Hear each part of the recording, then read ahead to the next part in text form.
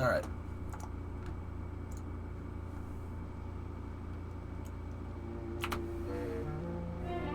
Pause that for a second.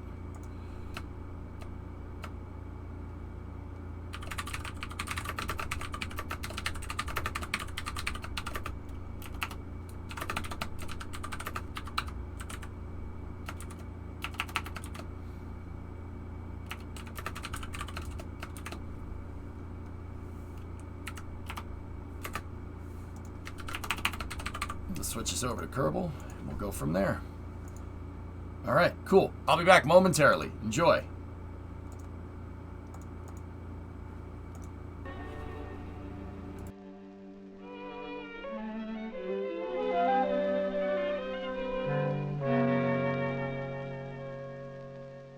The moon, closest neighbor to Earth. Presently the focus of man's greatest scientific adventure. The first celestial body that will be explored by man. Landing men on the moon will be a truly great achievement, but only the beginning of a new era in space exploration. No one can predict the exact missions that will follow in the years and decades ahead. But the most exciting possibilities will require the acceleration and deceleration of very heavy loads, such as the maneuvering of large Earth-orbiting spacecraft.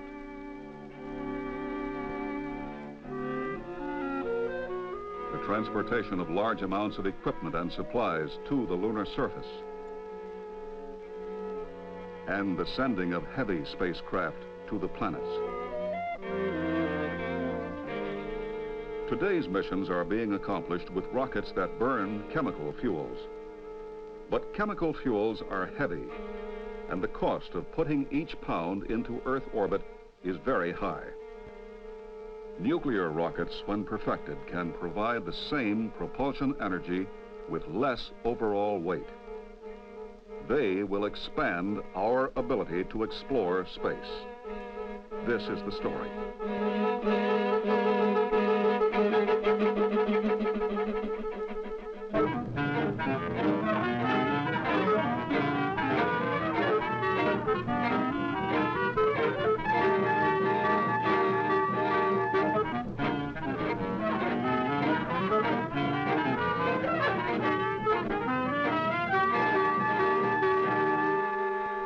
This is Saturn V, the most powerful launch vehicle being built by the United States. A three-stage rocket that will place the Apollo spacecraft in the vicinity of the moon.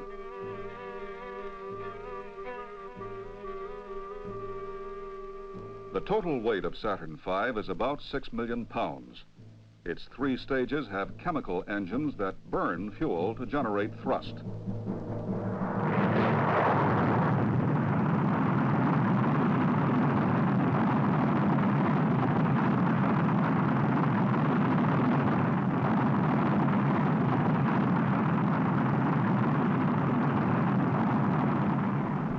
The first and second stages provide most of the energy needed to put the third stage and the payload, about 250,000 pounds, into Earth orbit. At present, only chemical rockets can provide the high thrust needed to do this job.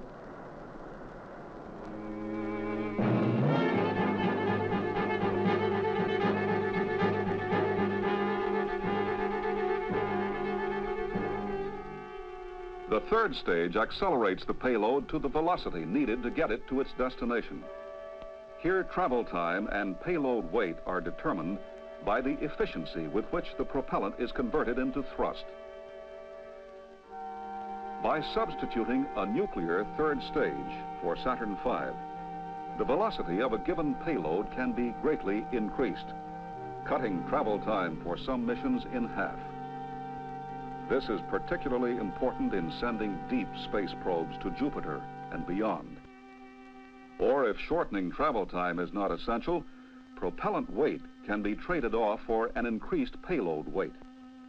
This is important for a lunar supply mission, Earth orbital operations, and some unmanned missions to the planets. Why is the nuclear rocket so much better than the chemical rocket? In rocket propulsion, Exhaust velocity determines propulsion efficiency. At a given temperature, the lighter the exhaust gas, the higher the exhaust velocity. And the higher the exhaust velocity, the more thrust is generated for each pound of propellant consumed per second.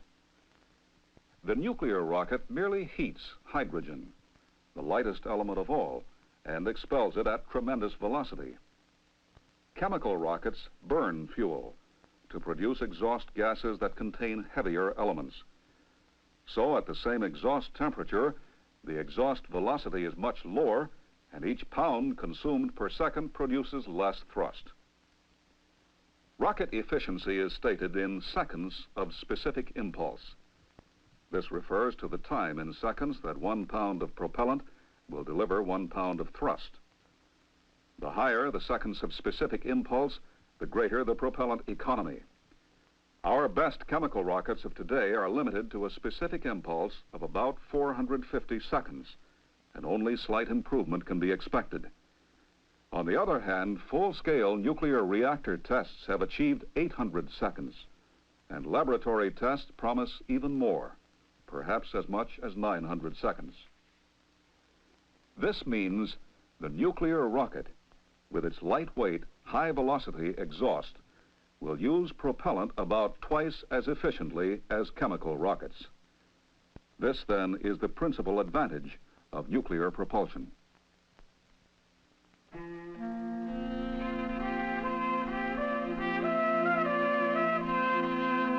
It was at the AEC's Los Alamos Scientific Laboratory, high in the mountains of New Mexico, that the first steps were taken. Here, in the mid-1950s, scientists set about to determine if nuclear energy really could be used to provide rocket propulsion. Theoretical studies and early experimental work revealed many problems that would have to be solved. Problems in reactor design, material, radiation, structures, control, to name but a few. The nuclear rocket was found to be feasible. A series of experimental reactors was planned to convert theory into workable hardware. Optimum reactor designs were worked out by analysis. Prototypes were built. A comprehensive test program was started. These reactors, called Kiwi, were to be used to prove out design and operational concepts. They would be built only for ground testing.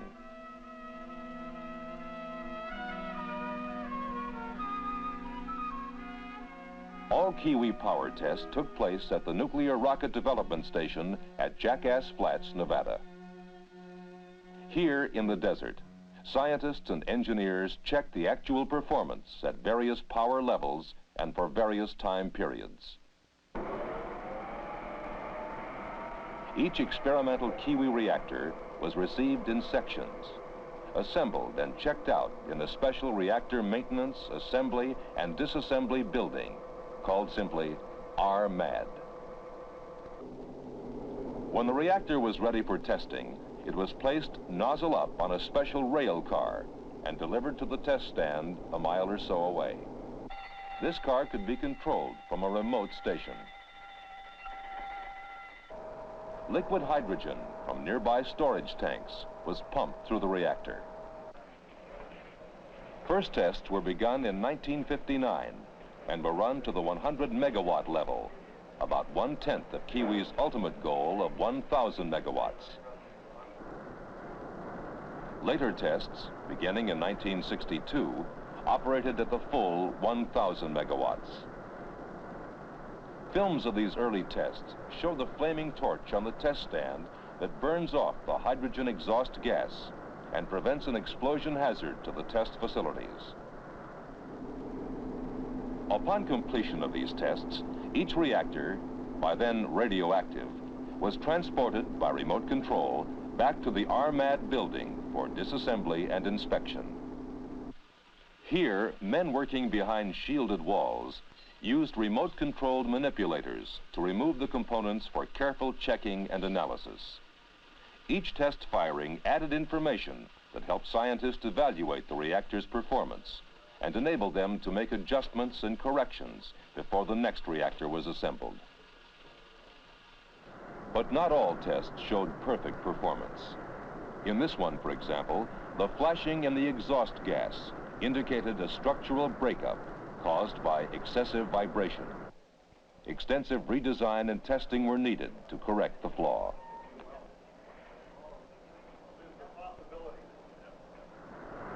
And in this test, a hydrogen leak caused a fire on the test stand. Again, a correction was made. Each test brought the scientists a little closer to the performance they were seeking. Until finally, in September 1964, the 8th Kiwi reactor was brought up to full power and held for 8 minutes. And a few weeks later, it was restarted and operated at full power for 2.5 minutes.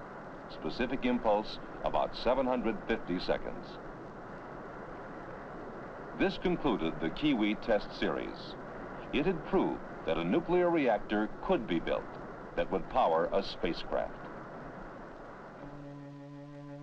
The next step, already underway, was to develop complete engine technology. This project was called NERVA, Nuclear Engine for Rocket Vehicle Applications. It was to be a combined industry-government effort headed by the Space Nuclear Propulsion Office, a joint NASA and Atomic Energy Commission activity. The principal contractors were to be Aerojet General Corporation and Westinghouse Astro-Nuclear Laboratory.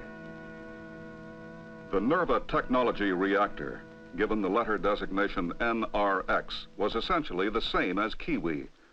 But now the contractors had to extend its lifetime and put it into an engine configuration. Here is how the nuclear rocket engine will work. The reactor is a solid core, heat exchange type, cylindrical in shape. Fission of uranium atoms in the core is the source of heat. A reflector made of beryllium surrounds the core. The core consists of many graphite elements impregnated with the uranium-235 fuel. The core contains a number of channels running down its length. Hydrogen passing through the channels picks up heat generated by the fission process. The channels are coated with niobium carbide, a material which resists the corrosion that would occur if the hot hydrogen were allowed to come into direct contact with the hot graphite. The hydrogen is stored in a liquid state to achieve the lowest possible volume. The flight model will use about 1/3 of a million gallons for a 30-minute firing. To start the engine, the cold liquid hydrogen at minus 420 degrees Fahrenheit moves through a pump down to the nozzle, through internal passages in the nozzle walls, and back up inside the reactor pressure shell and reflector. This cools the nozzle, the reactor shell, and the reflector, and at the same time warms the hydrogen. The hydrogen then passes through the hot fuel elements where it is heated to about 4,000 degrees Fahrenheit. From there it is expanded through the nozzle to provide thrust. The bleed line carries some of the hot hydrogen back to drive the turbo pump. The whole engine system is amazingly compact for a nuclear power source. The reactor works through fission of uranium-235, which constantly emits nuclear particles called neutrons. When reflected back toward the reactor, these particles will set up a chain reaction, generating terrific heat. The heat is controlled by rotating rods installed in the beryllium reflector around the reactor. The rods are also made of beryllium, but one side is coated with boron, which absorbs neutrons. Initially, the rods are turned so the boron side is toward the fuel elements, and sufficient neutrons are absorbed to prevent nuclear fission from starting. Beryllium reflects neutrons. By turning the beryllium side toward the elements, a point is reached where sufficient neutrons are reflected for fission to begin. The amount of heat produced depends upon the position of the rods. Heat increases as more of the beryllium side turns toward the core. When the desired rate of heat production is reached, the rods are turned back to stabilize it. Heat decreases as the rods are turned back.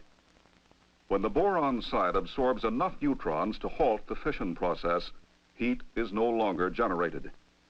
These rods can be operated by remote control.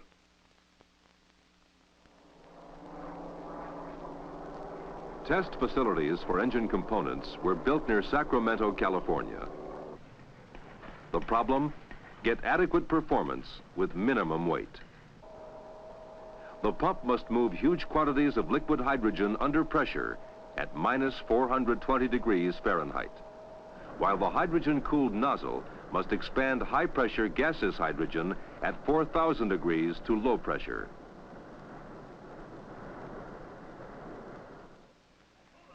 The reactor was designed to meet the structural requirements of ground handling, launch, and spaceflight. In a late 1965 test, it operated intermittently for an hour, including 16 minutes at full power. But in that test, as in all reactor tests before it, the hydrogen had been forced through the reactor by test stand pumping facilities instead of its own turbine-driven pump. In early 1966, the new technology reactor and the chief engine components, including the turbo pump, were assembled for test. It was called a breadboard because they were not arranged as they would be in an actual engine. It would be the first self-starting test, and it was a vital step in the nuclear propulsion concept. This engine test model started perfectly and increased to full power, proving that a nuclear rocket could be started by its own pump. Hello. During a 2-month period, it was started and stopped 10 times and operated at different power levels for a total of 110 minutes. Lucy, I'll be honest, I need more coffee. Power. Let me go brew more coffee. I'll be right back. Enjoy the rest of the video. I'll be back Technology in a had second. now advanced to the point where performance limits could be extended. Work was already underway to increase reactor power and operating time. In February 1967, this reactor, the Phoebus 1B, was operated at a power level roughly equivalent to 75,000 pounds of thrust. And in December 1967, this reactor, the NRX A6, was operated at full power for an hour. Also in 1967, a new test stand was completed that would permit a test engine to be fired nozzle down into a vacuum chamber below, at least partially simulating the space environment. In early 1968, the first ground test engine was mounted in the new stand. Its success was a new milestone along the long road leading to a flight engine. Heavy shielding was used in this test engine to protect some of the components from intense radiation. In flight engines, all components will be radiation hardened and less shielding will be needed. These tests will complete the technology for a nuclear rocket engine for application to space missions of the late 1970s and beyond. Its thrust will be approximately 75,000 pounds. For missions that require higher thrust, 2 or more of these engines may be used in a single stage, or several engine stages may be assembled side by side. This versatility will give us the capability to perform a variety of advanced missions. Someday, a manned trip to Mars and return may become the mission assignment. Exactly how it would be carried out depends upon a number of factors, but here is one way it might be done with nuclear rocket propulsion, using the technology developed for earlier missions. Using several Saturn V launch vehicles, components of the huge spacecraft would be placed into Earth orbit and assembled.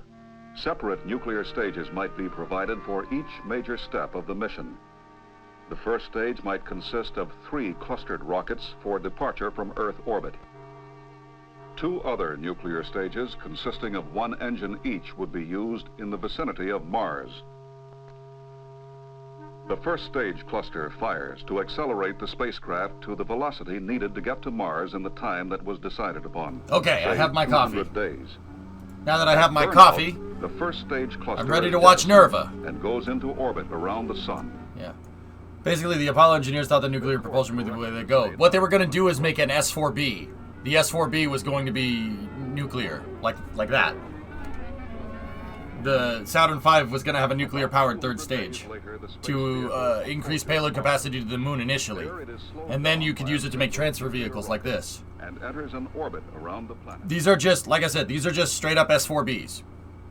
The entire architecture of, like, on-orbit stuff with the Saturn parts of rockets is all centered around the S4B. That's where Apollo was going. They were going to take the S4B and, like, use it to make a spaceship.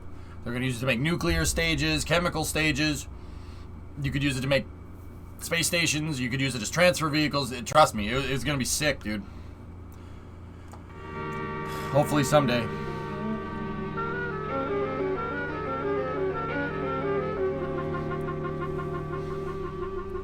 A400. Ew. Gross. For the return trip, the module is lifted by chemical power back into a Mars through all orbit, the where it docks pictures with like the main space vehicle. The men transfer to the main craft and jettison the module, leaving it in an orbit around Mars. A 3rd nuclear rocket accelerates the vehicle for the return trip.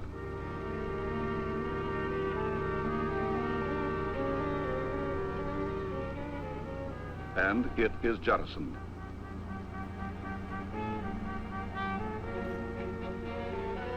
Again, mid-course correction is made chemically. Just before reaching the vicinity of Earth, the crew transfers to a re-entry vehicle and jettisons the large spacecraft.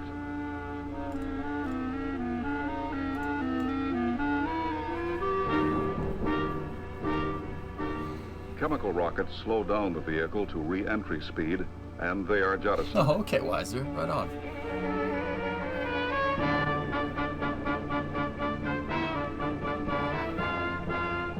After deceleration through the atmosphere, the re-entry vehicle returns to the Earth's surface by parachute. A trip to Mars and back, for centuries a dream of earthbound men, is now much closer to reality. Of course, there are many, many other problems to be solved before such advanced space missions can be attempted. Life support systems for extended space journeys, for accurate space navigation, communication systems, power supplies, and so forth. But any successful advanced mission must begin with propulsion, the power to get there and back. Lower overall weight, larger payloads, shorter travel time. These are the chief advantages of nuclear propulsion. The technology needed to build a nuclear rocket is well advanced. It will be available when this nation determines its next great objective in space.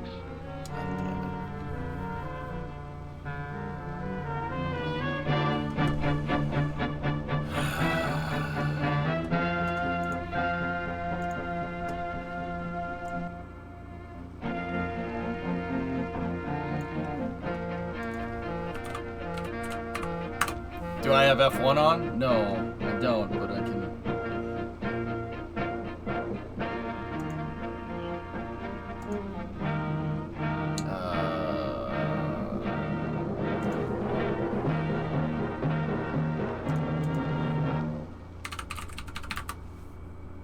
I don't know what my password is.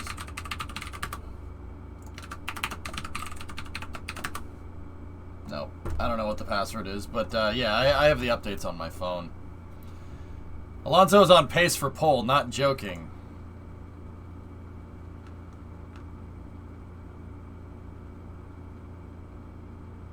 Right.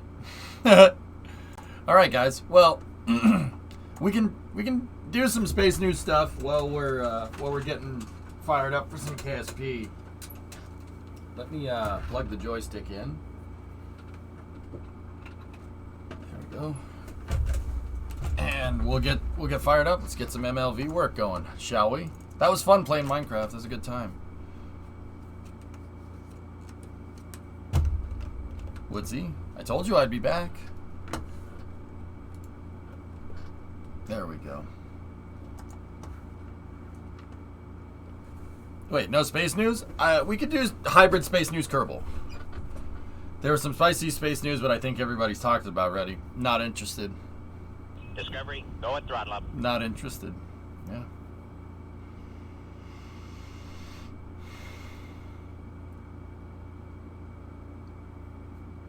Rain stopped 40 minutes ago, but the track's still very wet. Only just gone to Inters, currently red flag following Perez's crash. Where did Perez bite it?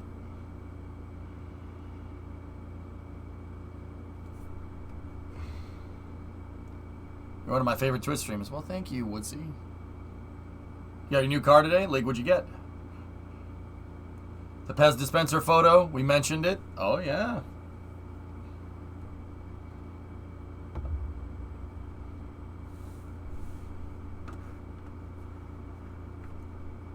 The one coming.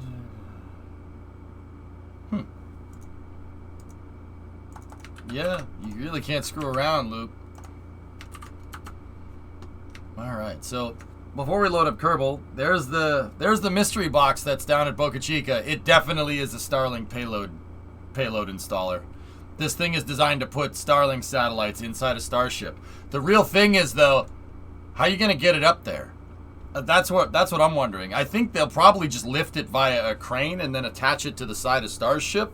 And that's what those bumper boxes are on Ship 24. Hold on a second, dudes. Hold on a second. Real quick. Real quick. What the frick is that? Holy crap. Okay. Let's go over here. Let's go to... Yeah, this is the video that we watched yesterday, I think. Well, no, 15 hours ago. No, that's today's video. This is the one we watched. Here, let's just find a picture of Ship 24.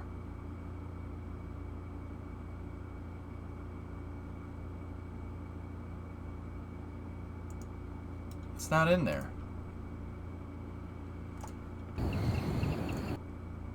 I think the video from 2 days ago was... Well... Come on. Where are you? There it is, right there. Ship 24. Look, right around the dispenser. There are these bumpers. There are these things. See this? There's some reinforcement, and now I couldn't figure out what the hell those were for. I bet you that's for mounting the box on the side.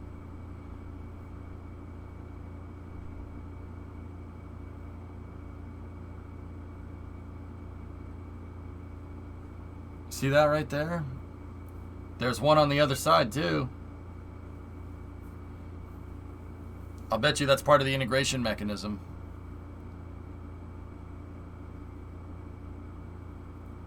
Yeah, that was a Hayes video, Hokey. Yeah. Alignment rails. Thomas, that's my guess. They're about the same height as the box, aren't they?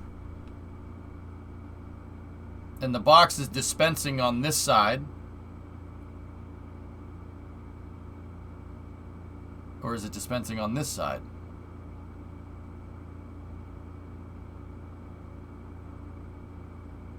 Wait a minute, dude. These hold this thing right here. That's not part of the dispenser. Look, those rails don't line up. This is that's what grabs onto Starship. It grabs onto the side and then it goes right up to it and then they put the payloads in. Yeah, those things. I'm guessing that these things down here probably align with those rails. If I had to guess.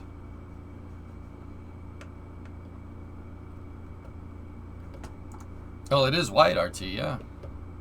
Interesting.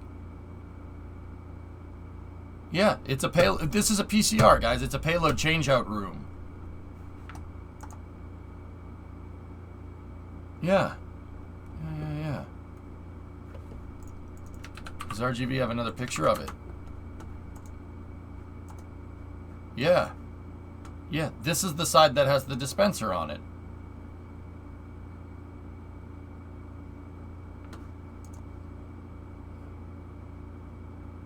No, maybe not.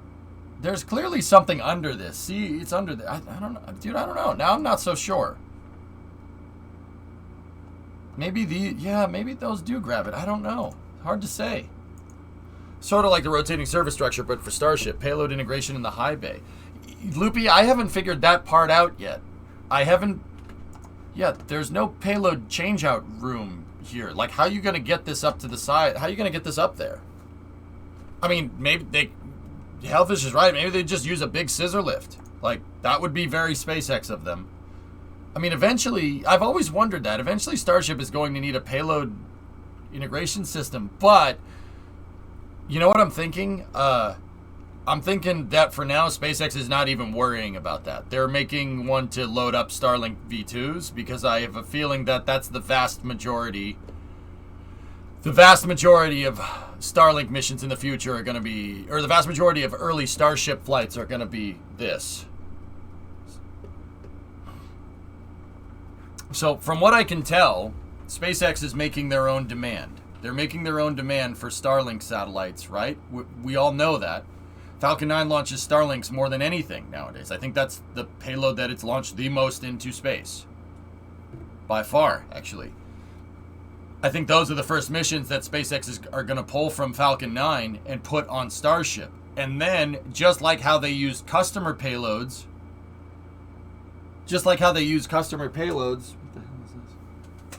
Just like how they use customer payloads to finance inadvertently Falcon 9 reusability and development, they're going to use Starlink satellites to finance Starship's development. That's the key. That's the reason to launch, right?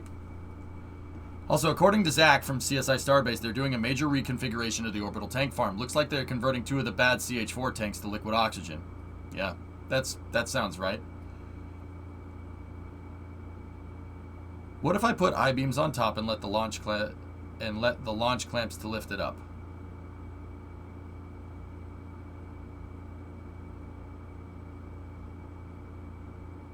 The chopsticks, Jack? Yeah, maybe. It could mount on the chop.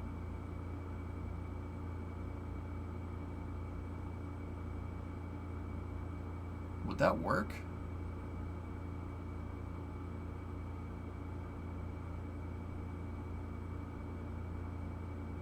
They could pick the box up with the chopsticks, roll a Starship into position, and then load it with the chopsticks. Right?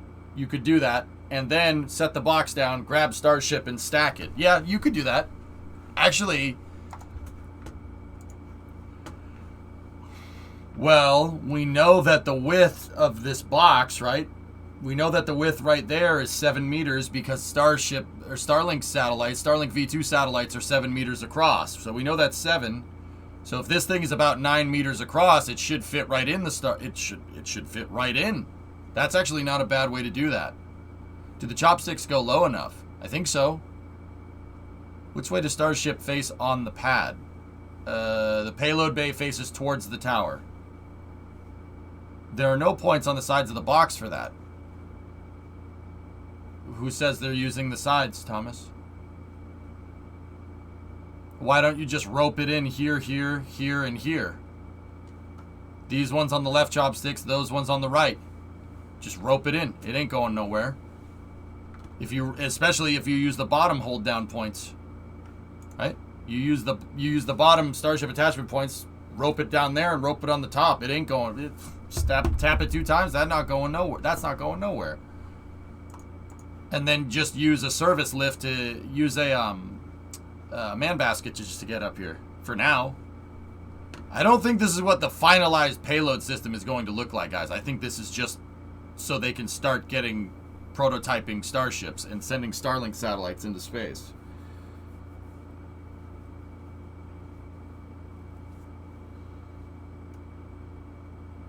Right? Like, it's about the right width. Huh. Interesting. Interesting. Oh, wow. So the chopsticks will act like the Space Shuttle RSS. Yeah, that's the idea, S-Master. Yeah. I don't think it'll do it when Starship is fully stacked, though. I don't think it'll do that. I think they'll pick the box up with the chopsticks. Who said that in chat? That's a good idea. Jack, that was a good call. I think you're right. I think you're correct. I think that's what they're going to do. I think they'll roll it up on an SBMT-S, right? And then they'll pick up the box with the chopsticks, load the payload, put the box down, move Starship into position, grab it, and then put it on the chopsticks, right? That would be the right way to do it. Either that, or they've found a way. Either that, or they've figured out a way to. So, like, a Starship will come in for landing, the chopsticks grab it, set it back down on Super Heavy, and then the chopsticks go up over, grab the box, go up, and then reattach it. But I don't think the chopsticks, when they're in the closed position, can get around the forward flaps. I don't think. Could be wrong. But yeah. Combining integration and stacking and launching and landing all into one vehicle is pretty goddamn smart when you think about it. The tower is not tall enough for that.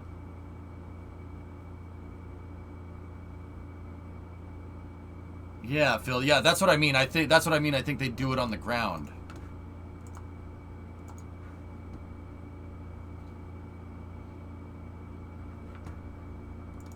The chopstick can handle super heavy, Tomast. It should be fine. Oh, yeah, that's right. Goalie wants me to show you these pictures. You guys might appreciate them. Before we jump into KSP. Actually, let me just go in here. Turn Kerbal's volume down. Get the music going. No, I don't want that. Let's go here.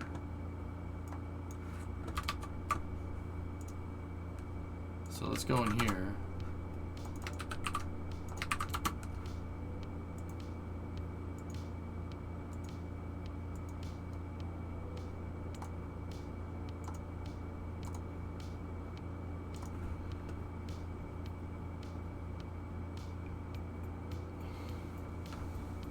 So much fun to figure out these things it's so much fun to figure these things out on our own. I remember when we first discovered that SpaceX was intending to build a 9-meter rocket. Yes, that's the way I do this. That's the way I'd rather do this, man. I'd rather do it by trying to figure it out myself. The reason why is because that gives you very, very deep introspection into how a space program works and what the mentality is and what they're thinking. It teaches you. So when they go to do something nuts like Starship or something, it's really easy to spot because you know the thinking, you know what they're thinking about, right? You can understand kind of what their stakeholder goals are for Starship. I would much rather do things this way than just ask people that I know that work at SpaceX what they're doing. I don't do that way. And you know what the funny thing is? It has given me really, really, really, it's really easy. It's given me really good kind of insight into how this stuff works. And it's really easy to spot who in the spaceflight industry just reports what they're told and who actually understands what's going on. It's really easy to see it. And also it makes it so I can see like different people's takes about space and stuff and like how like different people's statements about space. I can tell who knows what they're talking about and who doesn't. To an extent.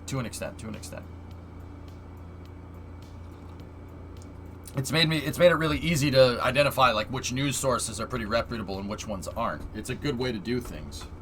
And then on top of all that, I take what I learned from that analyzation and I apply it to Kerbal. And that's, that's why we've built something as cool as the MLV, right? Because I knew exactly what we needed to do. One thing that's a good lesson to teach is that you try to figure out, you really got to know exactly what you want when you build. Don't try to build a rocket with no mission. That doesn't end well. We know that doesn't end well, but yeah. Both Haas and Q3. What's going on? Anyway. How's it going, EJ boy and me Bob? The box would need to be like 30 meters tall to even reach the bottom points on the arms. Interesting. Yeah. Alright, goalie, what are these? That's Falcon 9. That's a Falcon 9 payload gantry. Payload service gantry. Well, Dragon service. Well, actually, that might not be Dragon. That might just be for a fairing. This is outside 39A HIF. So what does this do? Oh. Hey.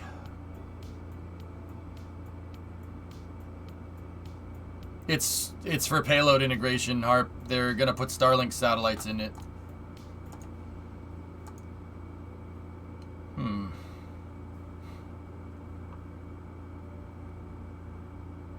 Jeez, man. That's a big boy crane. 11,350. Gee, I wonder what they're going to use that for. Gee, I wonder what the 11,350 is going to be. Interesting. Another interesting thing to look at, guys. No extenders. Nope, there's no extender pieces. That kind of confirms what I was thinking with this. So if we look at the kind of a wide back shot of the pad, right? You see they have these extender pieces here. It looks like the 39A pad is just all the way up. So it doesn't have a straight extender piece. See if they show like a backed out shot of it. See how it's you can't see, my head's in the way. See how it's an angle right there and then it goes straight? It looks like the 39A pad's just straight all the way up. Wait till the other one shows up. Nice. All right, what else we got? What else we got?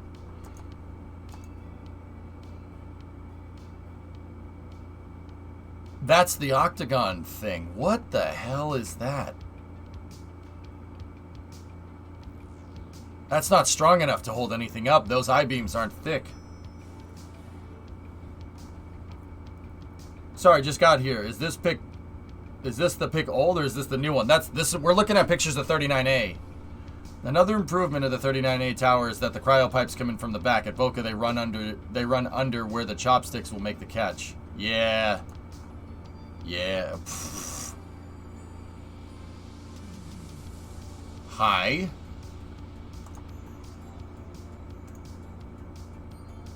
Hi. Hi.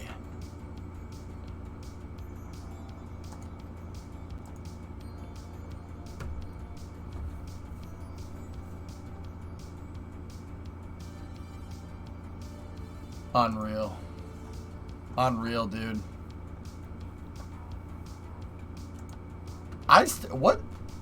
What is this thing? Oh, look. Actually, you know what? There's a lot of concrete lattice structure down here. I wonder what that is. They have almost all of them. This is at Roberts Road, guys. This is by SpaceX's new headquarters. SpaceX built a big, gigantic factory. Well, they're building a big, gigantic factory down there for Starship. They're going to manufacture it right there. This is Goalies. Yep. Is that a KSC POV bus tour? I don't think so, Loop. It's on the tour. It's on the bus tour path, though. But Goalie, yeah. Yeah. Cool. You think you know what it's for?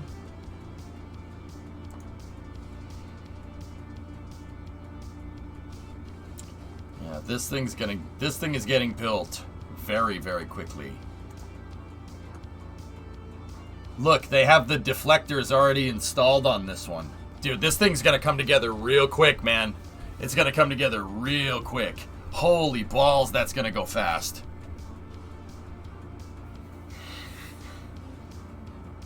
They have deflectors. No flame trench, dude.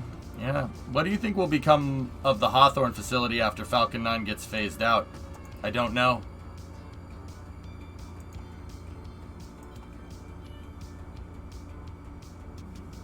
I've been telling people Elon wants to be launch ready in December. I've been saying that the pad will probably be done by the end of the summer, but I don't know if it's going that fast. But launch ready by the end of December, I believe that.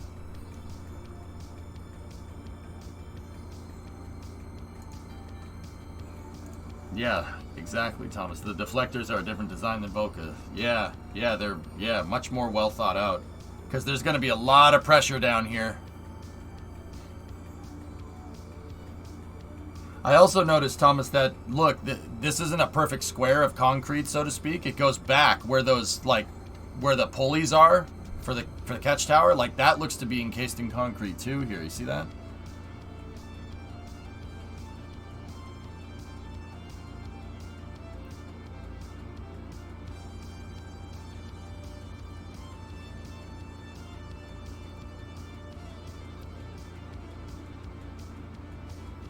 They're encased now. There is high bay steel. High bay steel?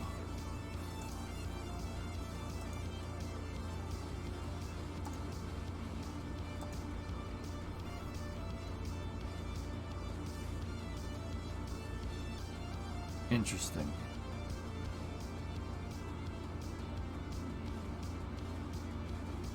Not in any of the pictures. Yeah, I got you. Crazy. Alright, dudes. Let's work on our own stuff here.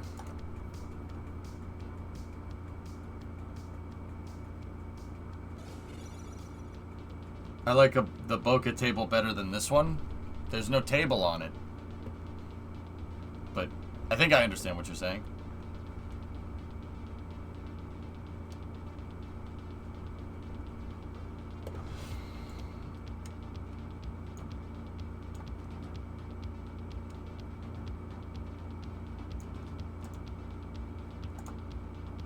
Oh, the pillars. Yeah, I got you. I got you. The table legs. All right, so we worked on our separator mechanism last time. The separator mechanism worked very well.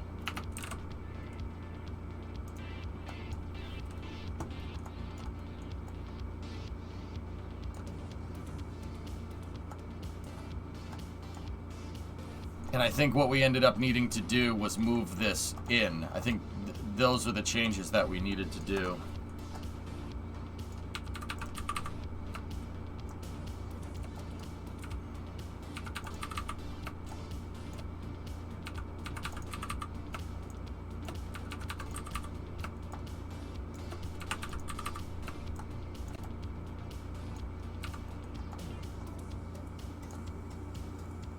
Okay, save that.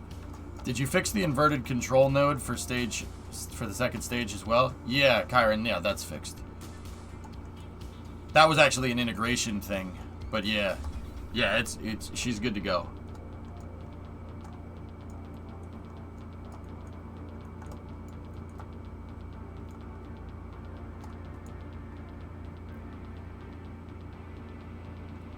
All right. So guys, I really didn't have any problems from second stage performance here. Second stage performance was pretty good. So I'm thinking like, what else?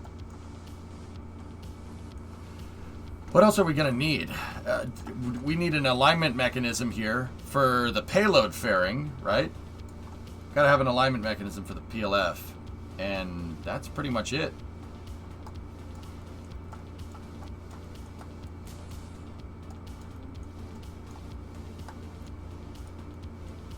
Right, unless I'm not thinking of any, you know, we got our hold down points. Maybe we should work on where we pick the boosters up from, but I don't know, we'll see.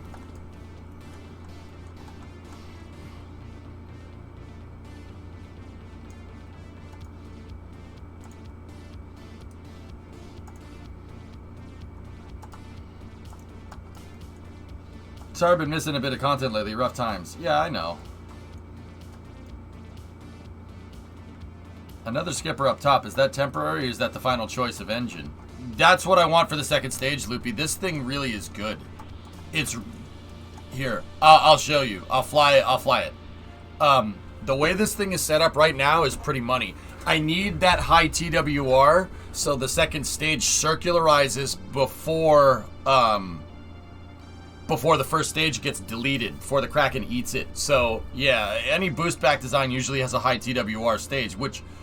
It's interesting because that kind of ends up being a little bit of a coincidence because Falcon 9's upper stage has insanely high TWR for what it is. Right? I mean, it's pretty ridiculous.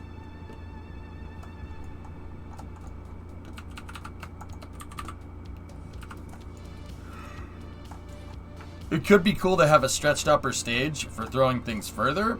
I guess. I mean,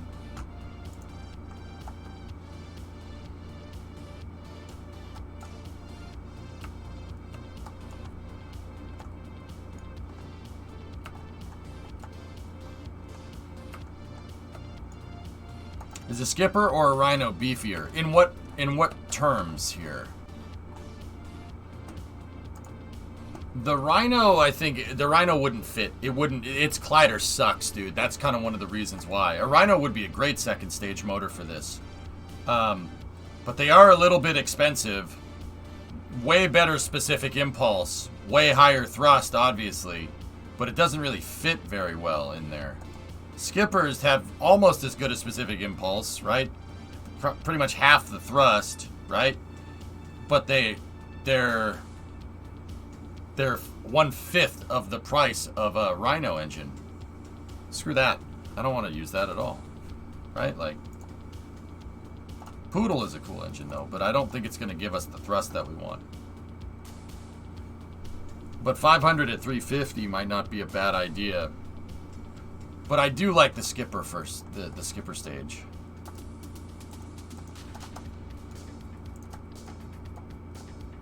Yeah, and I don't think we'd fit 2 of those up there. How much does a Poodle weigh? You could do double Poodle. Yeah. 175 for the skipper is 3. It'd be heavier, it'd be less thrust, but it'd be higher specific impulse. Nah, I'm just gonna stick with the skipper. The skippers are low cost, they're pretty good performance, and they got pretty good performance. Look, we've already done a lot of flight testing. I don't want to change it. I really don't. Here, let's take your first spin. We do need to work on how we're going to attach the payload to the second stage. Right now, it's just sitting on a docking port, but we can fix that. It's no problem. Another thing to make sure we set is this. We have to make sure that these ports are set. Yeah, see that little thing right there? Gotta be set like that. All right. What about you? You set correctly? Yep. All right, cool. Let's see how the MLV wants to fly today. Overall idea, though, is for Stage 2 to stay close enough to be deorbited. Actually, Jim, yeah, you know what? Believe it or not, for my stakeholder expectations, this stage is actually way too big. Discovery. Funny story. Let's fly this mamma jamma, indeed.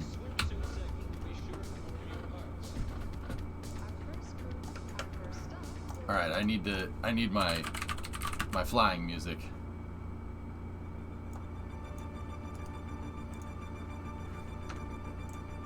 Here we go.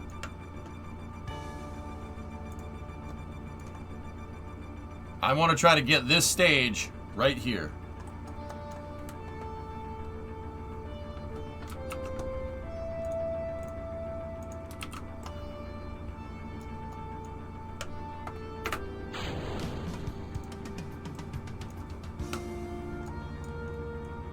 T-minus 10, 9, 8, 7, 6, 5, 4, 3, 2, 1.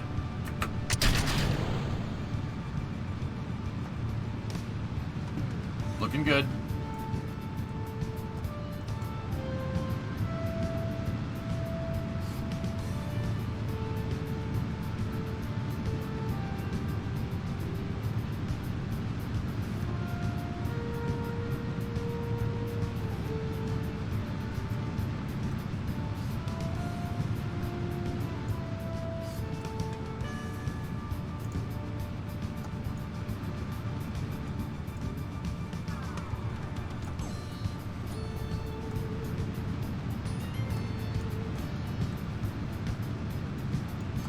This one came out good, and the orange, I originally wanted to paint it white and black, but I think the orange looks pretty rad.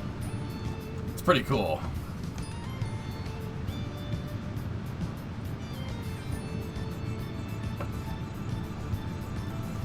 This feels like good old Condor 9. This is like All the lessons learned from Condor 9 that could make it a better vehicle, RT, were applied here. Dude, it is. She is a good vehicle. Trust me, this thing's real good.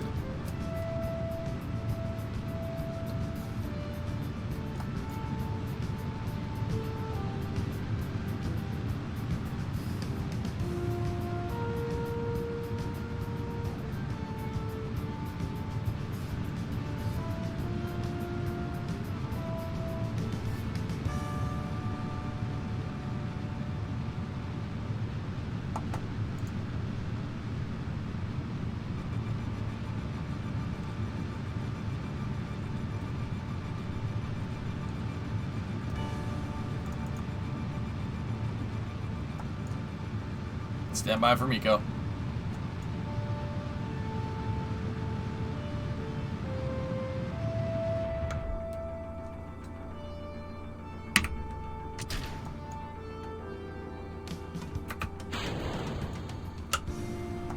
Good separation confirmed.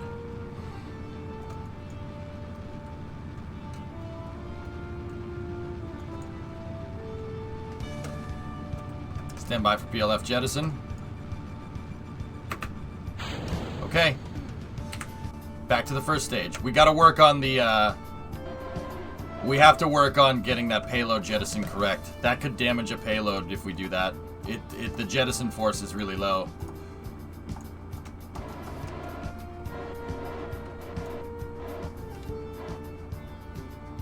Got plenty of fuel.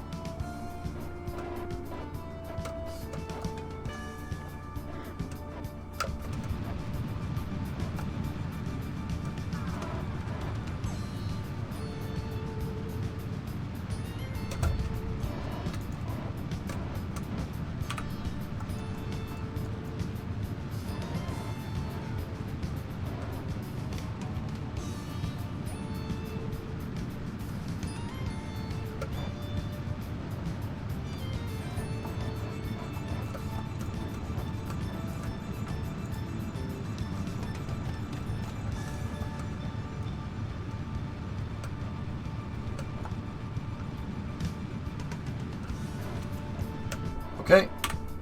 Boost back is done. I'm gonna turn the aero control surfaces on. Aero controls are on. Yeah, floating, we'll fix it. Pretty much someone, yeah. Just the ejector force. Okay. Are we above 70? Yep, we are. All right, let's go. Switch. Now here's the thing. I switch back to that second stage, and we're going to circularize here. How much fuel do you need for boost back and landing? If I'm looking at that right, DV, we need about 3,000.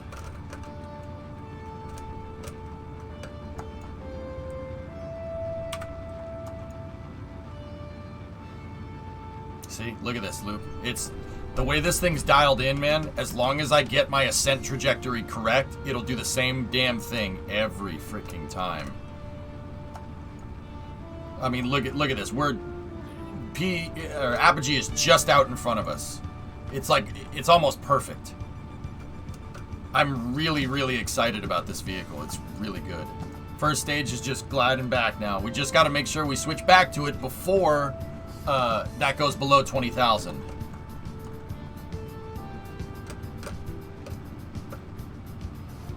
For Alonso Sainz. Huh. Okay.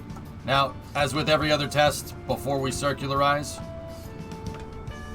we'll turn the engine off. How much fuel does it have? See, this is moving 18 tons of payload, man. Yeah, see, that's what I mean about overperformance. It's quite good. Back to the first stage.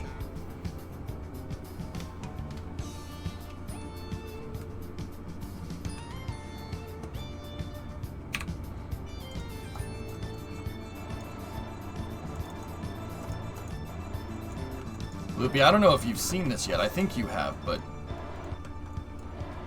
We have 1,000 fuel for landing. That's pretty good.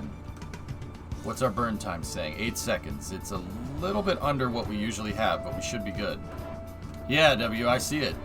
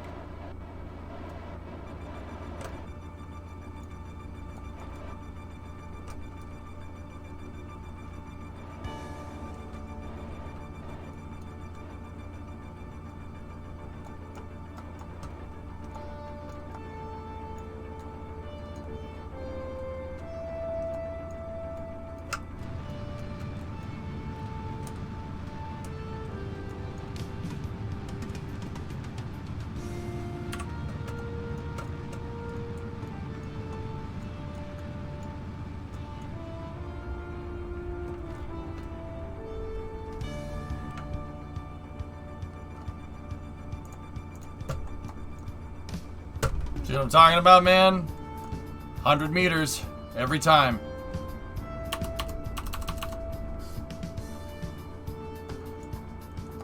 It looks like some of the legs didn't lock because I deployed a little bit too late.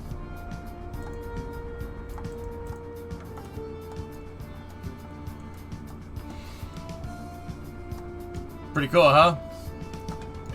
That's what I mean, man. This thing's a beast.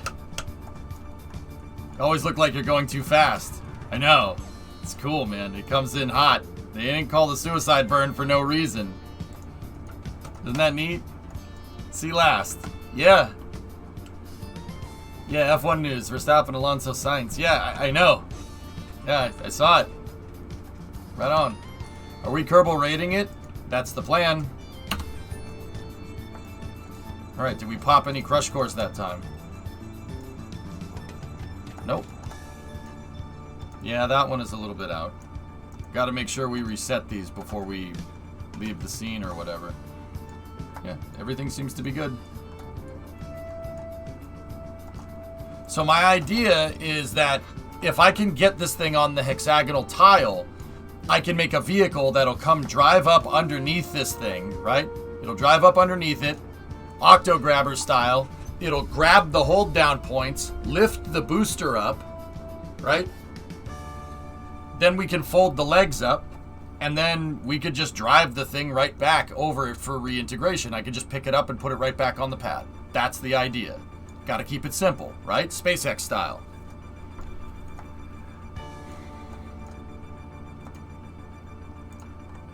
And we also got to figure out a way to make that thing pop.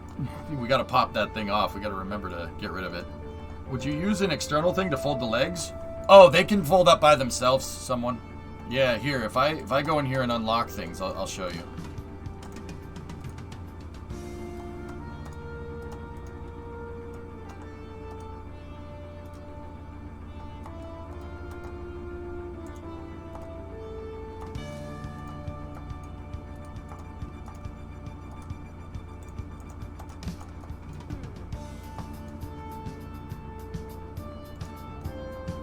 That one kind of freaked out a little bit.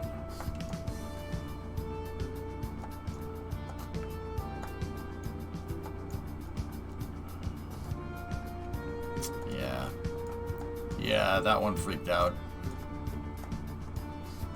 I don't think time warping is going to fix it either.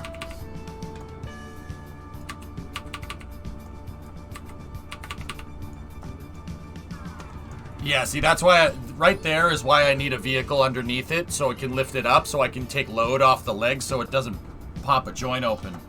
Because that's what happens, see? And it doesn't really seem to want to go back in either.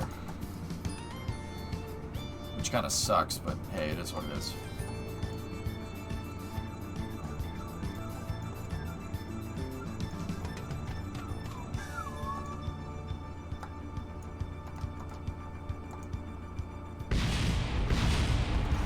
Yeah, okay.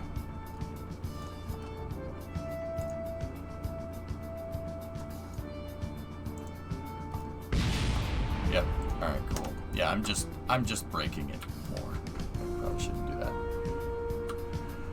Yeah, that stuff we're gonna have to figure out later, because I noticed the legs kind of clip into the booster a little bit when we fold them up, but that's no problem. If they probably won't freak out as much, once again, if I fold them up when we don't have weight on them. That's probably a good idea. But see how well MLV performs? This is a testament to doing, guys, this is a testament to basically making sure you know exactly what you want to build before you build it. I had MLV envisioned before I even placed a part down. And I have ideas for the bigger launch vehicle too, but we'll develop the bigger launch vehicle later. But yeah, this is Kerbal rated, Panta. Yeah, Kerbal rating is an idea that I had from the start. What's Kerbal rating? Well, in real life, you want to make sure that your rocket doesn't go fast enough where it's going to liquefy the people inside. I kind of abide by that rule. I abide by human G rating rules. There's other things like propellant, safety, stuff like that. But yeah, this one is pretty good. I think we should pop the docking port when we switch back to the first stage and just have it fly off into the atmosphere.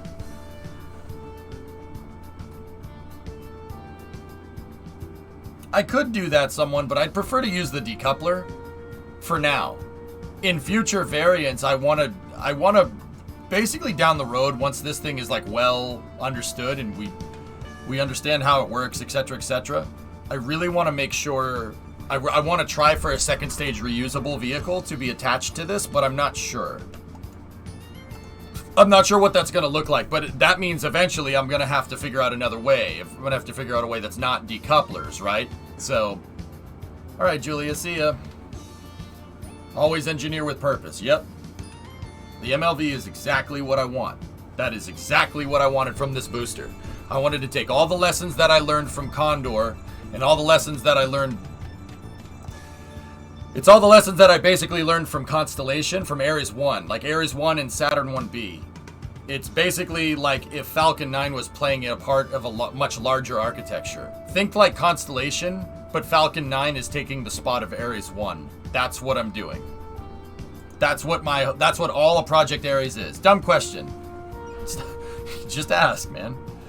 I was having a conversation with one of my boomer friends about SpaceX, and he said SpaceX blew up another rocket, so I proceeded to inform him of SpaceX's pristine launch history in the past 6 years. They blow up testing articles, but the operational missions... Last time SpaceX had a failure was almost 6. Knock on wood. Dumb question, but I remember a while ago there was an issue with undocking multiple docking ports at once. That's still a thing. You gotta sequence the undocking on a Cal controller, someone. HLV. Random is the next one. Alright, we don't need the launch music anymore. Let's go back over here.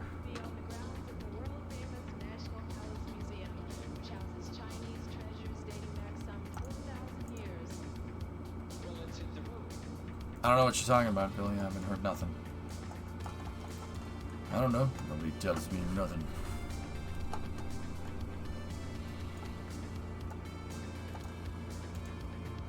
Yeah, see, I gotta sequence it in here. I haven't done that on this craft file, so let's do that here. And then I gotta add dump valves for the tank too, but we'll do that in a moment. Neil Armstrong said that, Penta, but yes, I agree with you. So with this, see, another thing is that with this sequencer, it probably would be better to pop the docking port, but I'm not 100% sure if the docking port's going to work every time. One of my pre-launch checkout procedures is what we're going to have to do is basically manually add this because we have to build the rocket. We have to put the rocket together. We're going to have to manually apply the decoupler into that Cal controller every time because it's going to delete it. I don't know what that's going to do, to be honest with you. I probably would still stage it, if anything. We still stage it and then hit 4. That actually, what do you think would be a better way? I'm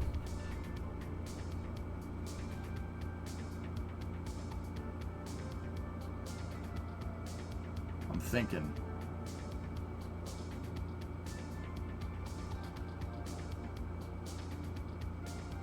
Finally building the space elevator? Oh, gosh.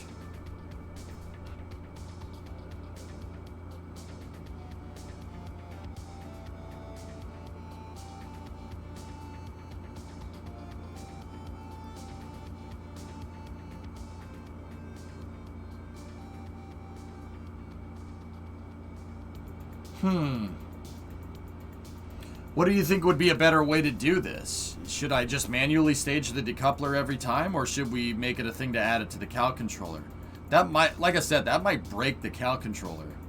You could set the docking port to be staged at the same time, trigger the cal to decouple the decoupler. Maybe a second or two after.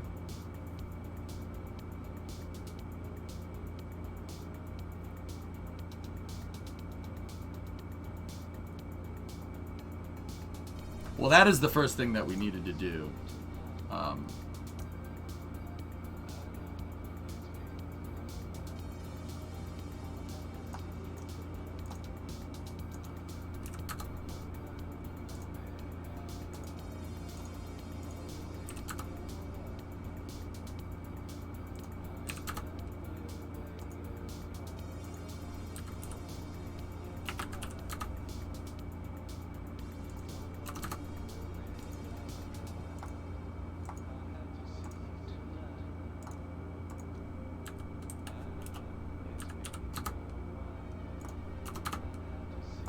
Yeah, we had to put a delay in on them before. Okay. There, that's good. Save that out. I think that staging the decoupler and then hitting the cal after that is probably the right move. So spacebar and then hit the action group. Because I know that decoupler is going to work every time. I'm not sure if binding the... Like, if we have a first stage that's been reused 10 times, can I just keep binding this docking port to it? I don't know. I don't think that's ever been tested. We'd have to understand that behavior. We'd have to go test that. So I'll just for now do manual staging and we'll call it a day. So save that. And then I need to add the fuel dumps for the vehicle as well. So let me go into Aero. How I like making the fuel dumps is this way.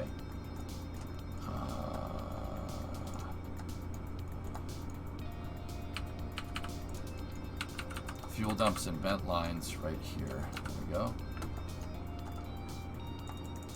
That thing ain't gonna cause any problems. And then at the top of the LOX tank here.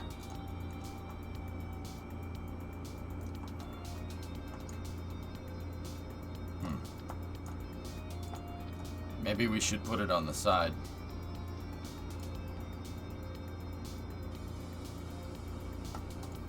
Of course I did, Boom. I've been here since the launch.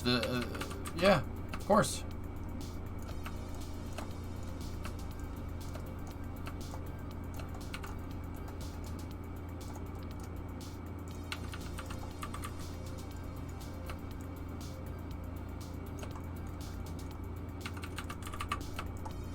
There. In real life, the rocket would have two dumps, right?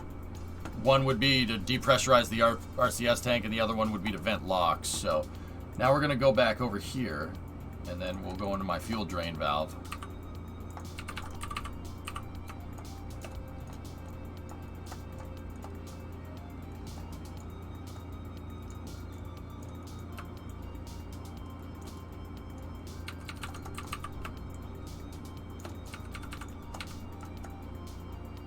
Nah, that doesn't look nearly as good. That looks fine. Now that's taking a dump. Yeah, right. Could you have the cal controller for the decoupler and the docking port on the second stage? Presumably when...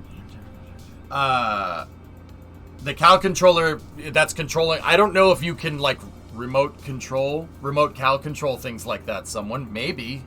That's another thing that would have to be tested because, yeah, you would be basically rebuilding the stage avionics every time, or the separator sequencer. Yeah, I think I'll go manual decouple with cal control sequence separation. I think is the right move here. I think.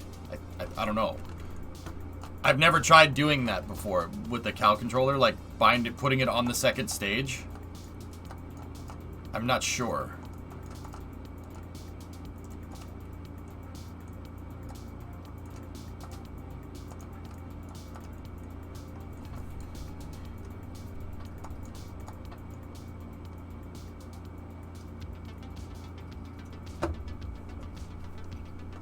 No problem, Boom Boom.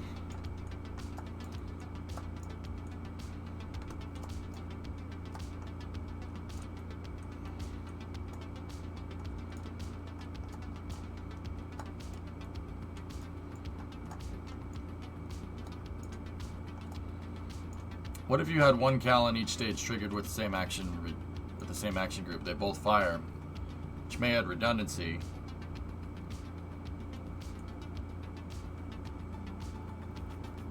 I mean, someone, if we were, yeah, I suppose if, yeah, that might work. We just have one cal controller, one cal controller that's designed to hit the decoupler, right? And then on the second stage, and then a cal controller that's designed to hit the legs on the first. And bind them both to the same action group. That way, when we put the rocket together, they'll be double bound.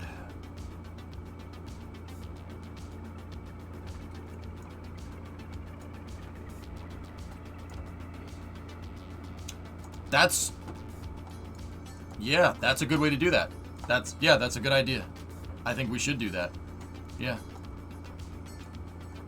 And then we need to up the fairing ejection force to, I think, 300. 300 should be good enough. Yeah, that's a good idea, dude. Yeah, I like that one. I'm going to put I shouldn't mess with this craft file. This is the first, technically it's the first stage craft file, so we'll figure that one out in a little bit. I need a first stage craft file, and then I need a second stage craft file, and then a payload fairing craft file, and then we need to engineer the vehicles that are going to move these things. I think. Yeah, that's how we should do that.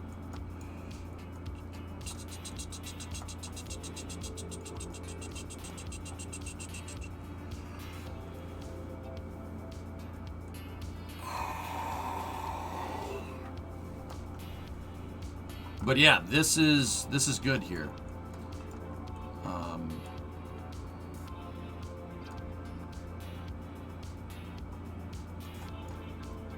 I think actually, the second stage needs RCS. Yeah, we need a reaction control system on this thing.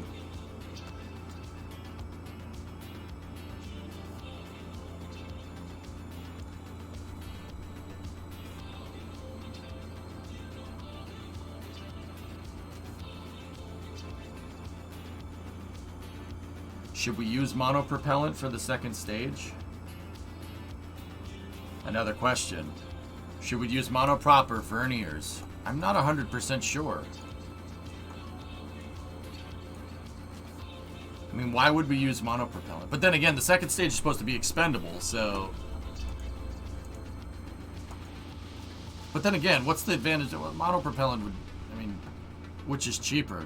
25 versus 150.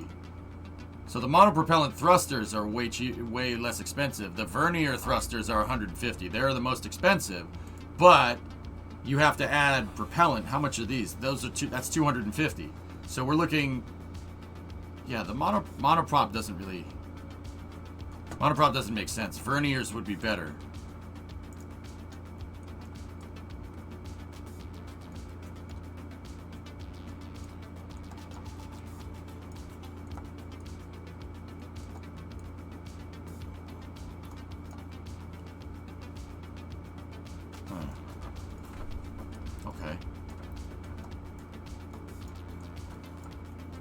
Alright, well, like I said, that's second stage stuff. We'll do that another day.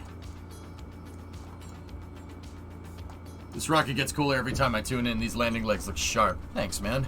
Yeah. It took me a little bit to come up with this, but yeah, it ended up looking freaking choice, dude.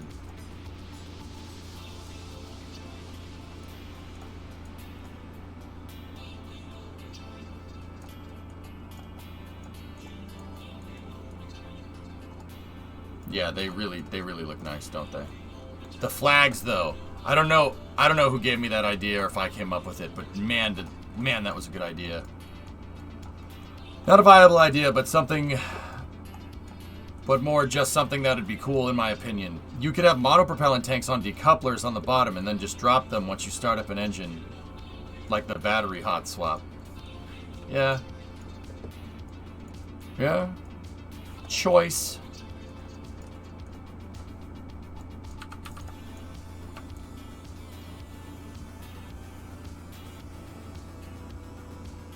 Also, the leg sequencer, the leg cal controller. I always try to put stuff Like, if it's not something that necessarily needs to be outside, I always try to put it in a place where I can easily click on it.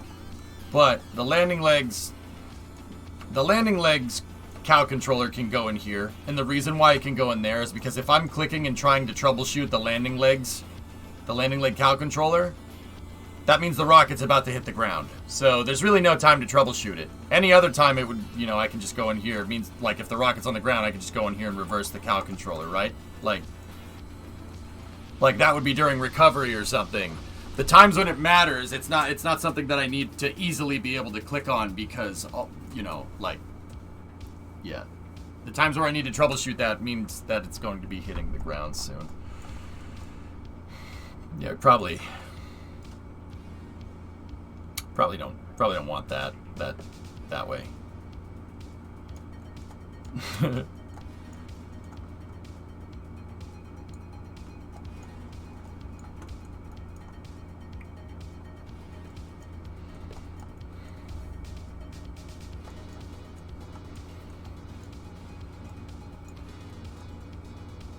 I like the idea of using monopropellant for this, because that is much more realistic. Centaur and Falcon 9 and DCSS all have a monopropellant control system.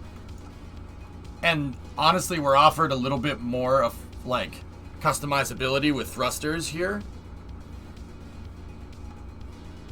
So, yeah, I think that might not be the worst idea. I'm at the ball game right now, popping in to see what you're up to. You're at the ball game? Go watch the ball game, dude. Enjoy the moment. Don't be on your phone. Have you ever thought of putting cow controllers on a racetrack, like Starship, and covering them up with flags? That's a cool idea, Hibbit. I'll be honest with you. That's a really cool idea. Yeah, that's a really gnarly idea. I don't know what that would do with the aerodynamics, but it is a cool idea. Here, let me...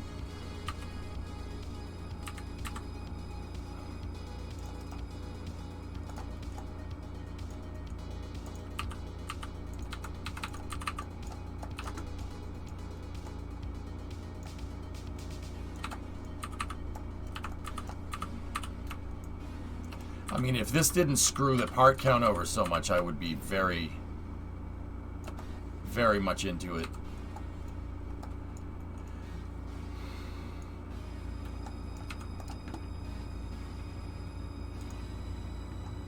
And if we use the panel colors that we have.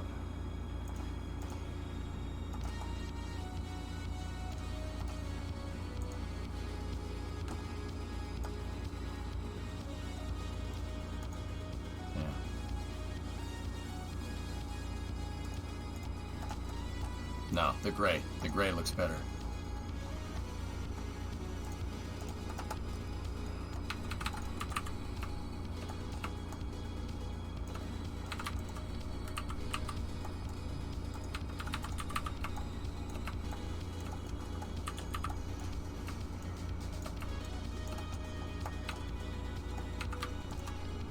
Dude, if this didn't screw the part count, I'll be honest with you, I would absolutely do it. It's such a good idea, Hibbit.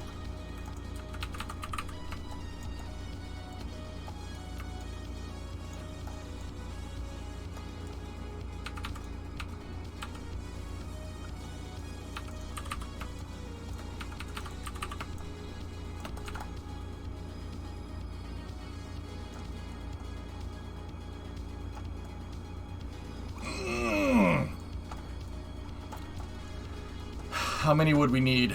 There's four of these per. So 1, 2, 3, 4, 5, 6. It would be 24 parts.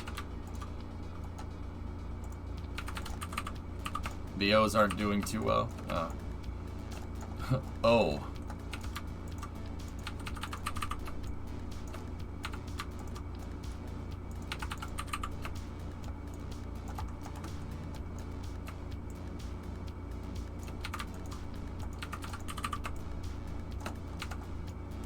What do those do? Oh, nothing. Hibbit had an idea of making these look like the racetrack or raceway.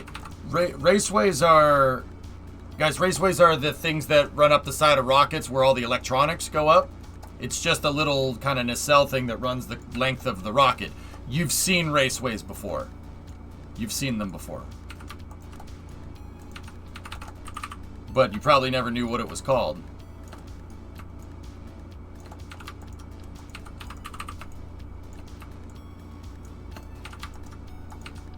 Ah! I misclicked.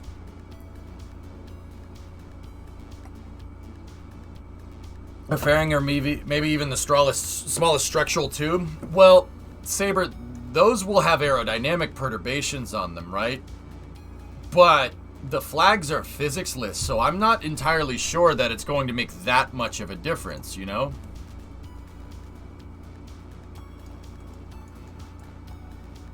I just wanted to put that together to see how it would look. Here, we'll do a sample here, I guess.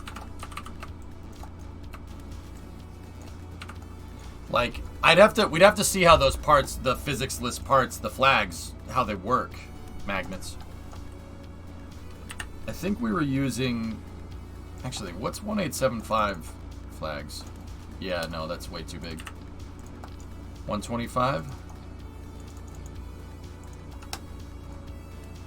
Nope. They were 625 flags.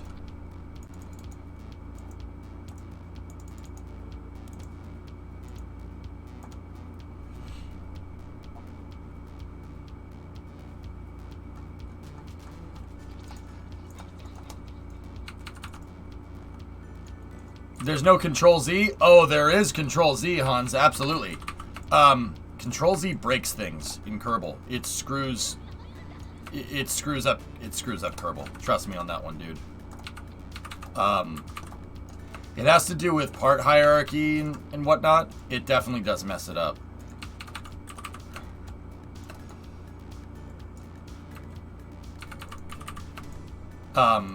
Yeah, and don't get me wrong, like, if you're building something simple, using undo is just fine. It's just when you get into more kind of higher end Kerbal building, yeah, it doesn't like it.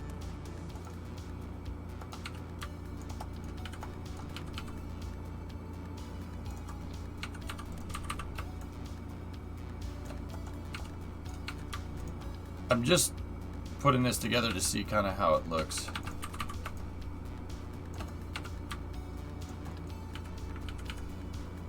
And I just put it on the I-beam so I don't misclick by accident. It does mess up fairings. That has to do with messing up the hierarchy, though, man.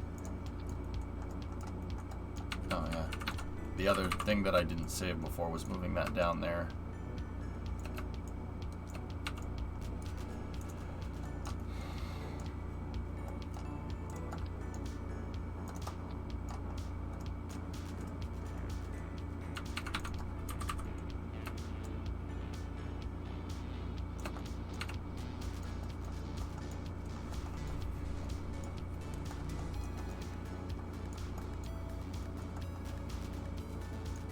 Well, basically my first real encounter with Kerbal today. Yeah, right on, dude.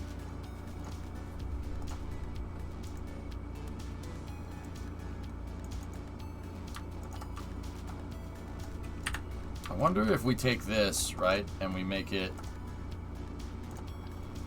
Oh.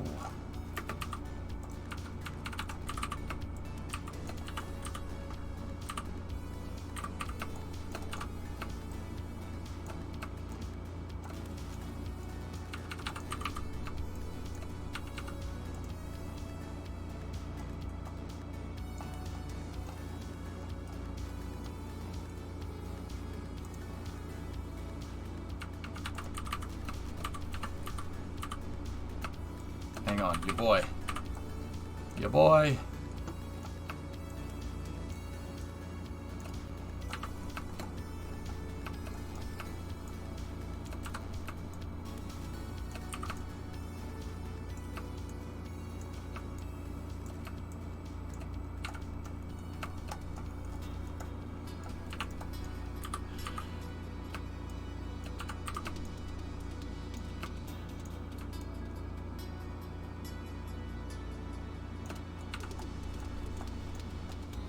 Dude, if that wasn't so many parts, we would be doing that.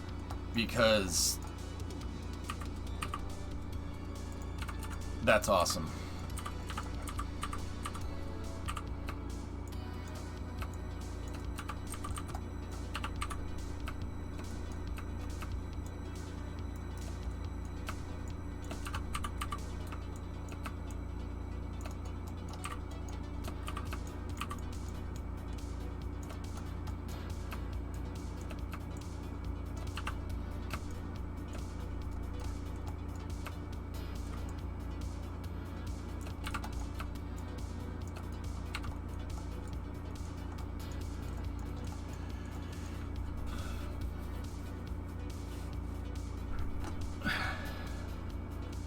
SLS does have one, yeah.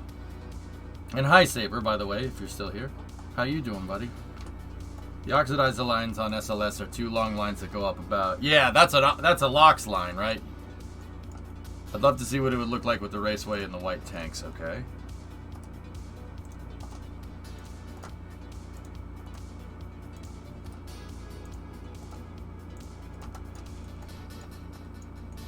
Ooh.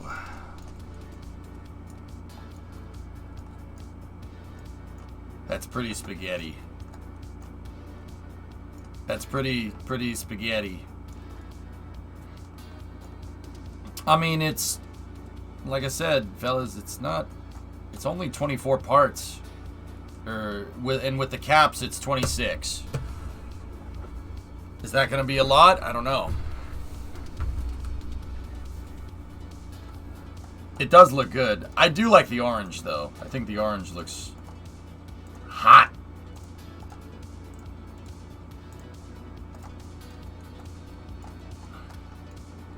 What's the max part count? Well, ideally, I want to try to keep everything low, Cloudy. I really don't want the entire rocket with the payload, crew access arm, with everything. I don't want it to go over 800-900 parts. And the rocket, the way it is right now, and that's with a 1-part payload, right? The way it is right now, it's already approaching 500, which leaves me about 500 for a pad, give or take. I really don't want to go over 1,000 parts. I can do it. We can handle it, but you got to remember, if the vehicle's 500, right?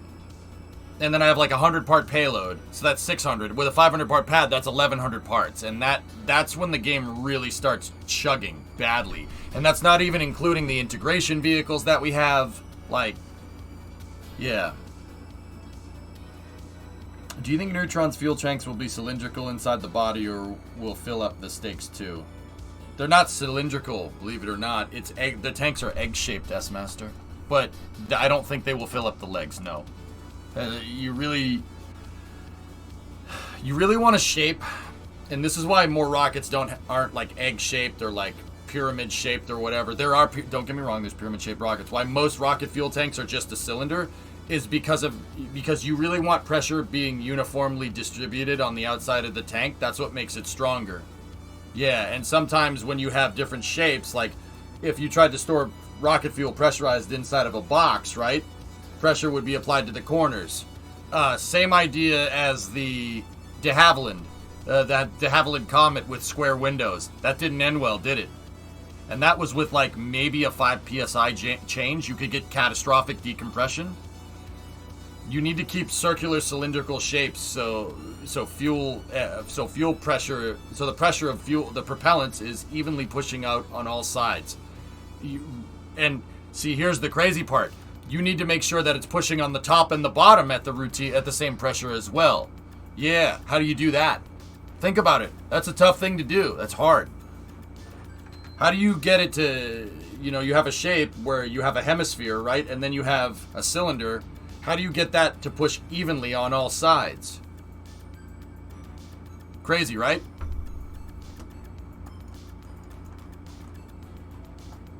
I mean, well, changing the pressure is going to evenly push out on all sides. That's not really the right way to say it. You have to make sure that every part of the tank is under the certain load, right, from that pressure. It would be a what does pressurization? Pressurization is tensile. Please hold. What kind of force would be put on the metal? It's tensile. Tension. Yeah, you're tensioning the metal. Supercomputers, yes.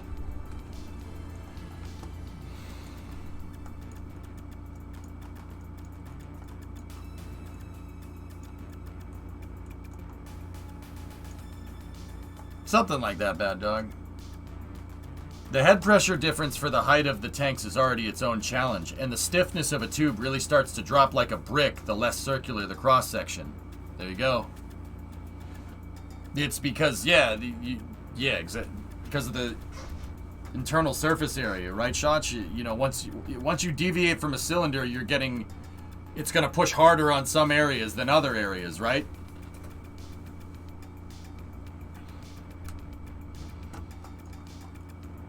That's tough, dude. That's a hard problem to solve. And once again, that's something that's convergent design, right? Like, every rocket has pill-shaped tanks because there ain't a better way to do that.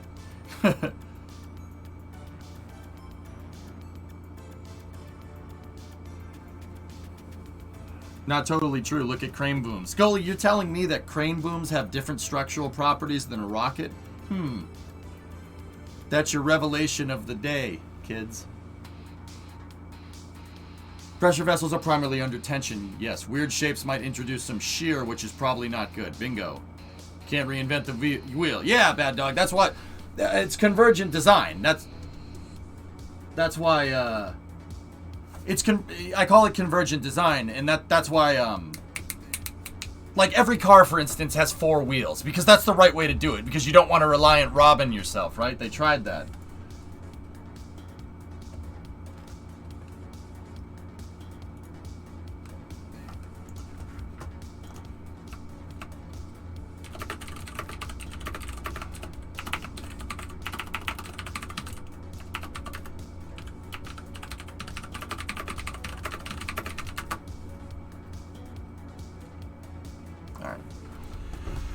Have we named the rocket Liberty yet? No, but the space station in mission mode, Penta, is called Liberty.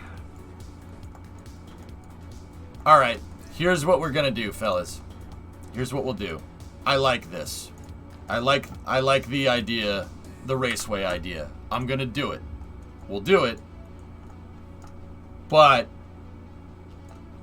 we gotta be careful.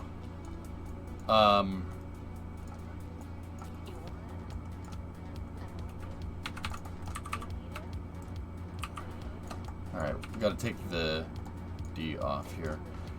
But so I like the raceway idea, and what we'll do is here, let me save.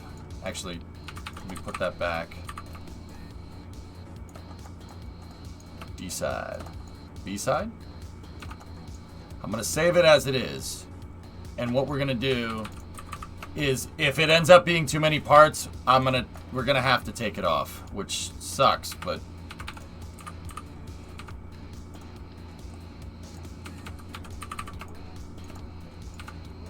you should put separatrons in it to act like an FTS.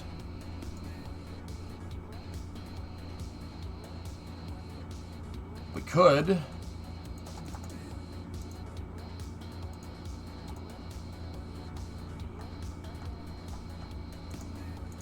Actually, you know what? Just because it'll look awesome. Let's look at Delta 4. What does Delta 4's raceway look like? I know it has it. What does it look like?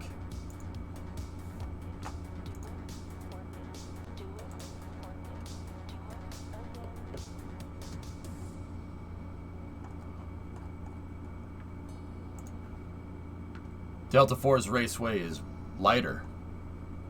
And so is Vulcan's. See? There's the raceway right there. And then there's the repress lines.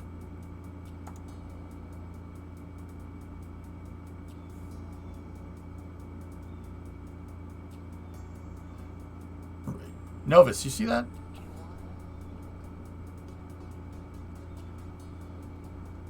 Does Falcon have one? Yeah, Hans. Yeah, it does. Falcon's is black. It's on the backside. Well, backside of the first stage. They never show it because it's on the... Like, here, I'll show you.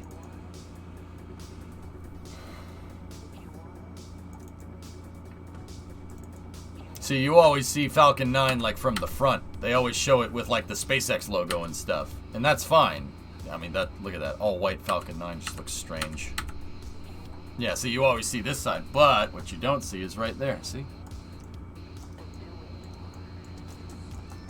See? There's the raceway.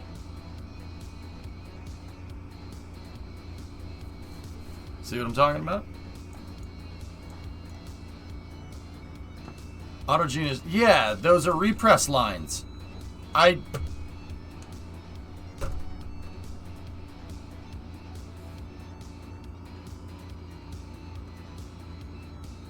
Notice why did I... What am I trying to say? What am I trying to say?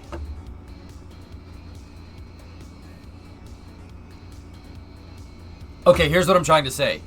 I guess I didn't realize that BE4s have an autogenous pressurization system, but it really does make a lot of sense when you think about it. These lines are taking ullage propellants from, like, there's a tap off from the pumps here, and it's it's basically giving you ullage pressure. It's keeping the head in the tanks high while the rocket's flying up into space because the liquid fuel drains. Like we were saying, there's pressure on the tanks. When the liquid fuel drains, the pressure can go down and you can implode a tank on the way up. You don't want to do that. Rockets need to pump gas in the tank to keep the pressure the same. Pressure delta on a rocket from main engine start all the way to shutdown, the pressure inside of the tank should stay the same. It should not change. If it changes, you're changing the structural properties of the rocket. You don't want to do that, because then the rocket won't rocket anymore. The tank will do a Mythbusters. Remember when they imploded the tanker car in Mythbusters? Literally that. You don't want that to happen. That would be bad. So, see, what these lines are is they're taking some of the hot gases from the pumps from the BE4s, and they're using that to repressurize the tank. It's called autogenous pressurization. How, like, Falcon 9, for instance, would work. Falcon 9 has helium tanks inside of the main tanks. There's helium tanks in here, and the helium tanks vent when the fuel drains out when the rocket's flying. We literally saw this happen this morning. The reason why is because Falcon 9, how the heck are you going to repressurize the RP-1 tank? What are you going to do? Throw the carbon soot back in the tank? No, that doesn't work that way. You have to use something different because Falcon 9 is using kerosene and liquid oxygen. But if you're using fully cryogenic propellants, so liquid natural gas and liquid oxygen like Vulcan, or methane and liquid oxygen like Starship, you can do autogenous pressurization. Super Heavy has this. SLS does too, for what it's worth. SLS has the repress lines. So did the Space Shuttle's external tank. Now, why? Why would you do this? Well, in the case of Vulcan, it actually makes a lot of sense. Vulcan, see the part for this gray back? That whole part is designed to separate. After the engines flame out, it separates, and then it parachutes back down and lands. They actually jettison the engines, and the engines come back down, and they can reuse them. They can reuse the entire engine section. Now, because SpaceX, for instance, SpaceX is bringing the entire first stage back, them putting helium tanks in it is not a big deal because you get the whole thing back. But ULA doesn't want to do that. ULA wants to expend the tank, right? And then bring the engines back. And that favors autogenous pressurization. We should have been able to spot that. We should have known that. I missed this until right now. That's really smart. That favors reuse for when you're using fully cryogenic propellants for something like this. But then again, Delta 4 has that as well. Delta 4 has repress lines.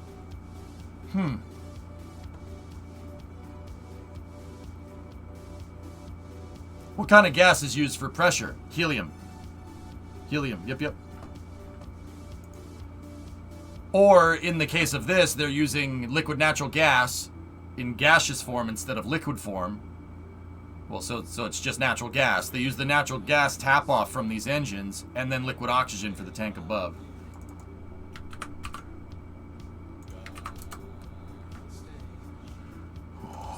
Speaking of that, the repress lines for SLS are right next to the liquid oxygen pipe.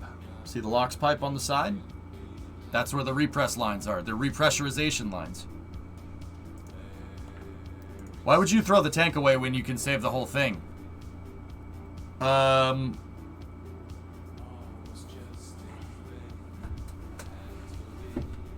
Helium is a rare commodity, right?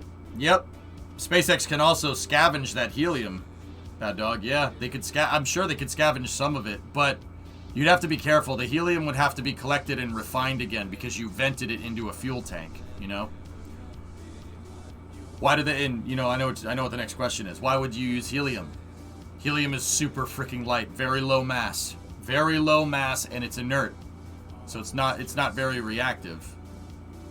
It doesn't, like, if you pumped like liquid oxygen in your fuel tank, it could explode, right? You want to pump an inert gas in, and helium is the lightest of the inert gases in terms of mass.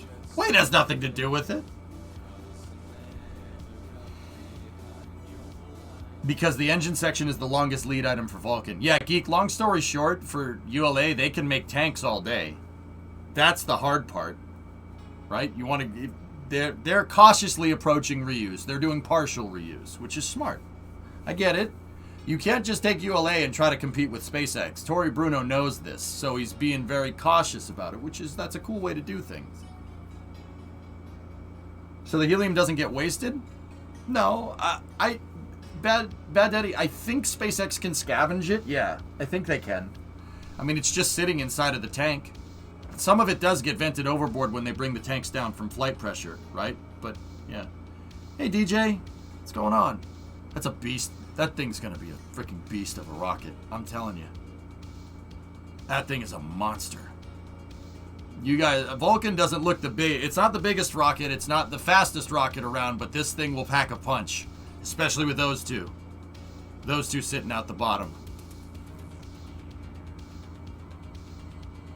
Helium can chemically combine at hydrogen in extreme conditions. The resulting molecule is super acidic and reactive.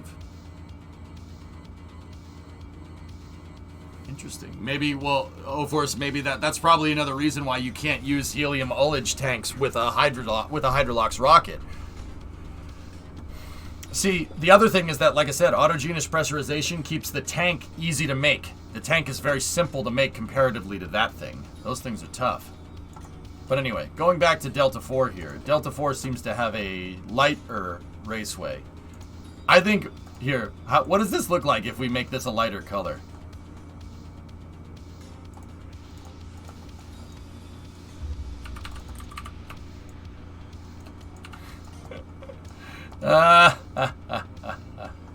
Here, let's try the slight off white, like light gray. Ooh. Dude, we should do that because frick the haters. Make it look like a Delta 4 that lands like a Falcon 9. People would get so upset. We're doing that. We're doing it. We're doing it, bros. We're doing it. That's how this is gonna happen.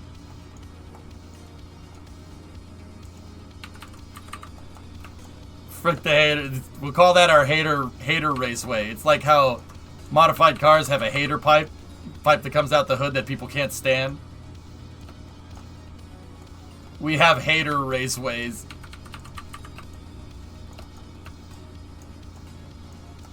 That's awesome. You're such a savage. I try.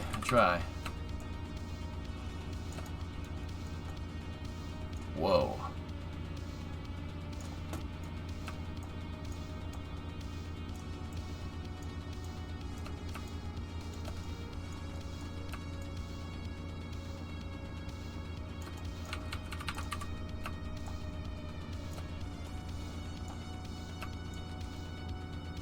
You know what? I'm just going to keep the D right there. Ha!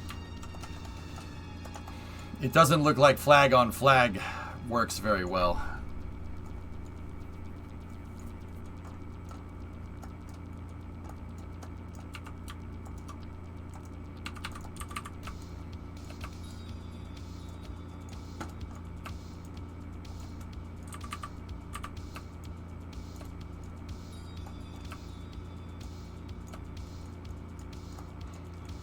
I'm wondering if we could move these into a position where there's a slight overlap. I think spacing it 2.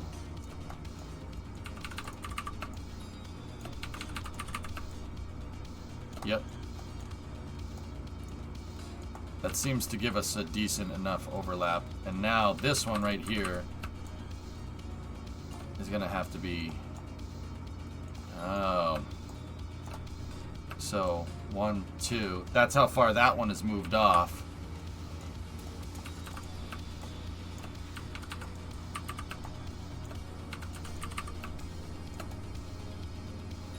Yep, that's the configuration it's going to have to be. I also have the orange tank texture if you want it. The raceways on Delta 4 don't seem to be... They just seem to be white. They don't... I think the spray-on foam is underneath it, Jason, and then it's on a cover if I'm looking at that right. I think SLS's is the same way from what I can tell, but I could be wrong. And somebody asked, what do raceways carry? Raceways have electronics. They have electronics in them. They carry all the wire harnesses. So all these engines, right, on a rocket would have all these sensors, right? And you don't have your computers down here. Most computers on rockets ride somewhere in the interstage. Some rockets have literally all the electronics attached to the side. Atlas flies with the electronics hanging off the side of the rocket. That's what that big thing is down there. See? All the computers are riding down here. Pretty weird, right?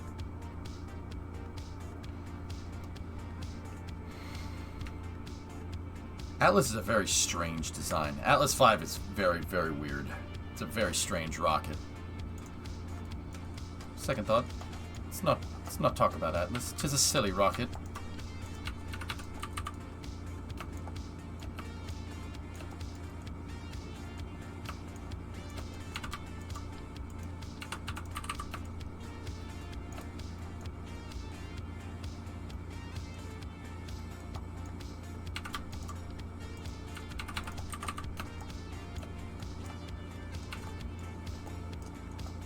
It's jank and I love it. SLS does have TPS on it. Oh, okay, cool. SLS does. Alright, interesting. Do I have an orange? That's... No, that's more yellow.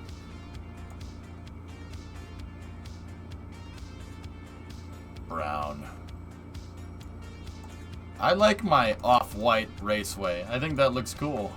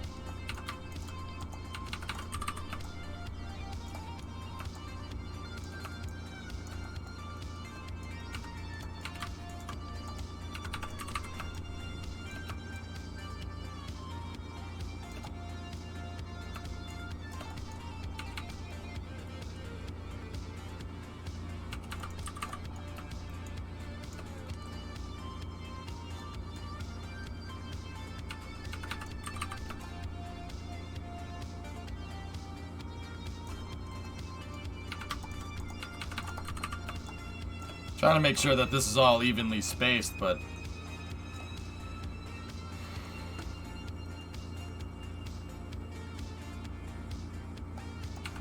How do the computers work on a rocket? Does second and first stage talk to each other?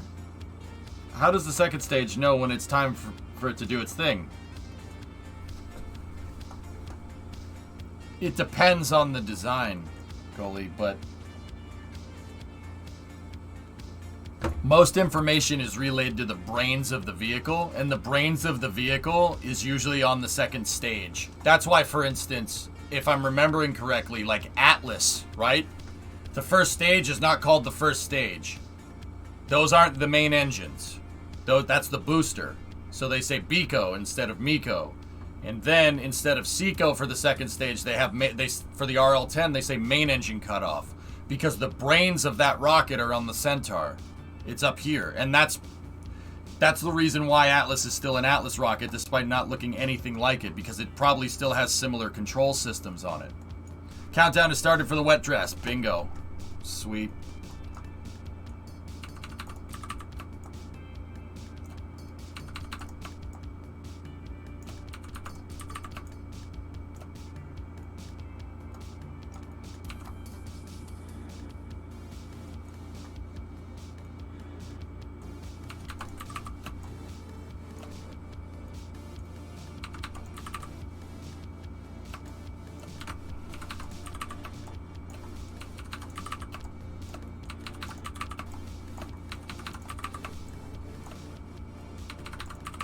Yeah, there we go. I found where I made a mistake.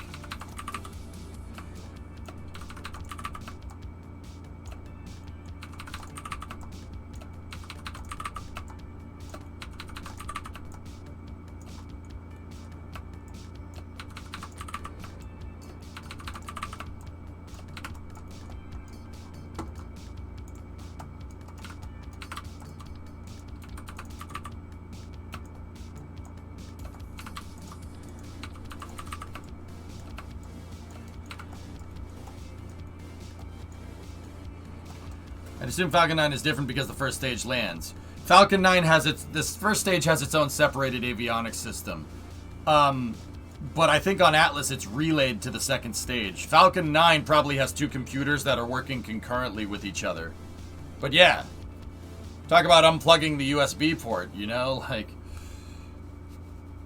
or unplugging the LAN. I bet you Falcon has some kind of architecture where Falcon 9 is on its own local area network and everything is talking to a computer, and they probably have something like a server computer up here doing its thing on the second stage. If I had to guess, I could be wrong. I don't know anything about how that architecture goes together, to be 100% honest with you. Like, I seriously have no idea. No, no, damn it. What are the keyboard shortcuts you're typing before moving every piece? I'm switching us to absolute control. Because absolute control right here, sometimes if you set your offset, I'm hitting F twice to switch us to absolute. Why am I doing that? Because I know I'm still set to absolute. Sometimes when you go to move the part, it does not set it to absolute. Like, here, I'll show you. Like, because I didn't toggle the thing, I switch it from local to absolute. Sometimes it doesn't line up. That time it did. I've noticed that sometimes it just doesn't work. So I make sure to just toggle it and make sure we're absolutely set to absolutely. It makes sense.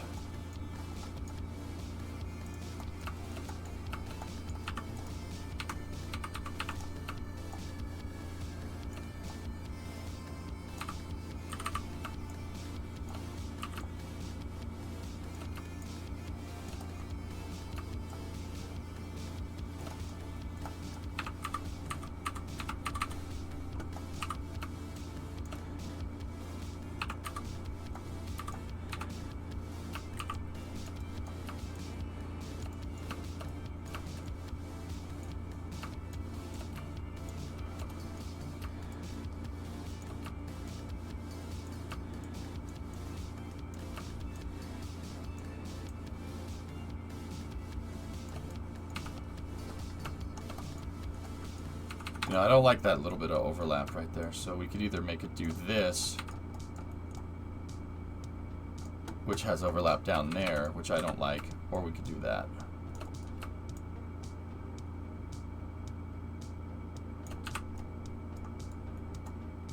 Yeah, that's good. That looks right. It looks like it's a separate cover. Not bad.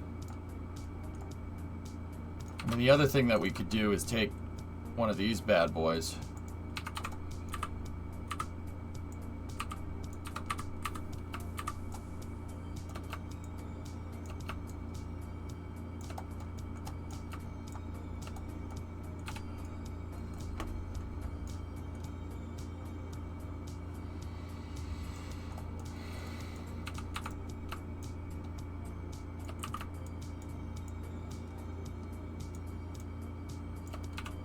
Yep, I like that better.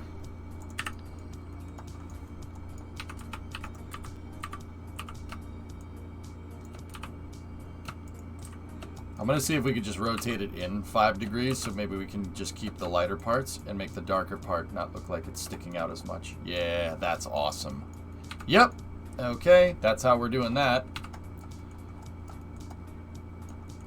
And then down at the bottom, we'll do the same thing.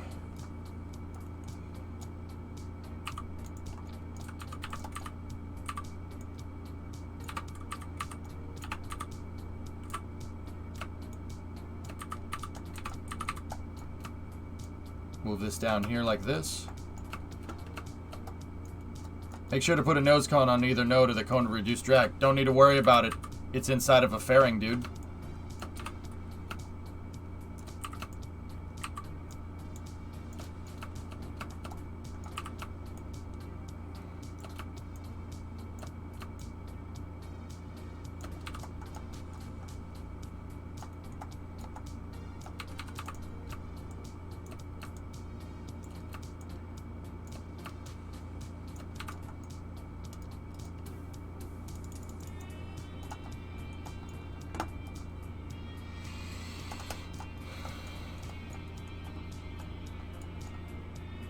Pretty cool, huh?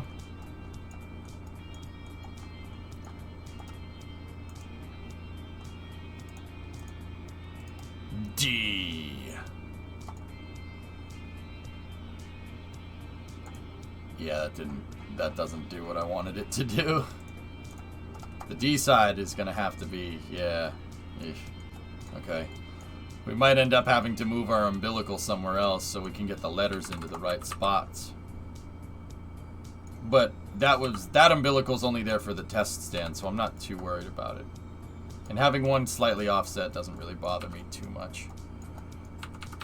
You know what? Just to make it uniform, we'll move the B down there as well.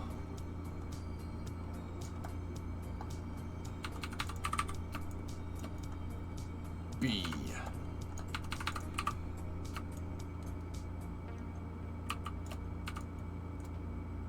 Yeah, you don't want it sitting up in the air like that.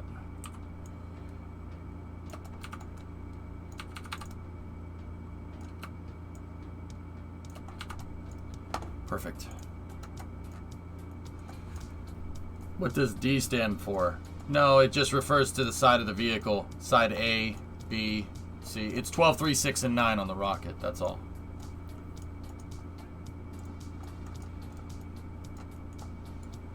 Yeah, that doesn't look right. Let's switch it back to that. I like that one better.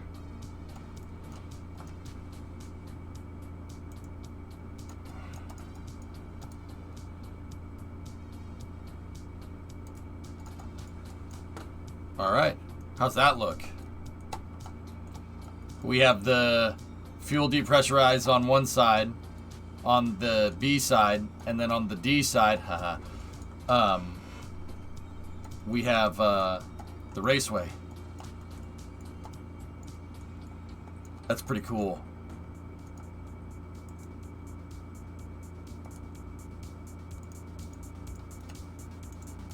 I wonder how this is going to work.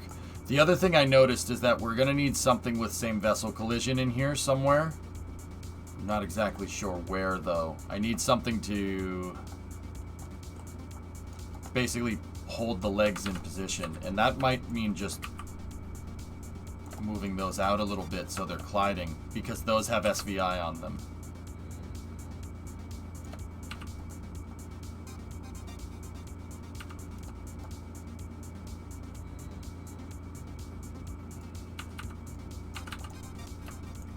And this will actually act as a stopper for the landing legs. Let me just make sure that those are aligned correctly. And make sure, I like making sure that stuff is snapped on an absolute axis to make sure that ensures perfect alignment. There we go. Now, believe it or not, we're gonna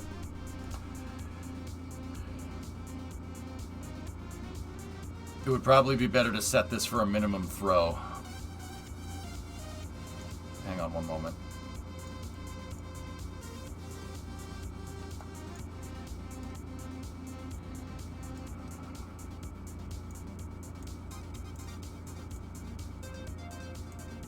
There we go. Okay, save that. And then for my cal controller here, now that thing is all aligned correctly.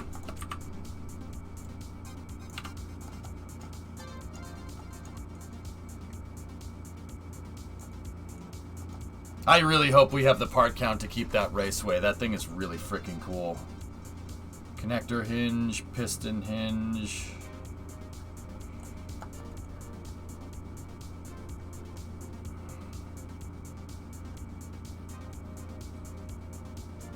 The push-a hydraulic.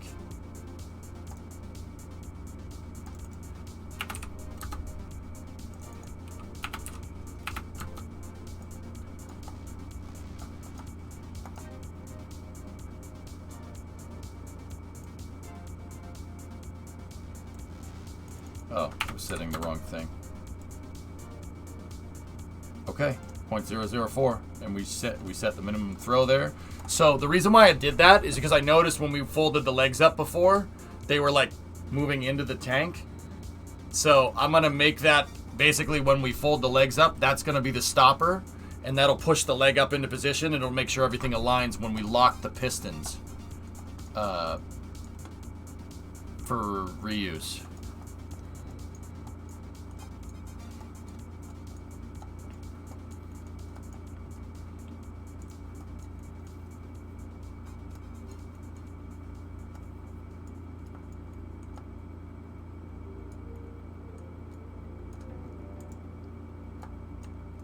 Cool, huh?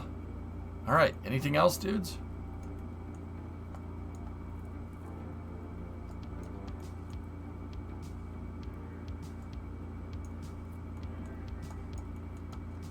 This is a pretty sweet freaking rocket, man.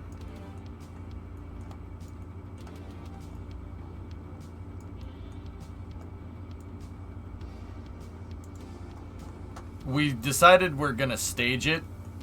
Or no, I decided I was gonna cal control it, Ren, but this is not this is the first stage master craft file, so I'm trying to think if there's anything else we need to do for the first stage. Let's just okay, so I think we got all the flight stuff covered. All the flight stuff is figured out, right? Obviously. It flies pretty dang good. The stopper was a fix based off of past flight not calculations, based off of past simulation work. We have a bump stop for the landing legs when they're in the closed position. We put the raceway on. I put the fuel dump on. We've sequenced the cal controller correctly. I have my alignment mechanism up there for the second stage. I think we're good.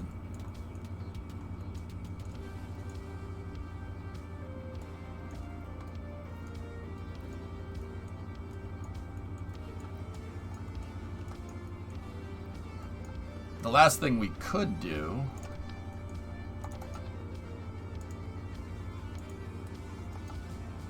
what the hell is VSR 3?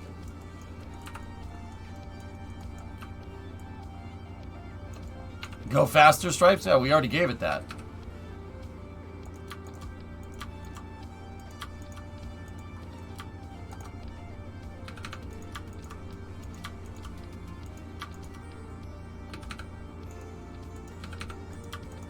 It's like Supreme stickers. We'll just add a lot.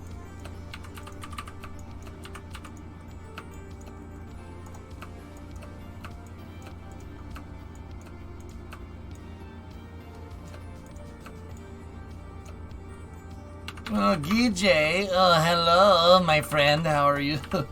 How are you? It seriously looked like we supreme tagged this thing. No, that's not what I want. We need...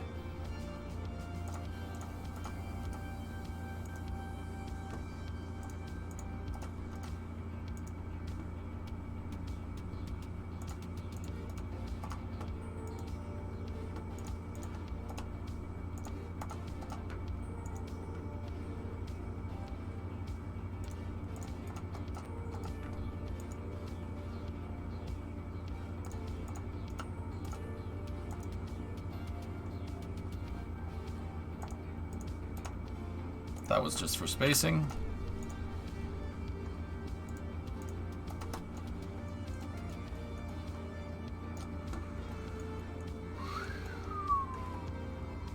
You know what? We don't need the 7. That's fine. And then...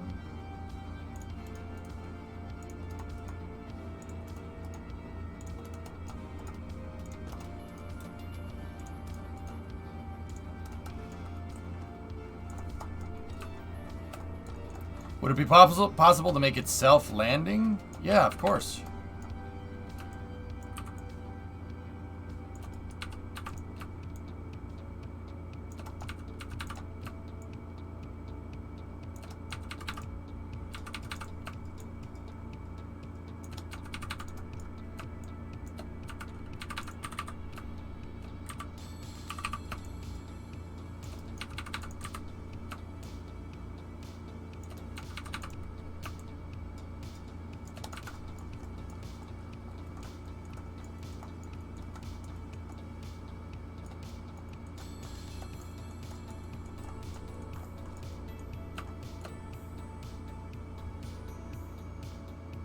You could program it with Cal controllers, Artyom, if you really knew what you were doing. Yeah, you could do that. Sure, why not?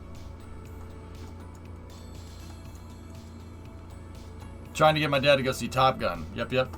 I love how the landing legs look. Thanks, man. Because of your desire to use KFRC, I decided to learn Python. Oh, okay. No, I certainly don't. No, it's doable, dude. Yeah, it's doable.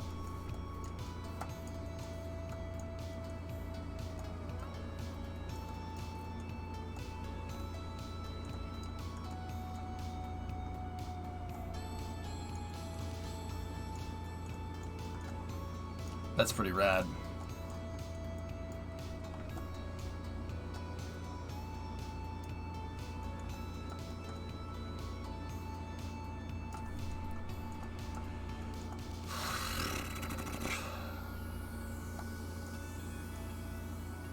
Did you hear that they Cal controller to grape? You're a grape. Wrecked.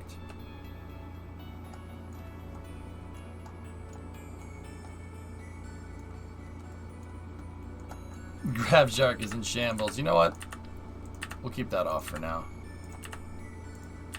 What I do want to do... he said doo-doo.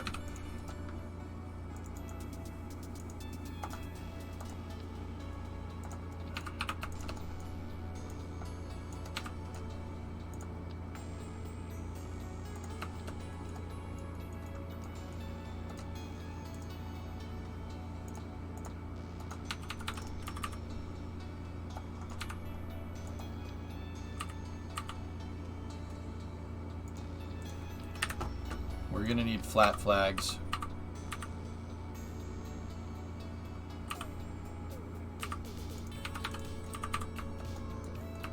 To line up with the surfaces.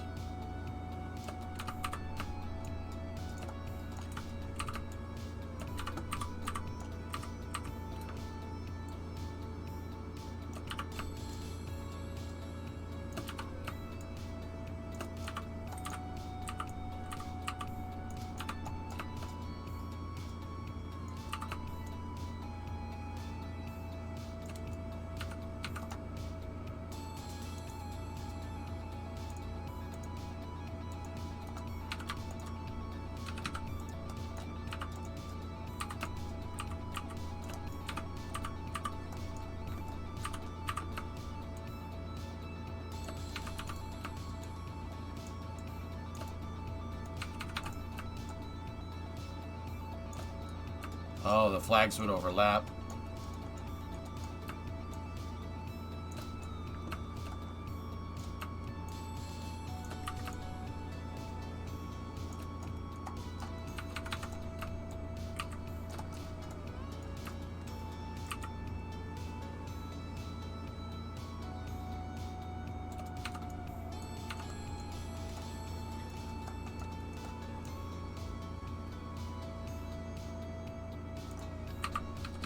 You know what? I don't like that at all. I've just decided. I'm thinking maybe set a vertical number. So like 0, 1. Like that.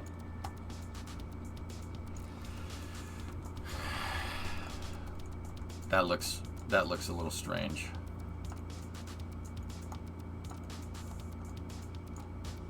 Geez, EJ, now this rocket wants to break free.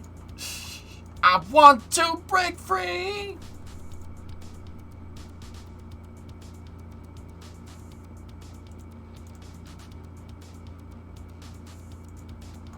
We could always just set it like that. That'll work.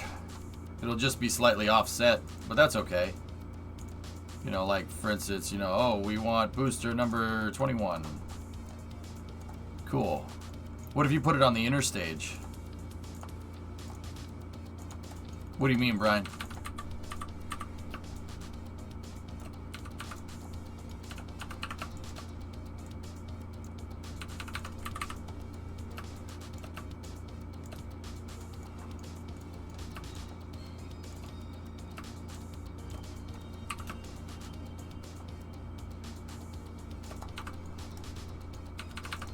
I'm thinking if we kind of put it down here, separate from the letters, it would look good.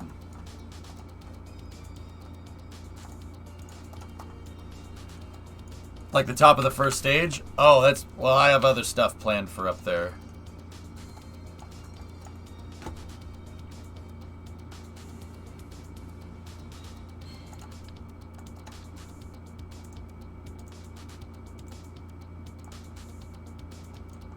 I mean, actually, yeah, we could put it up here.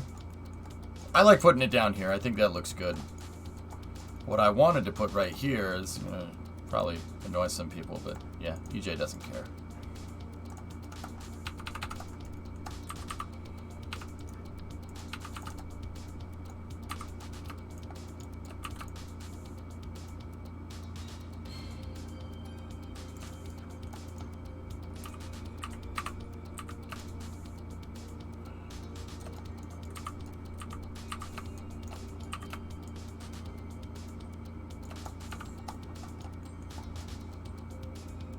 A Pepsi logo would look good. You gotta pay the bills.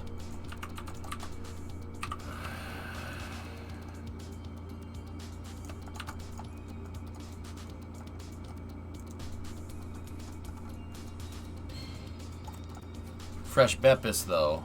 What's up, guy? How you doing, buddy? How's life been, man? Kids and everything okay? The flags are stock. The textures for said flags, Samcar, are packs. If you want the flag pack that I'm using, !flags in chat. Yeah, we got Predominant help you throw this together. Graham in chat. I have a bunch of numbers, letters, and colors, and checkerboards and stuff. And then we have the Russian alphabet. We have the Cyrillic alphabet, which is... There's a lot of weird letters in there.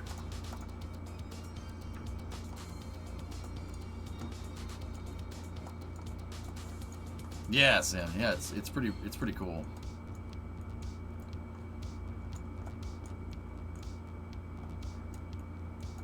Yeah, you can really make the rocket look neat.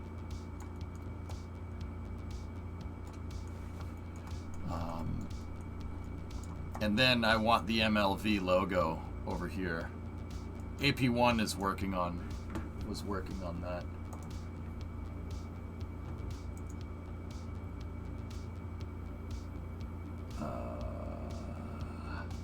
It's in my Discord DMs, I think.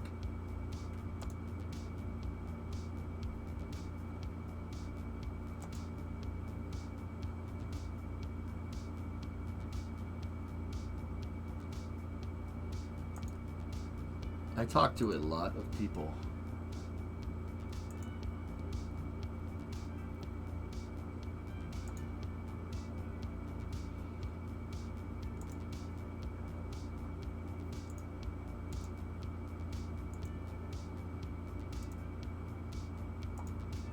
And I talk to a lot of people. I don't know where it is. Got lost.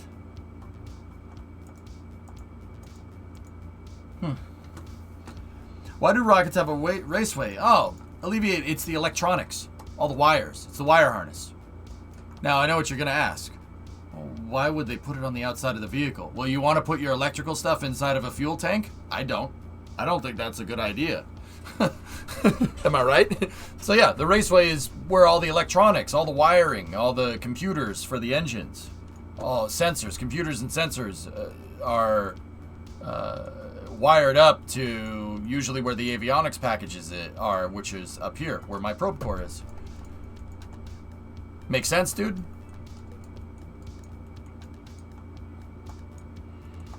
Also got to think about access when manufacturing. Sure, sure. Yeah, absolutely. This thing is a Chad vehicle. Dude, that was such a good idea, Hibbit, adding the raceway. I think that looks money. It looks freaking cool, man. It looks like a rocket. I just swapped a fuel pump in a Ram 1500. Tell Dodge not to put wires in a fuel tank. Everyone puts wires in the fuel tank, Yuri.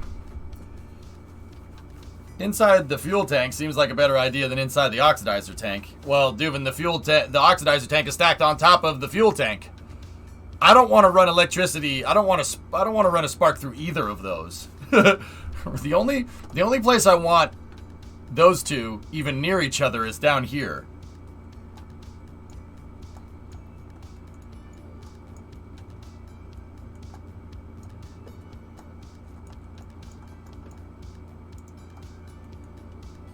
Interesting, DJ.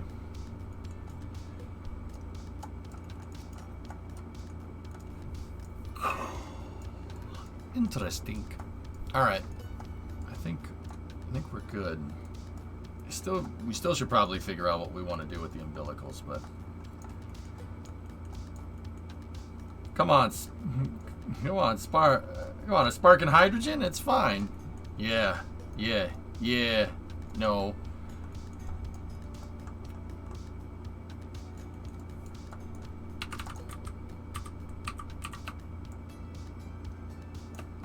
I actually think the flag would look good on the other side.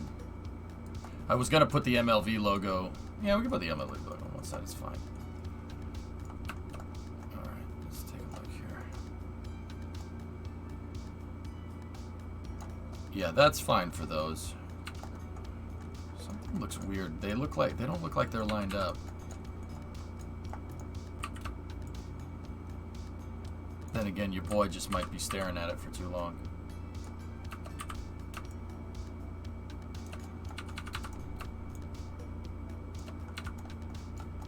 There we go. Yeah, that's fine.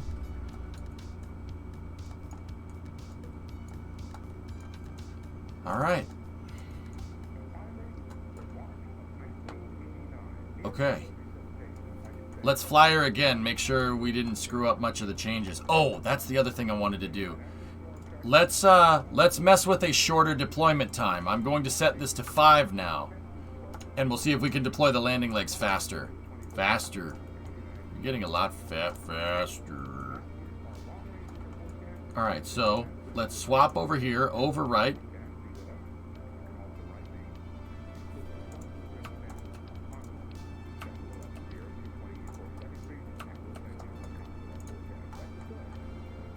Back to story. Alright, dudes. Want to see her fly?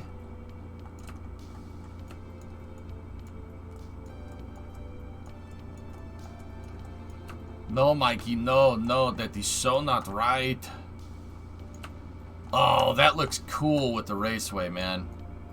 It took my eyes a second. I'm like, wait, what is that? All right, what's our final part count? 431 parts minus the 4 launch clamps.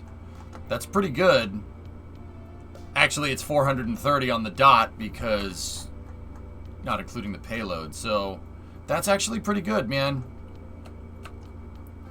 That means, you know, if I'm thinking like the average payload that we could fit in that fairing maybe at the higher end would be 100 parts, right? At the higher end.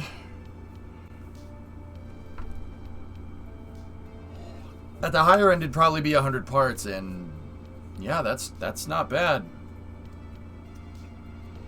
So that puts us, what, 530 parts? That's a little bit over, but that really isn't bad considering what I think this thing is capable of doing.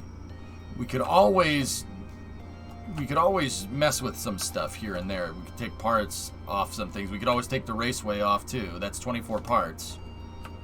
What's your reaction to Chad Lonzo? He's a good driver, Bauxy. He's always been a good driver. Bauxy, after 2012, dude, I will cheer for whatever car, whatever team Alonso's driving. He could go drive for Mercedes, and I would still, dude, I'd be going and buying a Mercedes hat. I'm serious. Well, not that I'd buy an Alpine hat right now, but he's a damn good driver. It's a shame he didn't win more championships, but maybe that's going to change. All right, dudes, let's see what she does. Oh, I didn't set route. Yeah. The fairing, when we go to separate the second stage, it's going to invert the control point. Did you watch the qualifying today? I had it on the other screen. Well, I didn't have it on. I had the results on. And the results were immediately told to me by a couple people in chat right when it happened. Chat gives me updates. It's nice, dude. Lunchtime. Leo, now I'm hungry, man. Why'd you gotta do that? Why'd you gotta do that? Stop that. Don't do that again.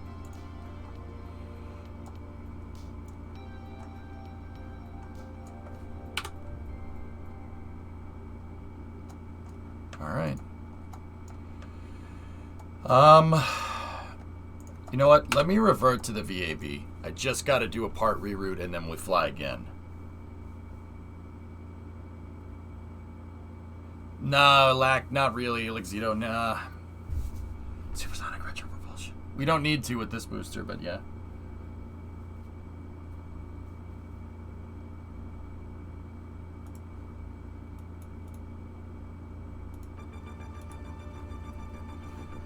Save in here because this is just a demo file. This isn't a master file. Set that to the root part.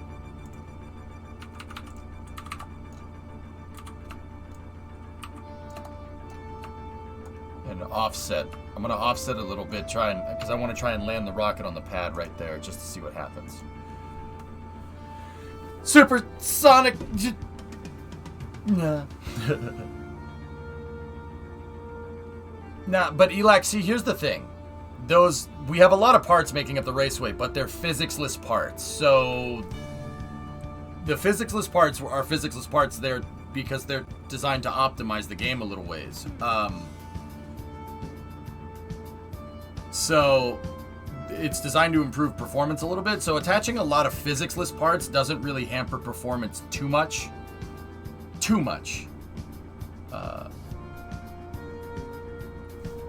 But yeah, you still don't want to go overboard.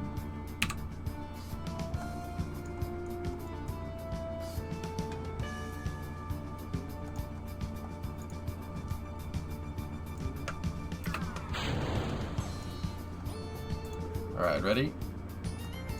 T-minus 10, 9, 8, 7, 6, 5, 4, 3, 2, 1.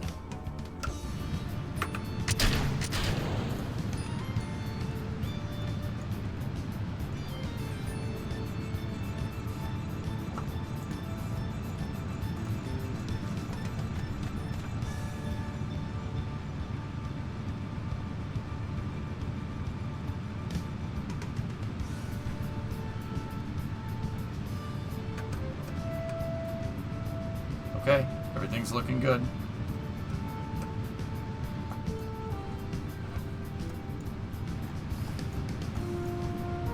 This rocket will have a fixed service structure, kind of similar to a Saturn V. But yeah, so we'll be able to have like the fixed view when it goes and flies, which is gonna look pretty cool. Getting a little weebly peeblies.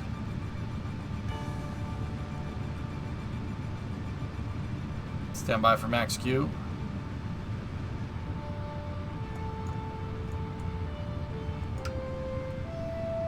What is this music from? It's from an old NASA documentary. I'll link it up in chat if you guys want to see it. Or hear it. Vehicle is now supersonic. Actually, now it's supersonic.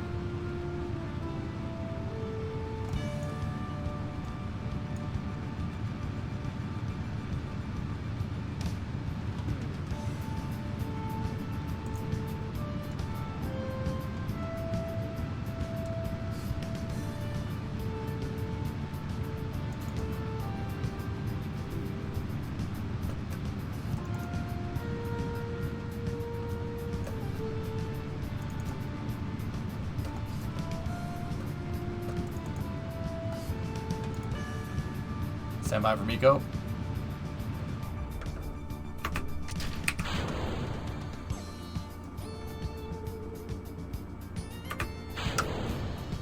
Okay.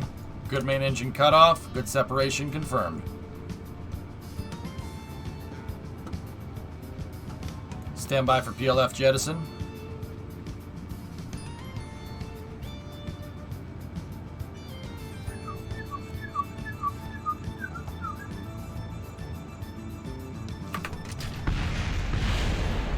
Okay, second stage is rutted. That's good. Yeah, it really didn't like that. Should probably figure that one out. Okay, let's bring the first stage back.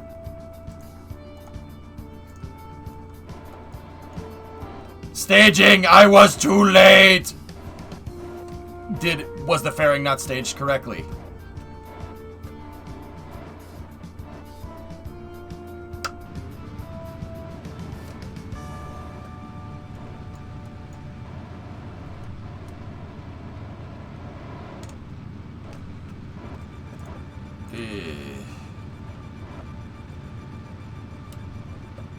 We call that an Astra moment. Oof.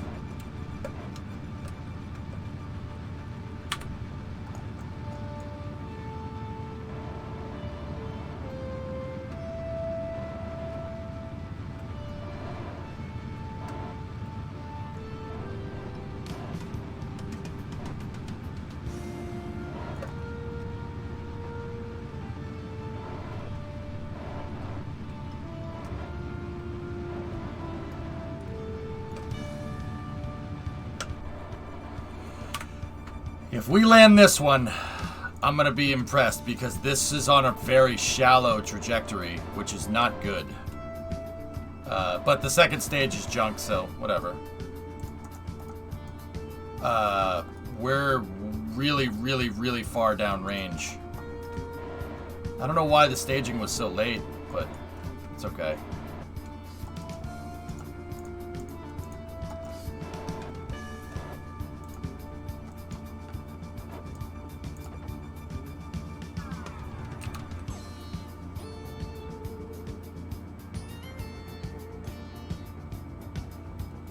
A barge would be handy.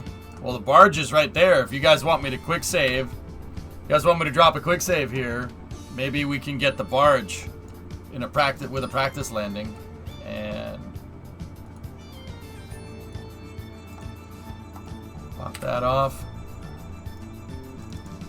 That's the separation decoupler.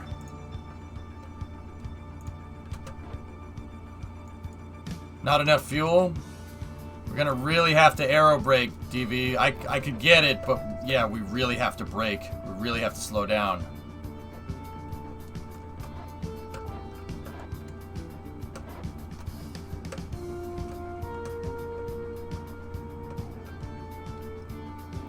This actually is not looking too bad.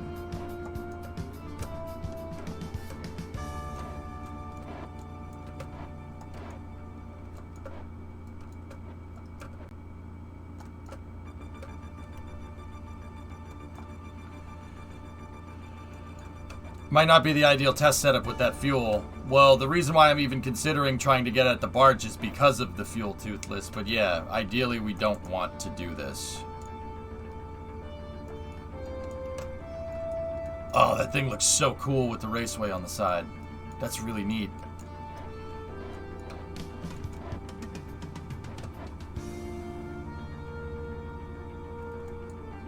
Alright. How many second burn time? It went to 12 because it recalculated and figured out that I had some of the engines off. It might be enough. I usually land with about 1,000, and we usually have about 200 left.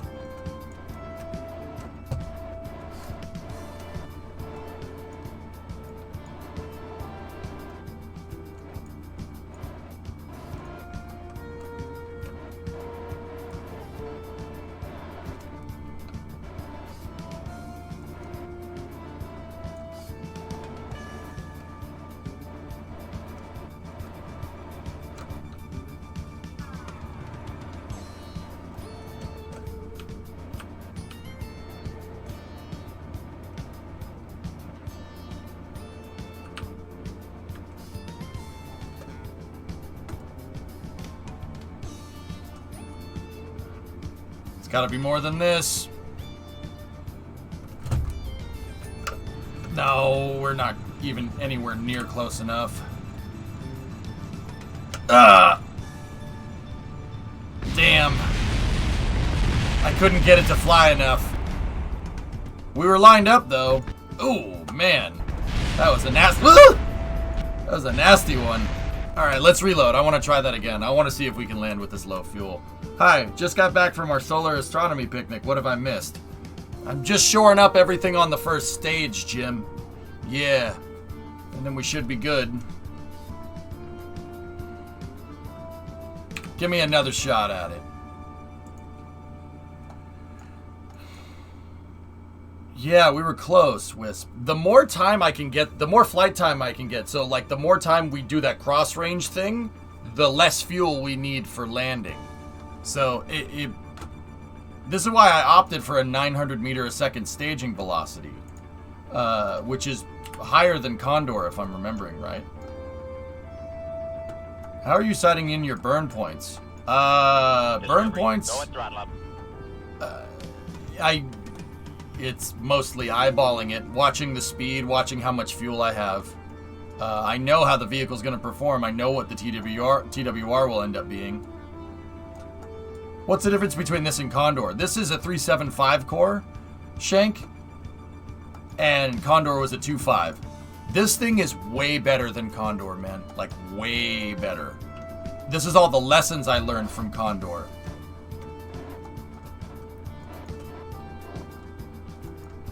Alright, locked on. In terms of aiming, Hellfish, if you look, there's a vertical hash mark right here. Here, hold on a second. I've been showing people this. You want to know the key to doing this right? Nav ball scale. Look. See right here? The anti-target logo? There's a vertical hash mark there. There's a vertical hash mark on the retrograde indicator, because I'm flying backwards, right? You get those hash marks lined up, you'll get back to the landing site almost every time. But you got to be careful. The reason why you got to be careful is because I haven't really figured out a methodology to getting the retrograde marker in the right spot up and down. I know that just generally you never want your retrograde marker to go above. You don't want the X to go above that purple circle right there. Or the magenta circle. If it goes above the magenta circle, yeah, that means you're undershooting and you're no good. You never, ever, ever, ever, ever, ever, ever want to be undershooting the landing site. Ever. You always want to be out and in front of it. Because I don't come in like this. It's not an airplane. We come in over the site, over the target, and then land. That's what I've been teaching myself. It's hard to do, but it's doable. We can do it. So you want the lollipop, the target marker on top of the retrograde marker. The vertical line from that needs to be lined up with the vertical line from that. Right? Yeah, that's it. And see, now it's going above, which means we're on an undershoot. But see, if I move us out over here, so move us out over here like this, we start flying. I think in real life this would blow Falcon 9 up because of, uh-oh.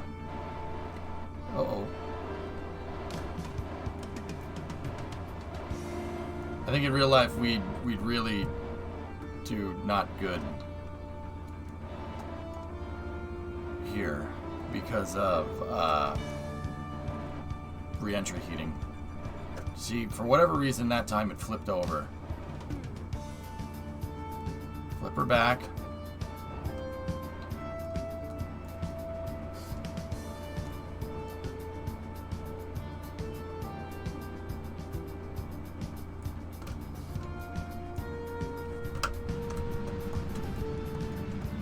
I burned. That was too early that time.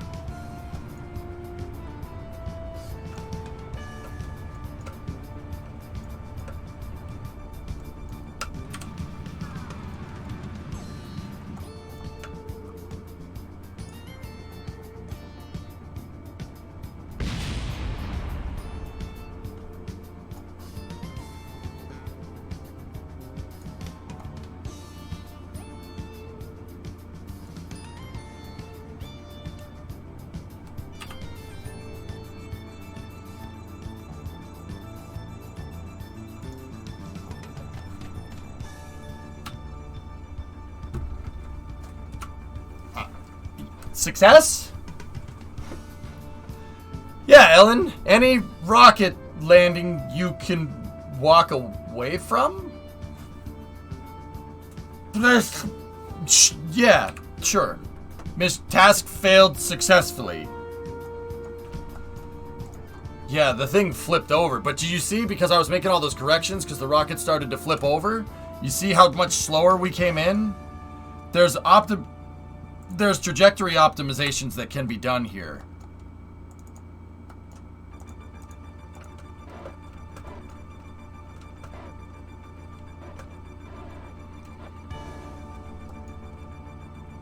Very nice. Great success.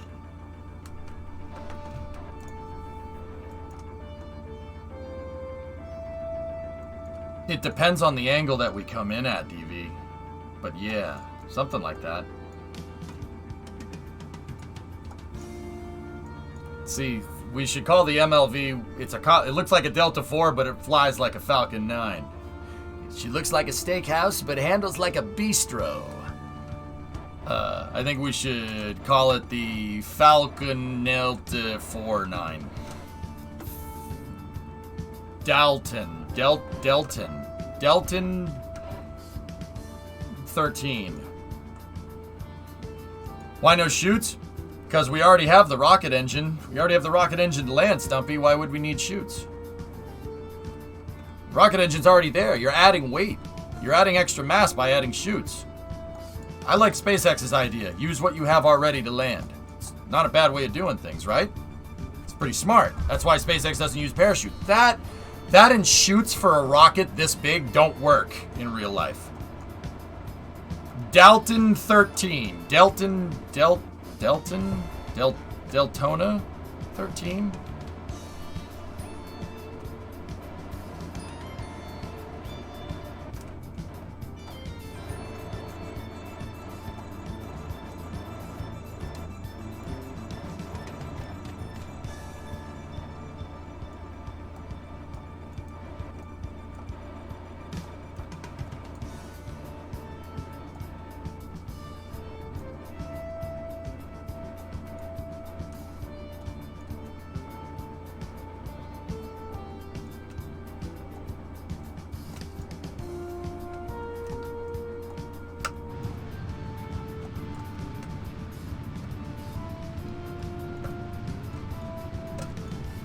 Oh, I started way too early, but this one is money. Hopefully we can slow down in time. Nope. Bonk. Yeah, see? That's the key. We have to get the thing over, right? I have to get the thing kind of to come in. But what I've been doing in the past is burning this way when the rocket, like if this is the landing pad, I'm trying to burn this way and have it come in. I'm always overshooting. What you should do is go out and over and then use the aero surfaces to get the rocket straight down and then do the burn. That will fix it. That should get us on the ground with this amount of fuel.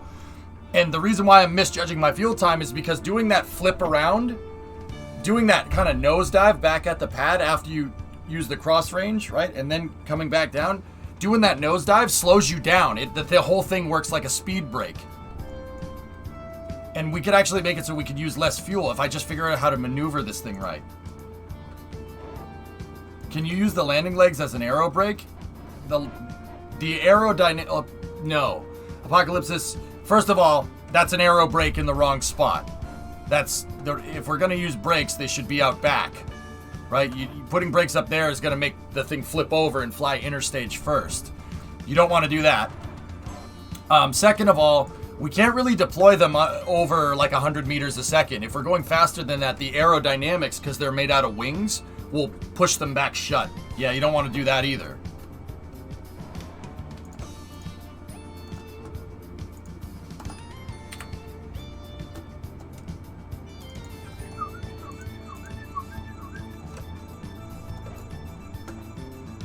Come on, baby. I love this music. This music is my happy music.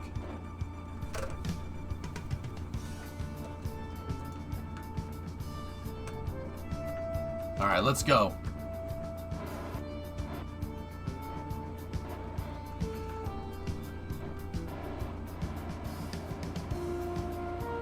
Yeah, my previous boost pack designs really can't do this. They really don't fly like this too much.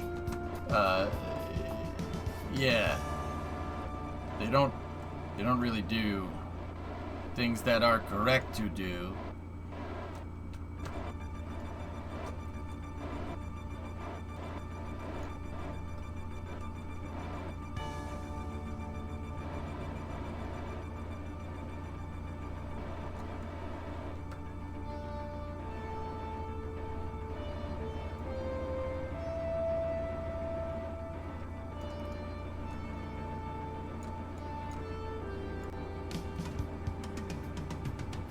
Okay, snap back. SAS on. Come on. Discovery, go and throttle up. Landing legs deployed.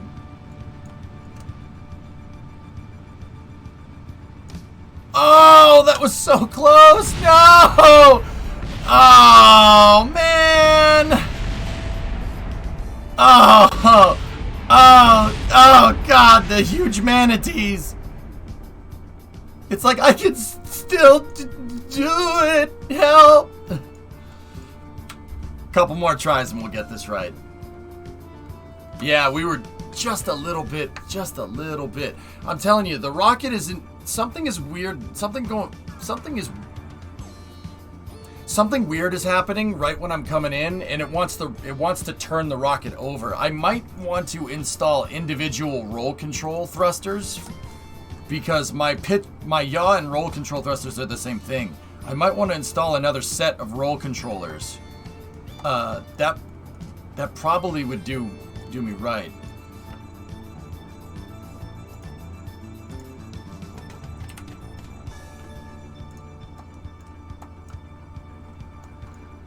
Try it with fine control.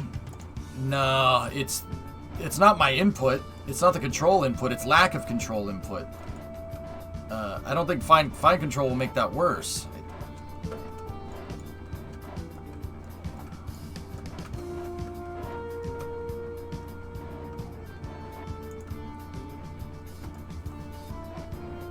Does KSP have ways to automate the landings? Hort, there are mods that you can use to automate it if you want. KRPC and KOS, where you write code. You could use MechJeb or Trajectories mod. Or you could figure out a way to do it with a Cal controller, which would be really, really hard, but you could do it.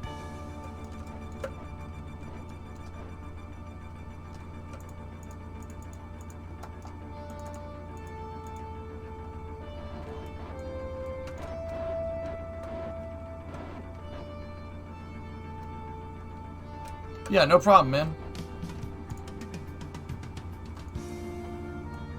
So what I'm going to do this time, fellas, is I'm going to follow retrograde until we're slowing down enough. I think maneuvering while we're coming through re-entry, maneuvering when the pressure is high here, as we start to re-enter the atmosphere, is what's causing this thing to spin out of control.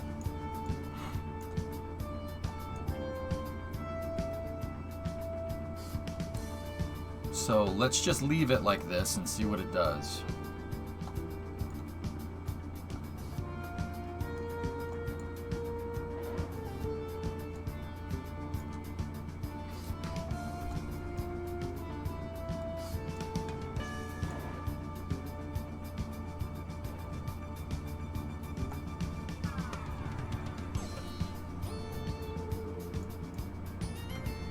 gonna have to maneuver it here anyway.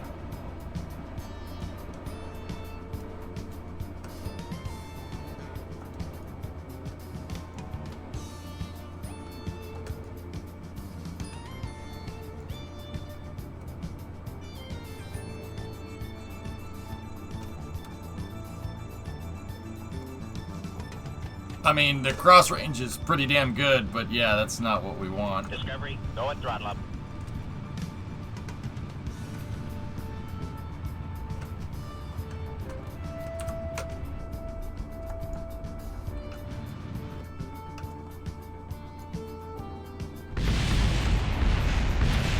Yeah, we gotta steer it a little bit.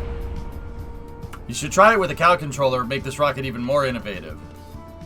Landing burns with a cow controller is probably not a good idea. What would be better if we automated the ascent trajectory with a cow controller. That's doable. I haven't messed with that in a little while, but it is doable.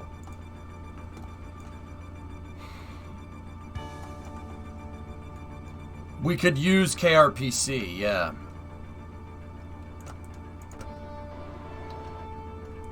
So, there's a thing, fellas. See how the hash marks aren't aligned? Another thing that we can do, believe it or not, is we can go over here like this and... Oh, nope, that was the wrong way. Of course it was. Are you letting the landing legs down late on purpose? Seems late to you. Well, Jack, they're not coming down late. The thing is that we're doing this thing called running out of fuel. Yeah, so yeah. Yeah, that whole running out of fuel thing is kind of screwing with my deploy a little bit.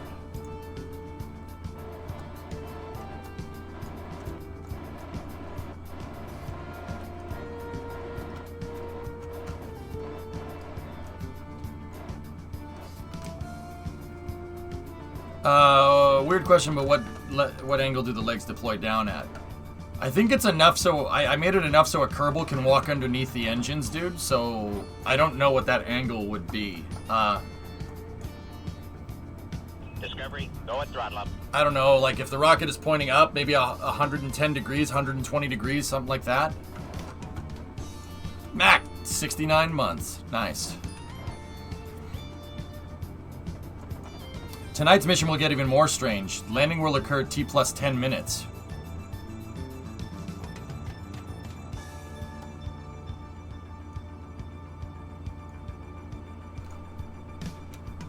Huh.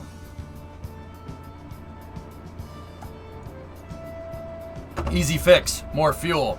That's a good point. Remember, we don't want to make changes to the vehicle in this scenario because this was a bad ascent trajectory on my part.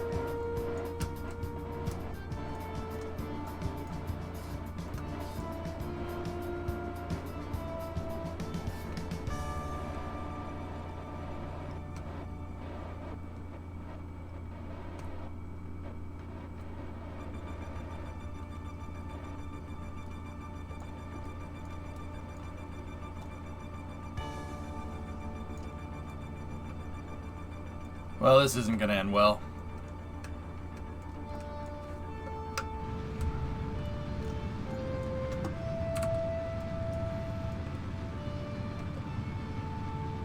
Oh my gosh, I can't tell you how many times I've done that today. That's so annoying.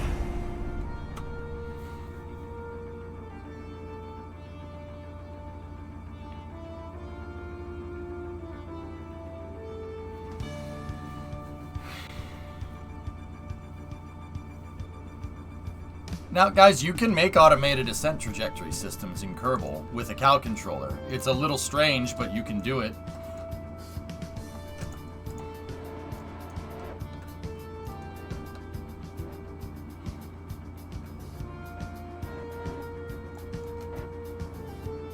Yeah, fellas, I'm gonna add a roll control system, a roll stabilization control system to get this booster the cross range that it needs.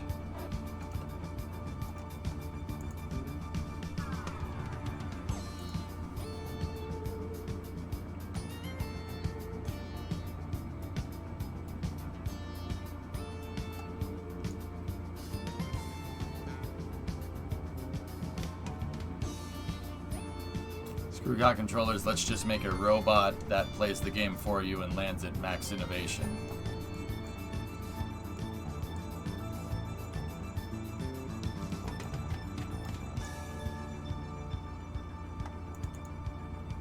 I don't know if that was sarcasm or not. That's pretty much how they do it in real life. I'm just amazed at how well it flies. You seem to have loads of control. Yeah, just a little bit lacking on the roll control, man. And here, you know what I'm going to do this time? Watch. I'll set this, I'll turn one of the control surfaces for roll control on, and I'll see what it does.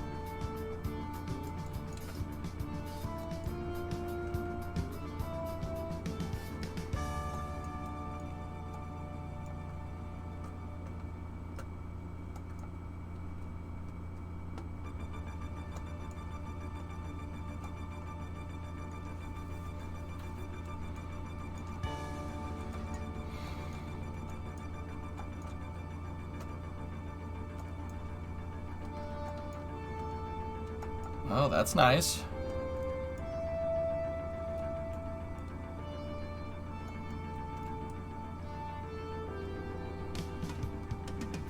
Man, it's doing that without RCS. That's really, really nice, actually.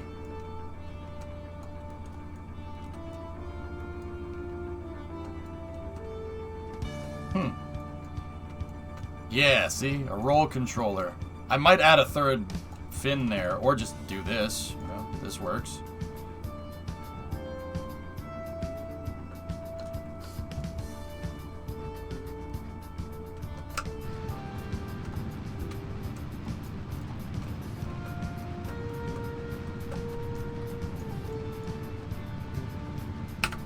Why do I keep doing this? We have... Yeah, see, it's that fuel. That fuel is screwing with me. Just want to get one good landing in this way, man. Did you, by chance, ever think about building the VVA-14? No. Fumble. Ground effect doesn't exist in KSP, so building something like that could be a little bit on the difficult side. You could fake it, but no, I don't... Also, why would I want to build a flying elephant? Why would I want that? Alright, maybe we gotta change the music up. Here. Here, let's see if Scorn does it.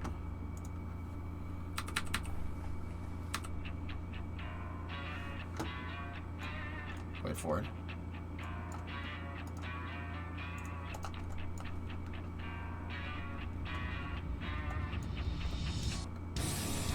Five seconds is way too much, dude.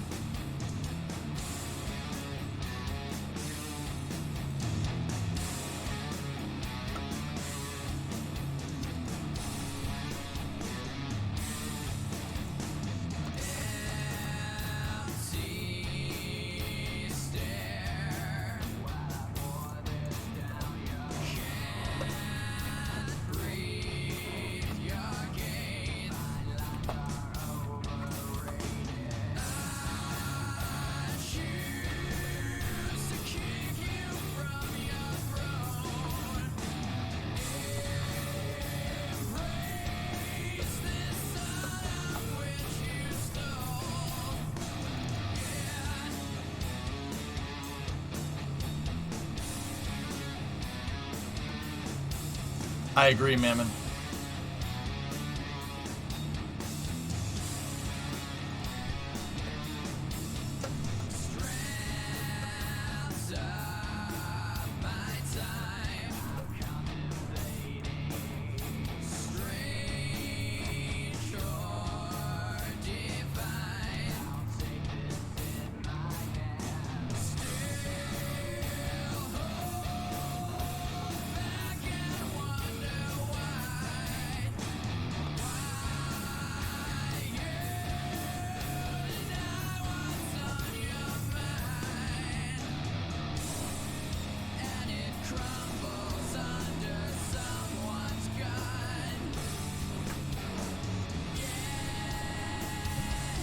Stay with me. Hang on 1 second, sweetie.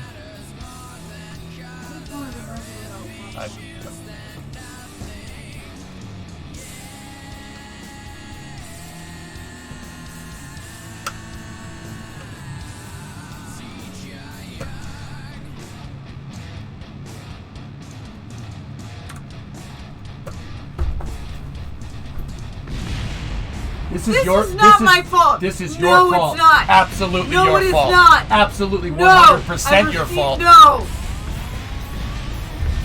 This has nothing to do with me. Don't put this on me. Absolutely your fault. Did you eat all the popcorn? I'm sorry? Did you eat all that popcorn? No. Oh, where is it at? It's in the drawer where the macaroni is. You made me crash my rocket for popcorn? I don't know what you're doing when I come in here. You don't have the stream up? No. You don't like watching me? No. Oh! Oh! What the hell? Popcorn is critical flight hardware. I love you. Love you too, sweetie. But seriously though. Watching you. Seriously though, this is your fault. Okay. I do like watching you. Oh, okay. Well, that's good. But For the- seriously, it's still your fault. Okay. I blame Yarg? Alright, that's fair. Chat blames Yarg! I tried.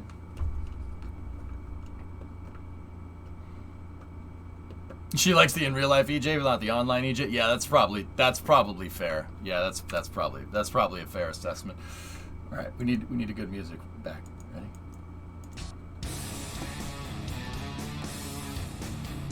Alright. Undo this.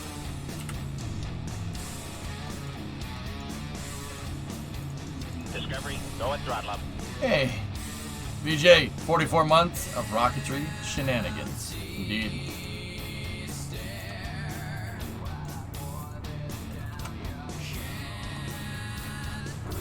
Kick the burners on way sooner. I was watching it, and then she asked me something, and then I said, hang on, and then she said something, and I'm like, I don't... No! Stop this! Stop it! Don't do this to me! I'm good, well, Lord, how are you?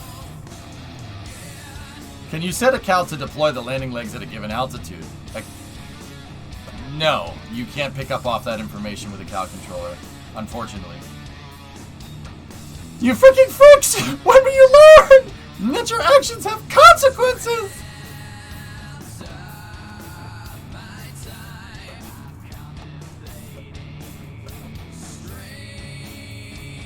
Doing well, Lord? Right on. I'm like, no! Do I listen to her? Do I play? No! And then I ignored her, and then I still crashed. Nobody wins!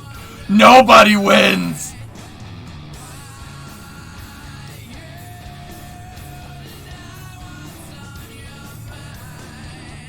Fine, Fazilla, I'll ignore you this time.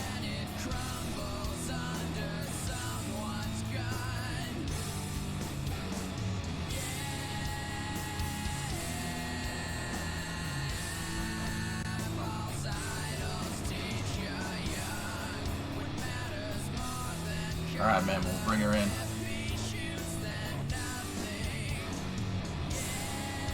Oh! Alright, no more RCS. We don't want to use more fuel.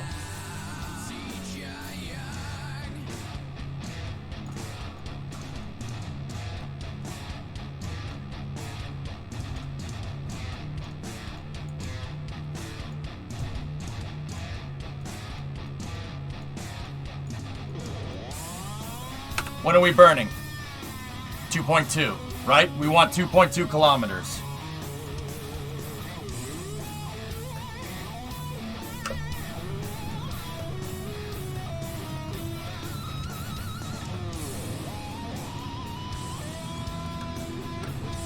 It wasn't enough. That was too early. No. No. No. No. I want to see the landing leg deploy.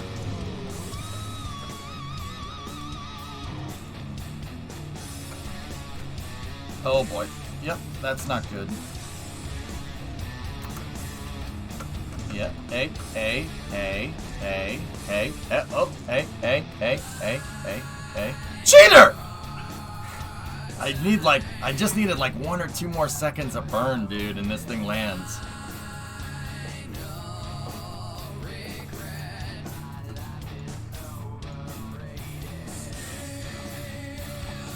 Yeah, they're good, Mammon. They're good, dude. 2.2 was not good enough. Yeah, see that crush core popped out.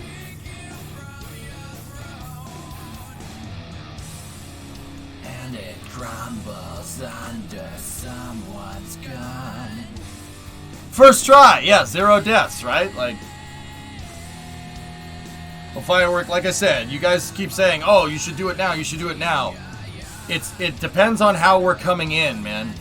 What we were trying to do before was come in this way and then burn while we were still coming in this way with the rocket engine pointing towards the VAB. You don't want to do that. You want to get out over it and then come down on top of the target. That way your landing burn is the same every time. That's probably a good way to do this. Yeah, Novus, this was a weird ascent. That's why. That's why I wanted to get some good data here, doing a lot of landing tests. I wanted to get some good data in that regard to basically kind of evaluate cross-range performance. So like I said, this isn't an accident. This is, I wanted to see it because it was a crappy ascent.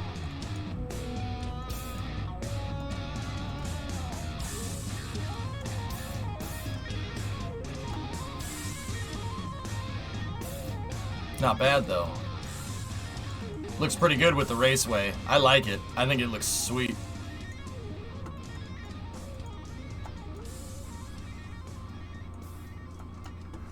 Really cool shot of the landing leg this morning. Is this from... Oh, nice. Nice, nice. Very good. Try for 1.9. You want me to do it one more time? Okay. One more time, okay?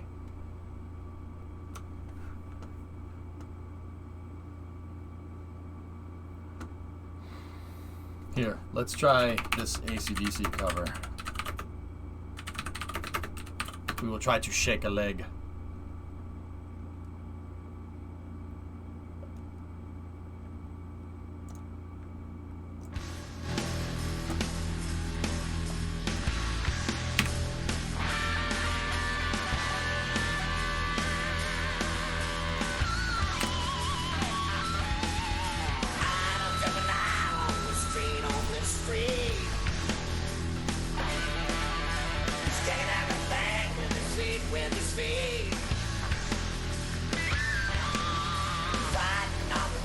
So how do you plan on making this integration process simpler than Condor? Vertical integration, that's...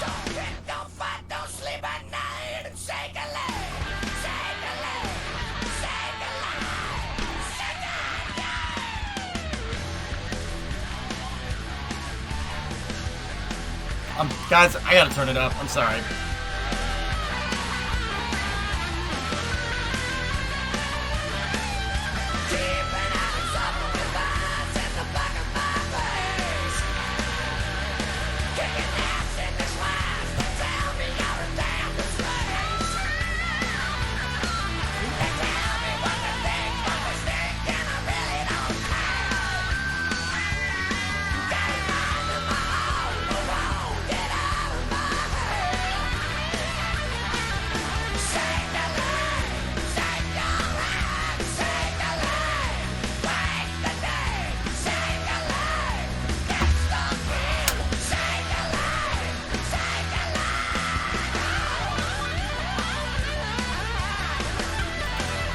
Cheats are off.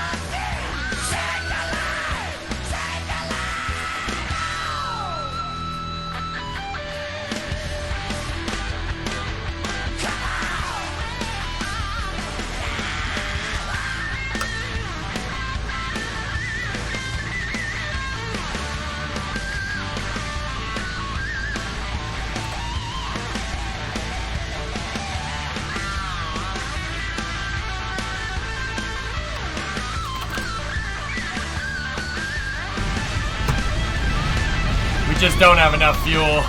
We don't have enough fuel to do that, dudes. We don't have enough fuel to do it.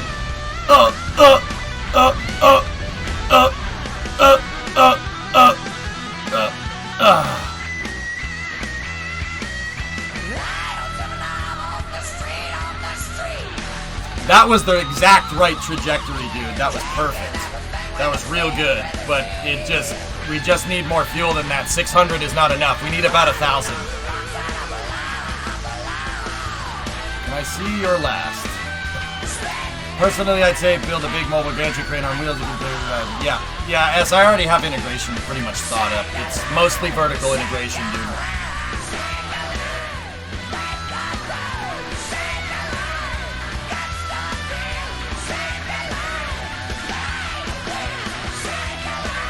Loopy, I can think of one more trajectory.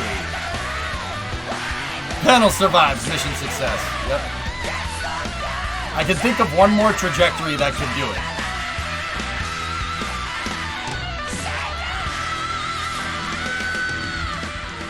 I mean, like I said.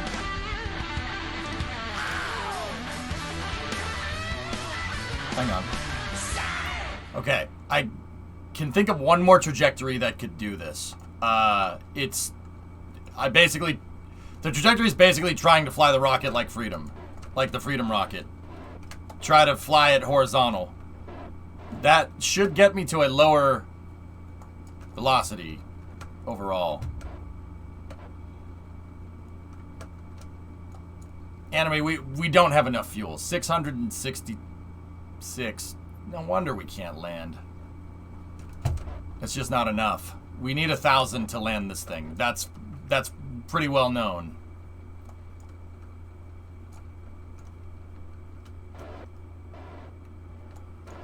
So what I want is something like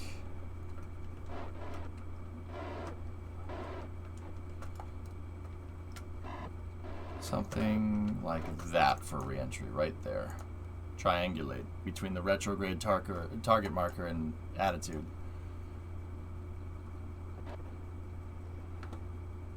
Make sure to turn on that roll control. Can you use the RCS to slow down? It's not pointing in the right direction to do that. Or the RCS that works. Alright, let's see. Program is really moving. Good stuff. Yeah, Moto.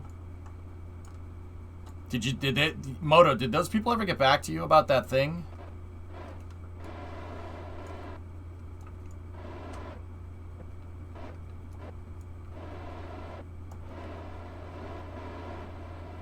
Not yet. Okay. Cool. Thanks, man. EJ, sorry for off topic, but have you ever returned Kerbals from Eve? No. I'd like to see you do a return lifter solution. I'm sure we could engineer something.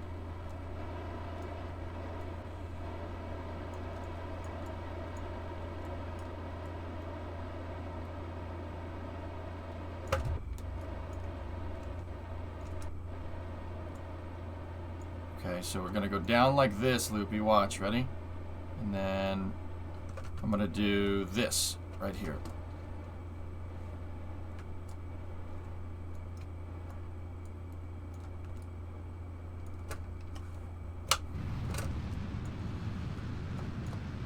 It's not enough.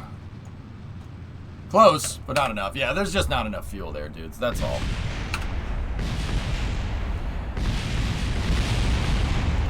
We really got to make sure that... Damn, that's violent. Jeez. That is violent.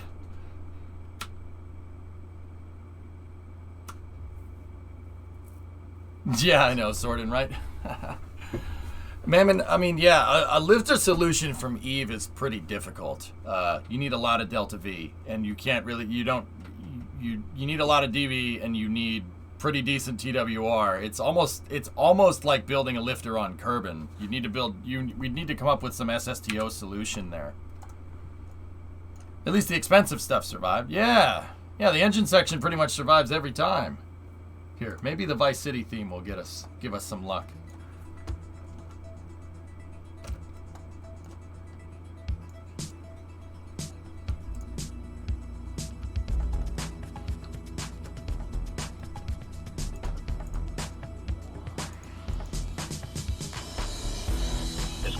Go at throttle up.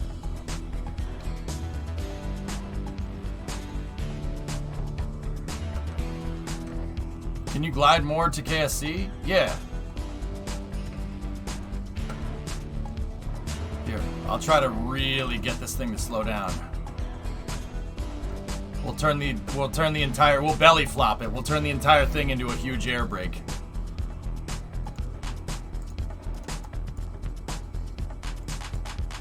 Air brakes. Yeah, Chief, once again, I don't want to modify the vehicle. This is a pretty bad case scenario. This was a terrible ascent on my part. I'm just trying to see if, you know, if I fly badly if we have a bad ascent, what this thing's going to look like when it comes back down, if there is any type of landing solution at all. I'm not modifying the vehicle. The design for the first stage is, for the most part, frozen. There is one thing that I want to change, but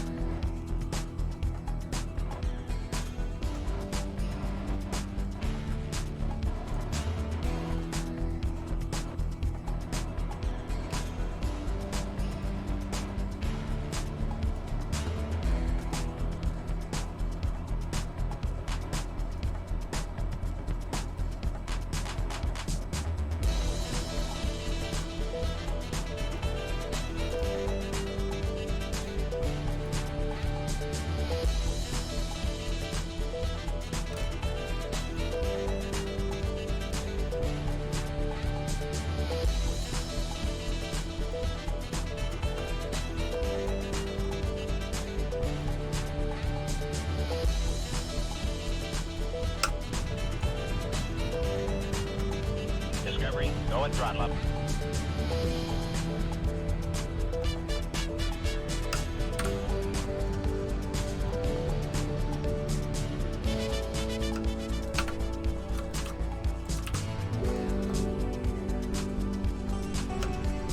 see, if I had like 2 to 3 more seconds of fuel, it would be fine. Every time, dude.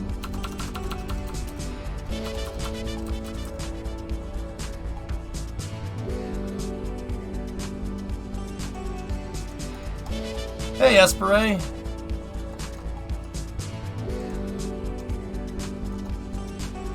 What's up, dude? That's a 5-monther. Thank you, sir.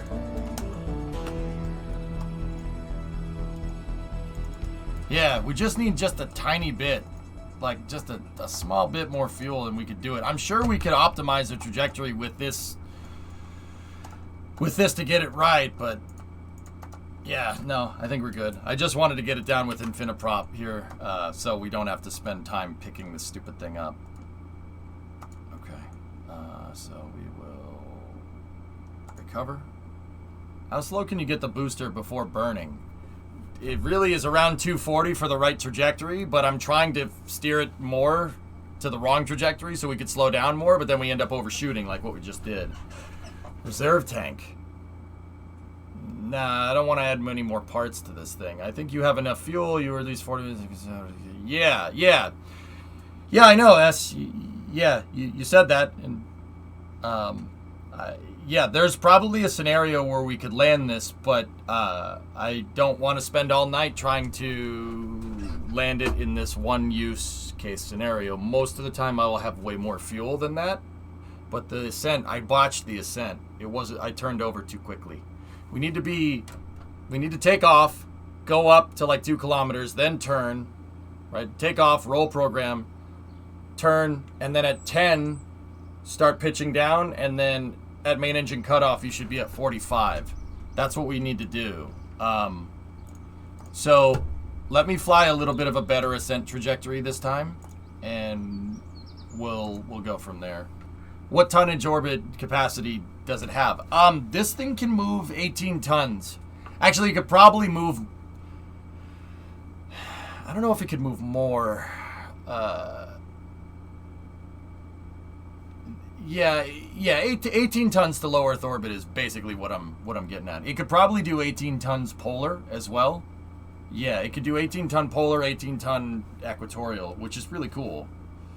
Will it be able to be refueled if on orbit? The second stage is expendable in its current capacity. Yeah, it's expendable the way it is right now. Night, Sun Temple. I mean, another thing that we could do is I could try to screw with the trajectory optimization. That can be done. Hey, what a lovely Saturday. Hey, Envy, what's going on? Hope everyone's doing great this fine evening. Yes. Yes. Yes. I'm doing just fine. Here, we can mess around. Oh, that's not the right vehicle.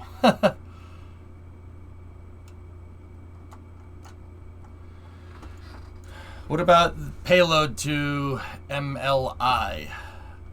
Translunar injection? Is that what you're asking? TLI, actually, to be honest with you, my second stage is actually a little bit too over-engineered for what we're messing with right now. Yeah, it's actually too much.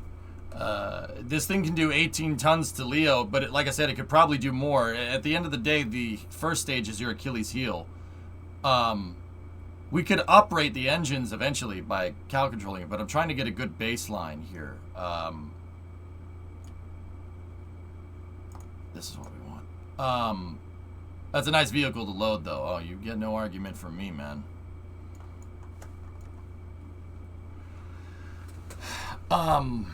Words. What's the mission for this rocket? This one? It's part of a much bigger plan. I'll tell you the plan later.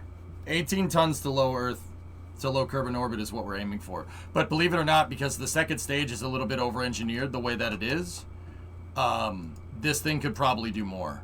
It could probably do... Actually, once again, our limiting is liftoff thrust. That's our limiting factor. This thing could probably do 18 tons to translunar injection. Yeah. But it could also do 18 tons to low Kerbin orbit. But I bet you it could move this tank out to the moon. Yeah, probably. Yeah, it could move it out to the moon, and then you'd have enough delta V to do a disposal. Now, why would I do that? And now, Chief, the first versions of this will be expendable, but we might do a refuelable one later. Just on a side note. Now, why? Why would I do that way? Like, how come the payload to low Kerbin orbit and the payload to translunar injection is the same? Shouldn't those be different? Like I said, first stage is our Achilles heel, liftoff thrust. If I increase the payload here, our TWR is going to go down below 1.2. And going below 1.2, you run into a huge inefficiency. You're basically spending more. The engines have to use more time countering gravity, and that basically the first stage would use up all of its fuel. So in expendable mode, this thing could probably move, I don't know. I'm not going to say 36 tons, but it could probably move like 20, 25, somewhere in there. And then from there, probably like, I don't know, 10 to 15 tons to 10 to 15 tons to translunar injection, something like that. But here, what we can do, we can save this, and we can go back here. You guys wanted to mess with trajectory. We could do it. I'll teach you how to make an autopilot. We'll see if it works. I'm not sure how well it's going to work. I don't even know if that build method still works.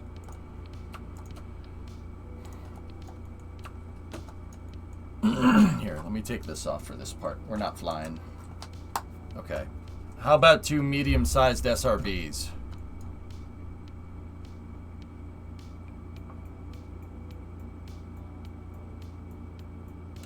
What's that gonna do?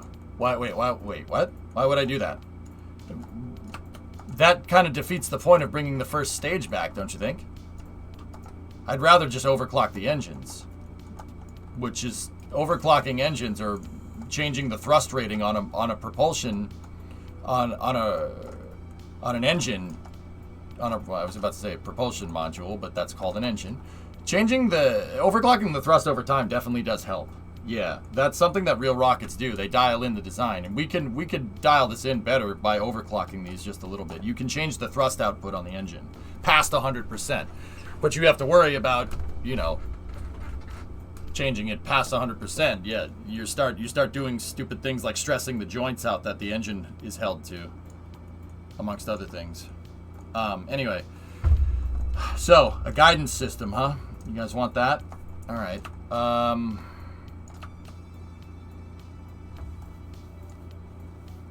I totally forget how to do this.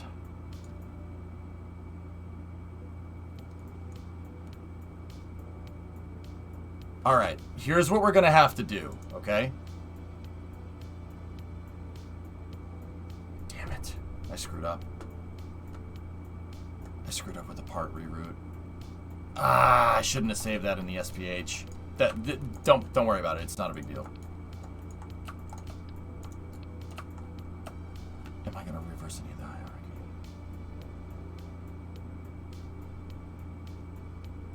No, I think we should be okay. Alright, so we need to fly this one more time, and what I need to do is you guys need to watch the timer for me, okay? You guys need to watch the timer. And we need to see certain points during the ascent. We'll get certain values here, and we'll see if we can make this work. We essentially have to bake an ascent trajectory into the Cal controller. And we do that by flying it by hand first, if I'm remembering how to do it.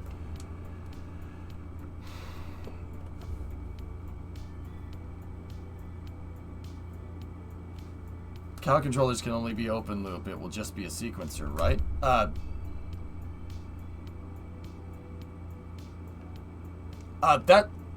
Yeah, no, yeah, that's not the right terms, I don't think, S, but I understand what you're saying. Yeah, this will just hit it, and yeah, it'll just be able to do one trajectory for us.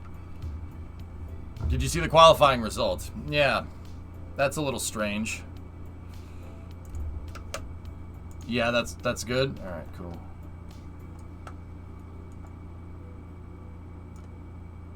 All right, here we go. Let's get the Vice City music going again. All right, here we go. Ready? What I need you guys to do is watch the ascent for me. Ready? I'll drop a quick save here.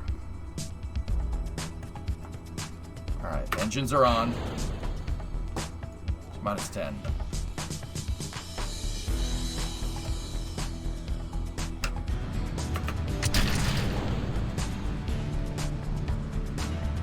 We need to watch burn time.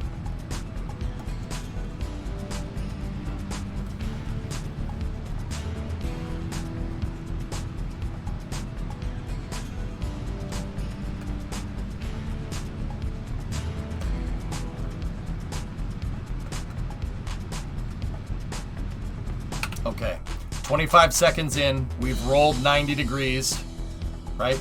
25 seconds in, we rolled 90 degrees, and we pitched over 8, okay? So, write this down. We gotta write this down. At 25, we've rolled 90 degrees, and we've pitched 8 degrees, okay? At 25. Okie dokie? I'll just type it into chat. At 25, so met 25, pitch 8, roll 90.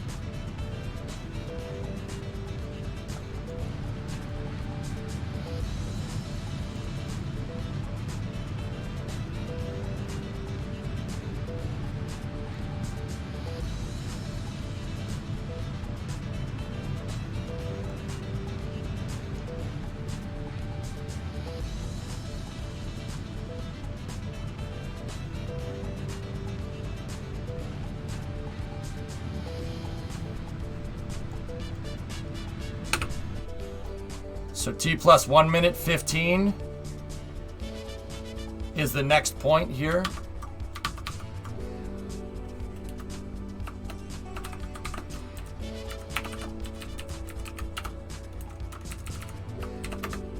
Uh, 1 minute 15 is 75 seconds.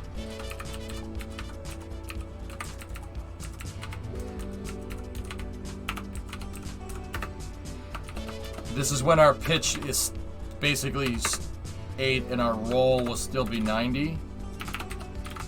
And from here, it should be just adjusting pitch. But I needed the...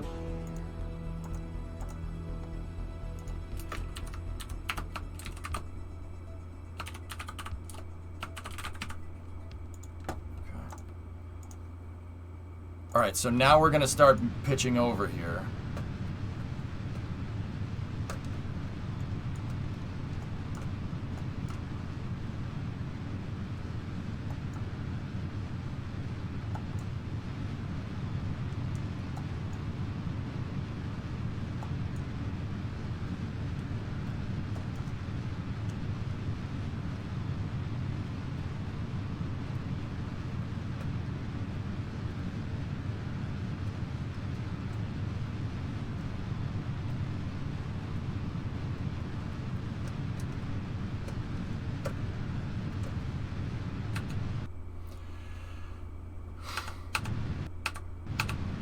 Okay, and at 154, no, I set it to 155, so that's 111 seconds, right?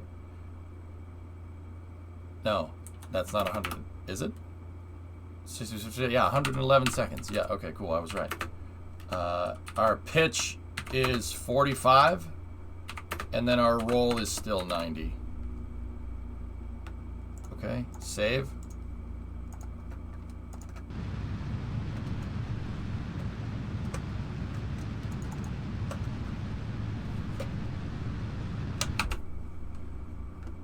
Two minute 3, so that's 123 seconds. 123 seconds. Pitch 45. R. Roll is 90. We don't need yaw. Yaw is the same the entire time. And then this is main engine cutoff.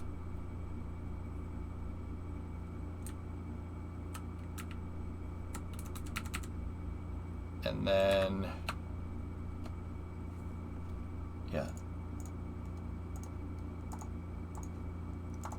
These are just points right here. And then 205, we will... Met 205 is 125 seconds. Pitch 45. R 90. Stage SEP. Okay. Save.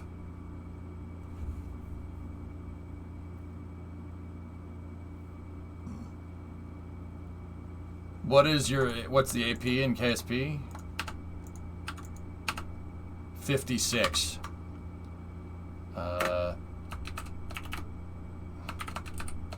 AP at 56.6 kilometers. All right, cool. That's what I needed. Now, I mean, I could sequence the staging and the boost back, but this would be a good point to go back to the VAB, right? So now we have this data. That's the data that we're looking for. This is the ascent trajectory. And the reason why I'm getting angles here, so 8 degrees, 45 degrees, and different times, well, I needed to get the staging time, obviously. The cow controller needs to know when to shut the first stage engines off, right? This is just different points in the ascent trajectory. It should be able to fly that trajectory. We should be able to get it to fly that trajectory every time. MLV AP prototype.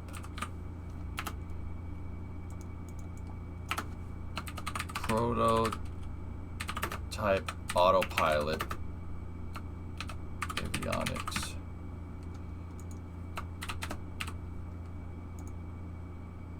Okay, save. Not 111, should be 115.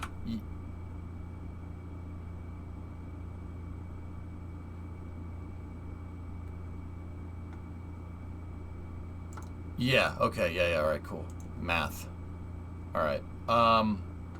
So now I'm gonna take the AP prototype, right? We'll start messing with this. We'll mess with the AP prototype.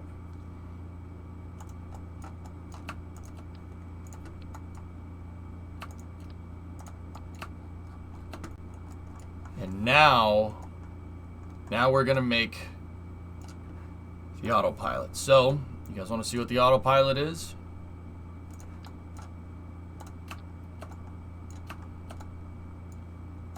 Right?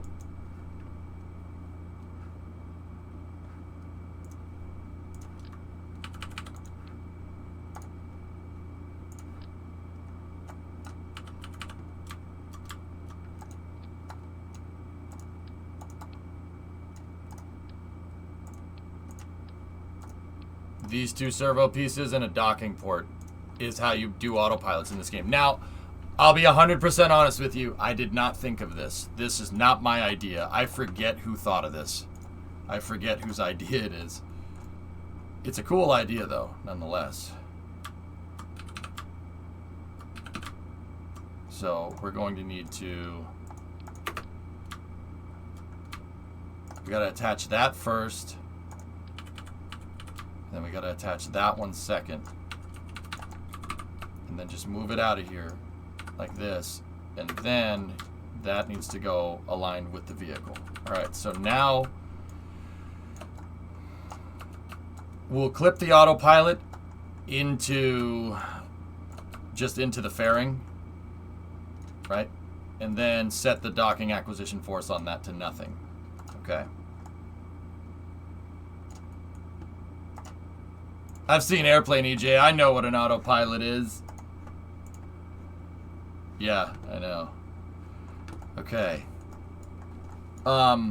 So now we're gonna need a slightly different probe core. I need something with more than just a heading hold. We need this one with a radial normal hold. So that's our root part, so we don't want to go screwing around with that.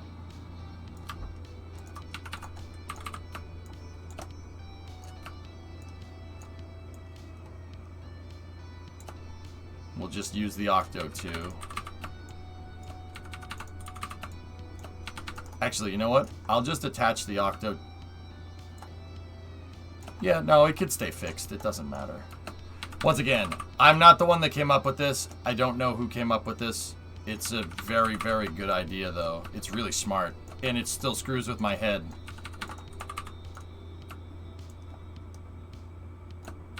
Pop, how you doing? We can offset the secondary avionics package here. We could just... Yeah, there we go. I just don't want this docking port to magnetize that port. That's all. But the autopilot does need to be on the center line. So take that. We don't need damping force there. Okay. So now that we have a probe core that has radial out hold, that's the key to doing this. It's very strange, fellas, and it doesn't make a whole lot of sense how this works, but it does work. And what you're saying, you're calling it open loop. I'm not 100% sure if it's called that, but that's it. Yeah, it's basically, it's just very, very simple logic here. So this is the flight sequencer. Why do we need the hinges? No, Chief. I can't even explain this. This is something that I'm not very good at explaining for a change. Like, I know that's usually not the case with me. Just watch. Like, it's very, very rare that I'll say that. Just watch. It's hard to explain, and I gotta make sure that I input the stupid numbers right. Flighty sequencer. Just bear with me, man. Alright, so let's get those numbers. Okay, so we need...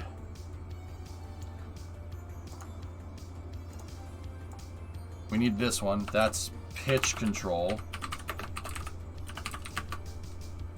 Then I need to add that. That's roll control.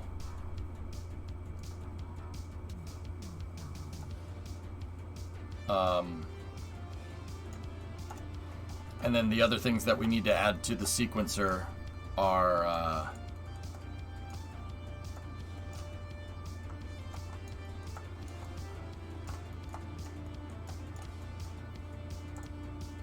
for the most part, yeah. We need engine toggles. We're gonna have to toggle the thrust limiters.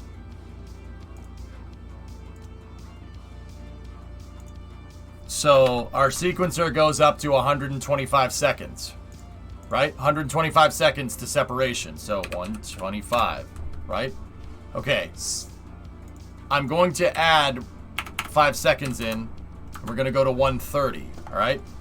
So what this thing is going to do, we're going to add engine activation in there and key in the activation. We need the thrust limiter there. And then we need to key on the engine activation again. Plus. Okay. What is this rocket's purpose? Hey, Sewer Rat. This rocket is my medium-duty launch vehicle that I'm developing for my space program. This thing is basically what Saturn 1B is to Saturn 1.5. Nice. Saturn 1B to Saturn 5. This is a medium-duty vehicle for my new space program that I'm rolling out. It's funny that you do it with a docking port. I just put a probe core on a hinge. Yeah, the probe core could work. Is there a reason for that? No. Just different ways to do the same thing. Mammon. Yeah, it's the same idea. Alright, so...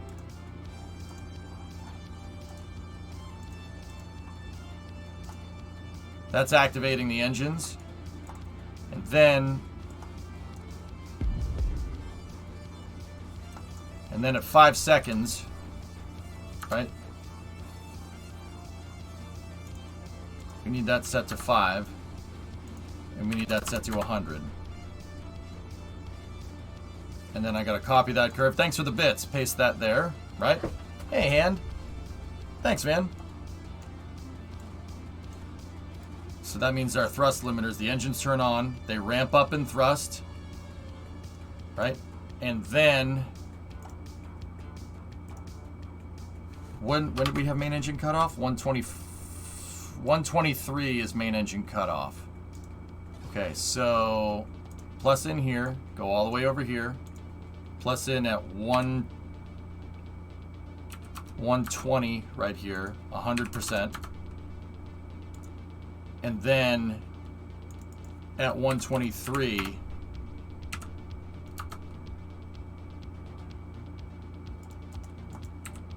at 120 we want the engines to ramp down. And then I want to add another point at 123. Ramp to nothing.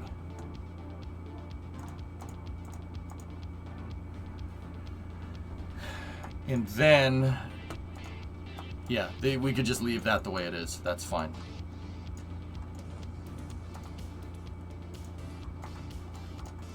Okay, so the engine ramp is programmed correctly. Now we need to go back over here. So let's start. Remember, we're 5 seconds in. 5 seconds in is separation. So what we need to do for this, in this particular design, we need to go back into the AGs, right? And then I need to go in here. And we need to add release clamp.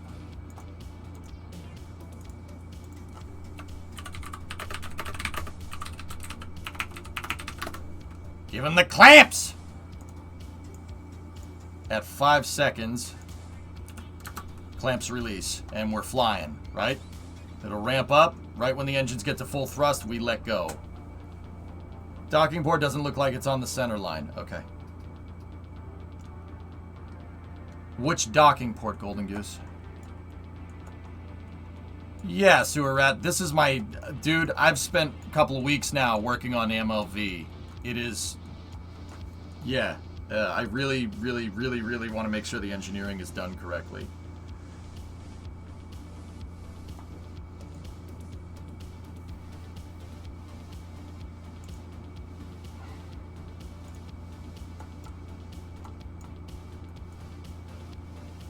Okay, so save this. Where were we? So when did we do the roll?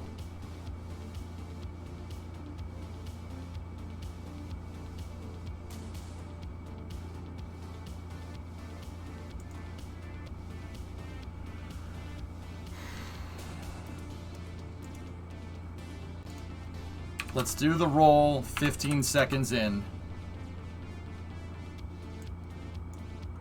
And then plus in another point at 20 seconds.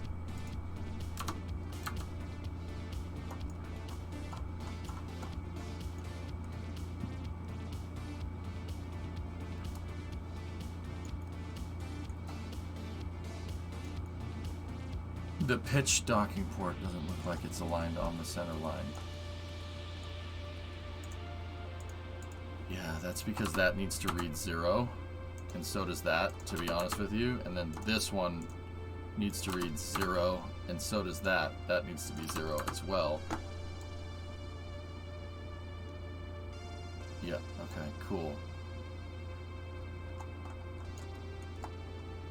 Now, we want the thing to roll. We want MLV to takes off.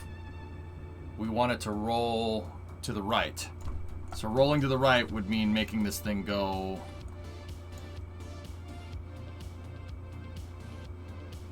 Yeah, it's the inverse. We'd need... Oh, I don't know. Crap.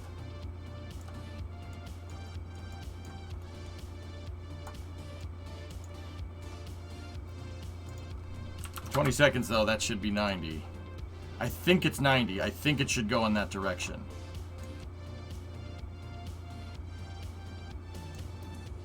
And then it should just stay at 90 for the rest of the flight.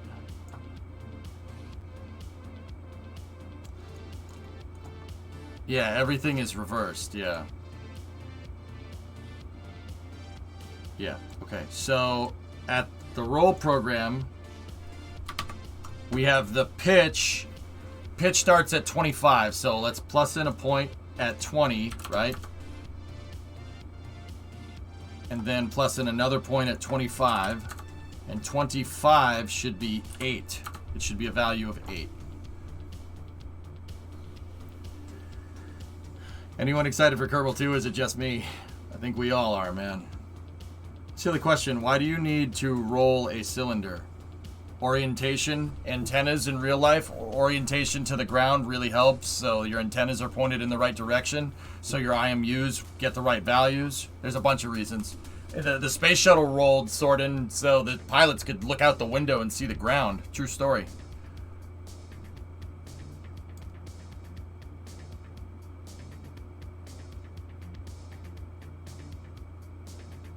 Is it? I don't know if that's the right pitch.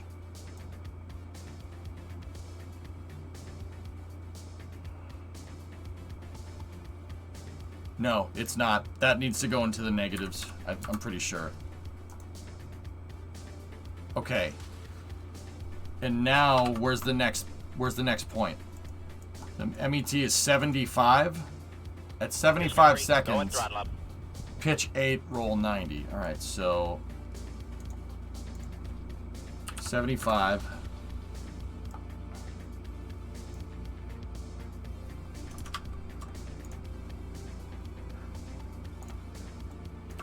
Hey, 2020. It's going okay. How are you?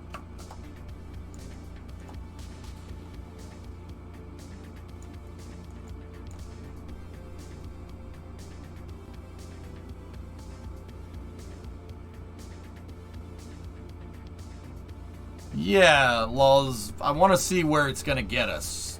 Just to see.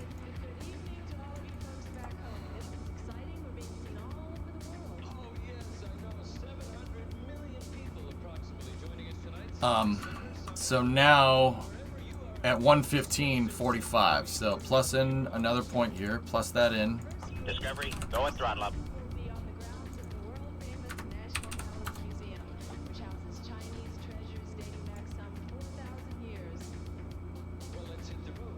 Hey, lulz.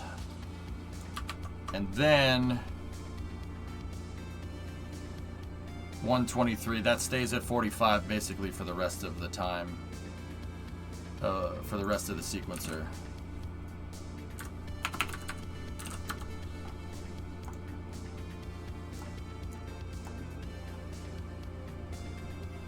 That should be it, guys. Yeah.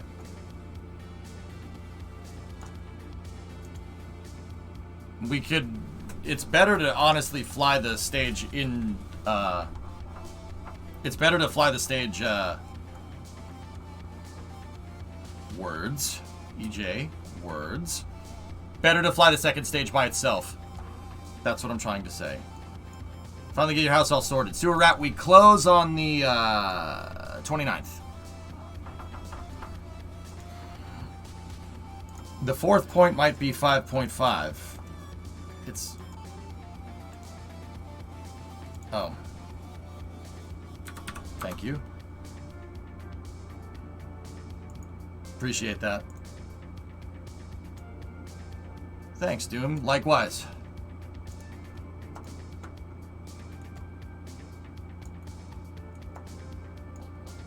Oh, we haven't closed yet, so let's not blow things out of proportion here, shall we?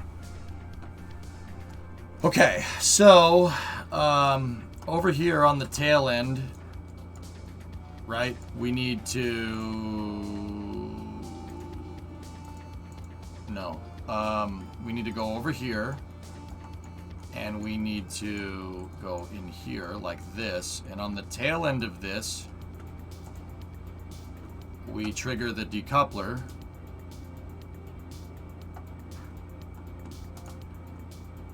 Plus that point in.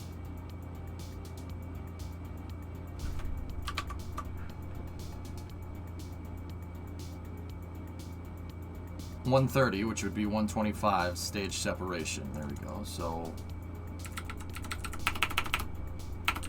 130, trigger the decoupler, and then add the cal controller, play sequence.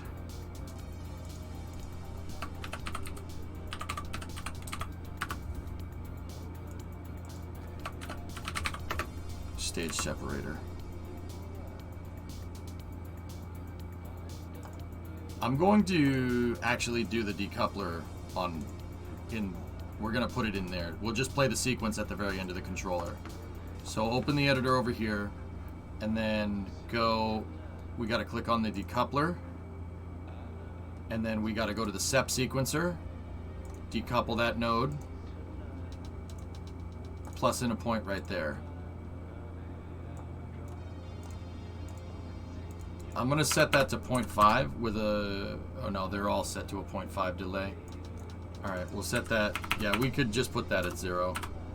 That's fine. That should work. Save.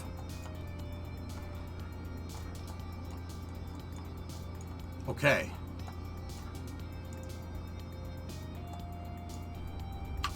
If these numbers are right, I'm pretty sure these numbers should be good. I'm kind of worried about yaw. We might need a yaw controller, but it's okay.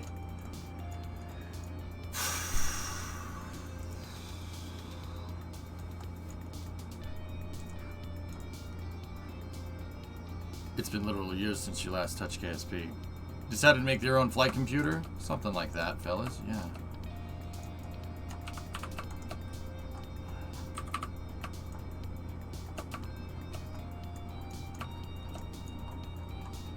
What's the worst that could happen? Don't say that.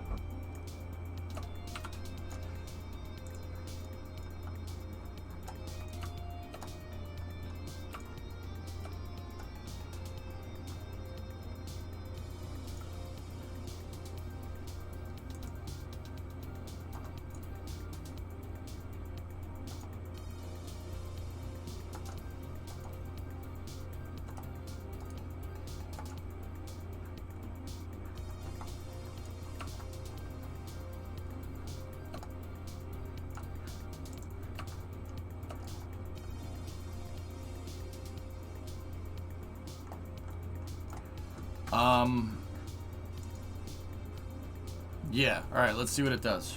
Ready? All right, so you always wanted to build this Wookiee? Need more water. Been talking too much.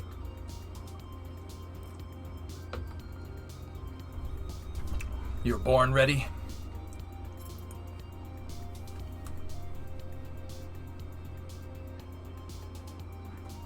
All right, well, we're gonna, this is, now this is a little more realistic. The reason why is because I hit the go button and then it's gonna fly itself or it's gonna crash and I will retake control because I'm a better closed loop guidance system for that second stage.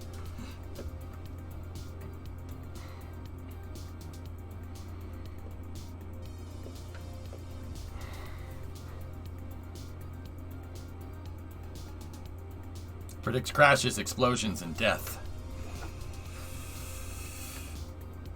How much RAM is Kerbal using? The load times are taking forever. Okay, we should probably give KSP a little bit of a restart after this. Okay, so we need the throttle pegged, right? Those should be at 0. Okay, so let's go up here. Aim the camera.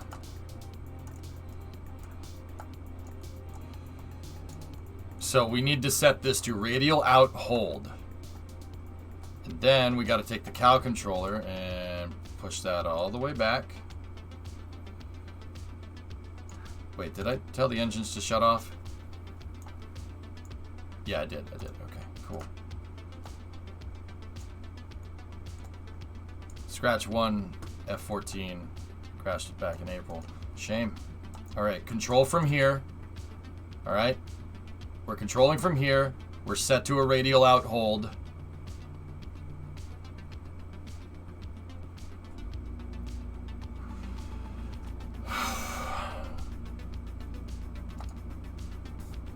I haven't made this work in a little while. Okay. We're go for auto sequencer start.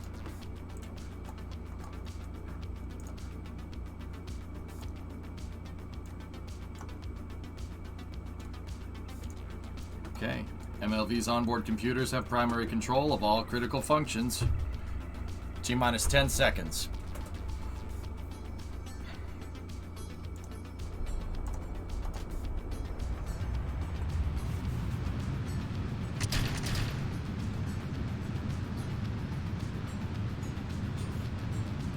Come on, roll.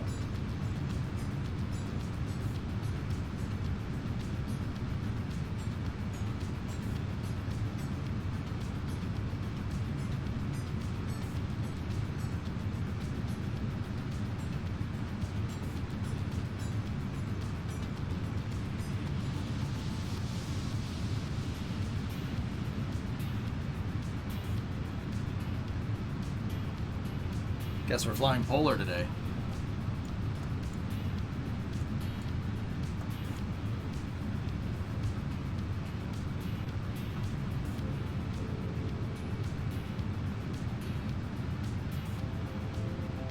It did not like doing the roll and the pitch at the same time. It really, really didn't like that.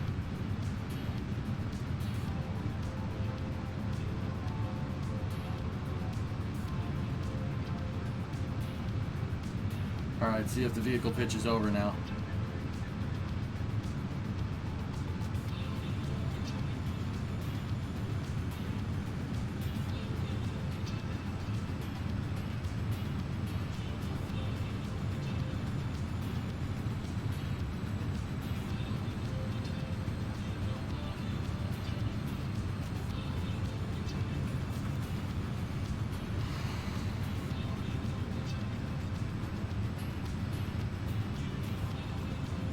Yeah, Wookiee.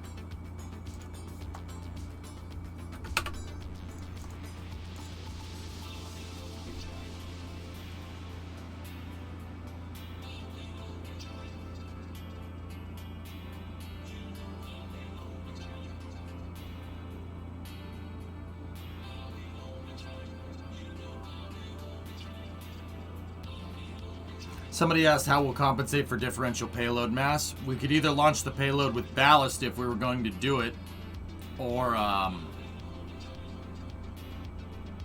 to make sure that our payload mass is the same every time.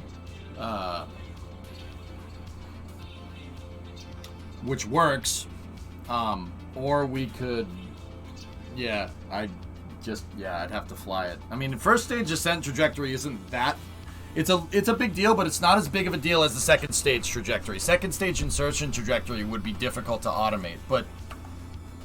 Yeah, hang on. Is this thing, like, set in the wrong position? It's set to point 2. Why is it set to point 2? Don't do that.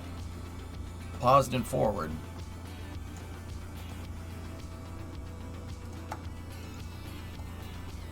Interesting.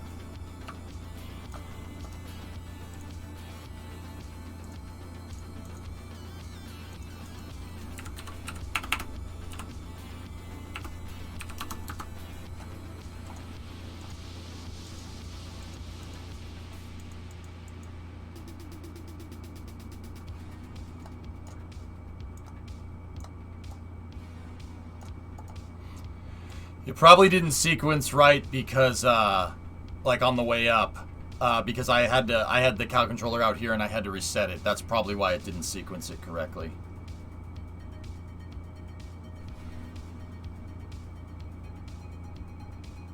It's probably because that servo is not very powerful, and then my engine ramp down was no good. That was bad.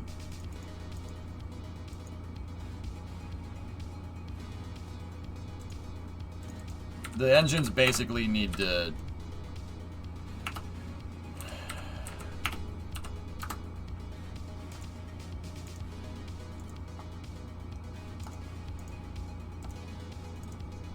They need to go for a little bit longer.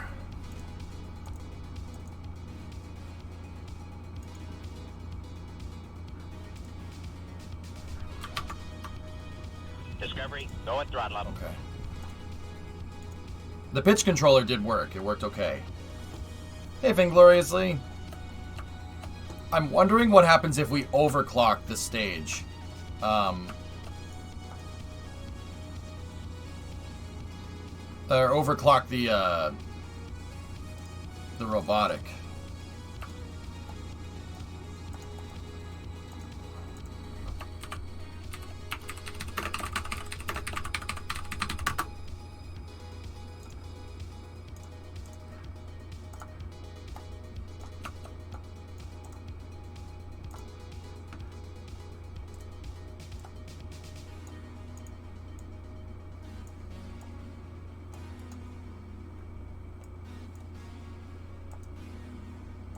Yeah, 700 times the amount of power should be fine. That should get it to roll correctly. Yeah, in terms of the sequencers, it probably played the sequencers while we were flying, while we were on the way up, and then ended out the cow controller, which, yeah, that would have triggered that incorrectly as well. It wouldn't even, and because I put the decouple in here, if that cow controller played at the end.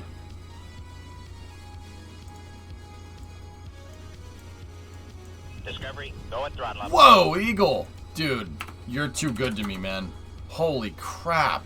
How many subs was that? 12. Remember, you're limited to SAS power.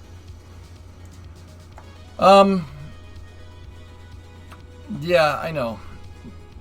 The PIDs should understand this. The PIDs for the SAS PID controller should be fine.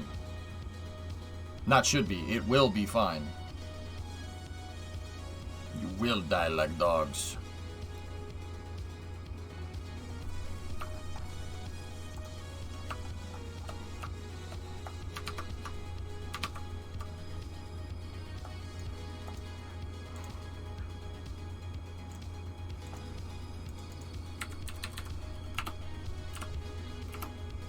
Let's set that to 129.5. I find sometimes when these things are on the very end, it doesn't work right. Save.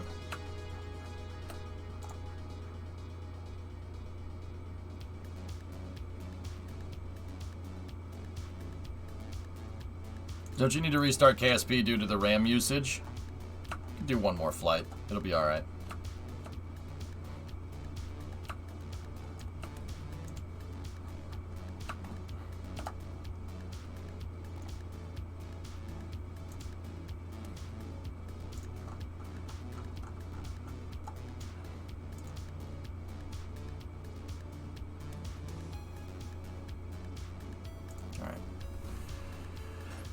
Yeah, I started with that Cal controller all the way at the end, and that's why the ignition didn't sequence correctly.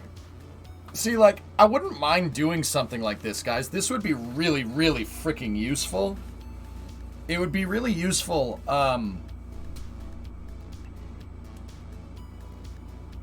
words.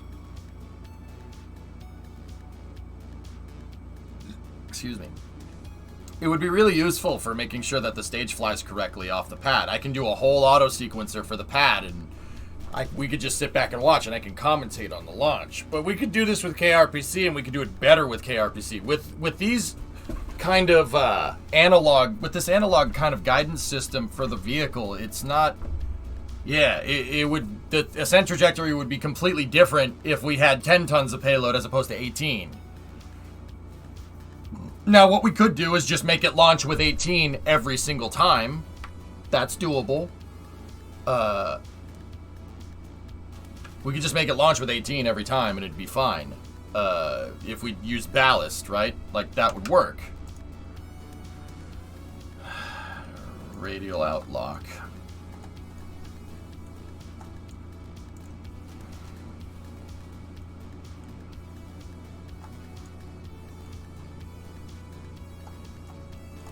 But yeah, if our payload capacity was the same every time, then yeah, then this would work. But it's not. We have to take into account dynamic payload mass, right?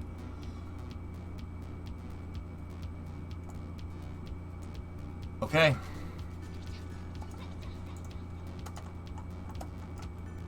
Let's fire it up.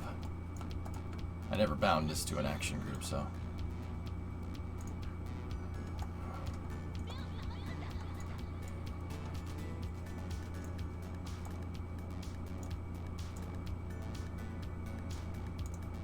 need that. Ready? Set that there. Set that there. T-minus 10. 9. 8. 7. 6. 5. 4. 3. 2. 1.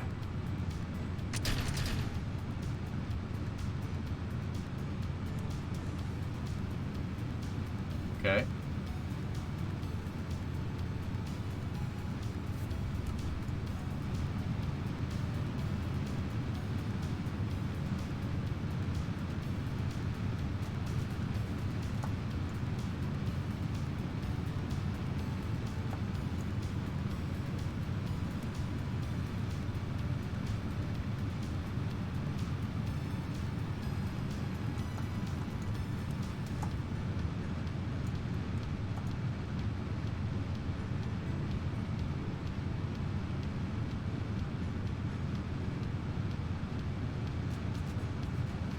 Interesting.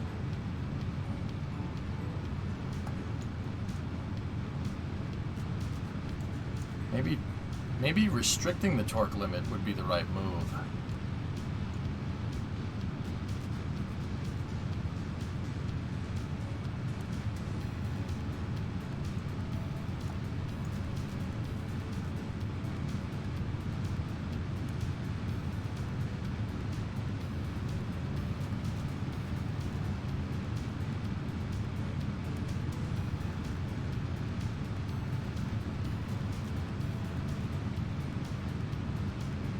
Hello? Hello? We must not be controlling from the right point. Hold on. I don't think we're controlling from the right point. Because that thing is just flying straight up. We had to have the wrong control point there. I'm like, no, oh, it's just still going straight. Okay. Yeah. Sure. Are you trying to Cal control the whole first stage? Yup.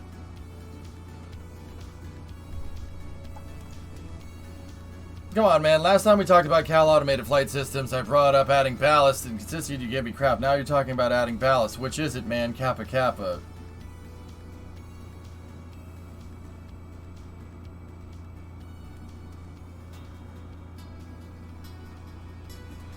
No, that's not what I said. I said we could use ballast, but that's Bush League because if we're using KRPC, then we don't need to do something like that. That's what I said, Dead Crew. Don't put your crappy Kappa jokes in my mouth, you bum. You bum! Get out of here! Get out of here! Hey, get out of here with those eye holes.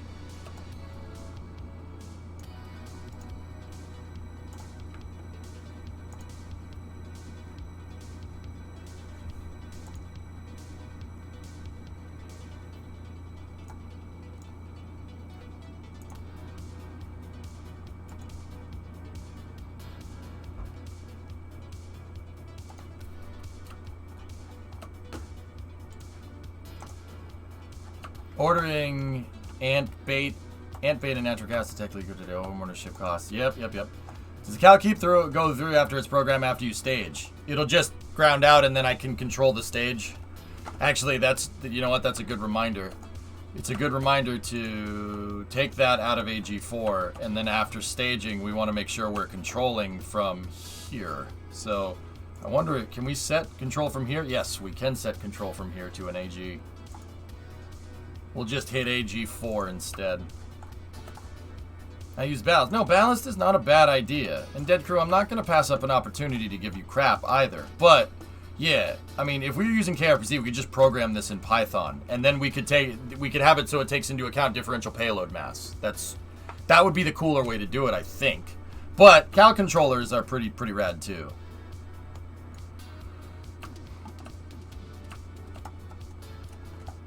That way we could just punch in, where do we want this thing to go? What orbit do we want it to go to, right? What's the inclination? And then that's how I do it, all right? I'd be like, okay, we want 100 by 100 at 45 degrees inclined. Boom. And then I'll fly it manually from there. Rocket's looking good. Thanks, Nick. All right, I think we're all right.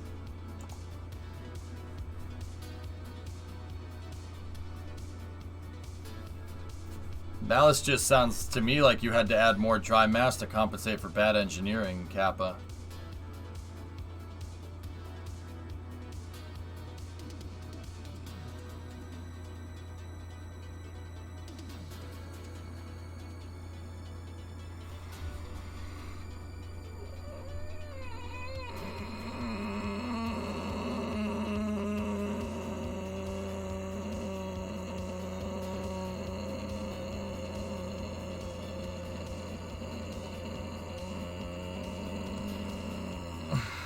EJ, this is way cooler. This is an analog flight computer. Yeah. Yup. We need some sort of rope core solution here. Oh, it's thinking. It hurt itself in its confusion. Is there a kettle boiling? This is pretty cool. It's the Kerbal way of doing things. Yeah. Yeah, it is pretty neat, isn't it? Alright, so let's go in here. Let's make sure we're controlling from the right point. Throttle up, SAS, put that there. We need to set radial out. Control from here. Okay.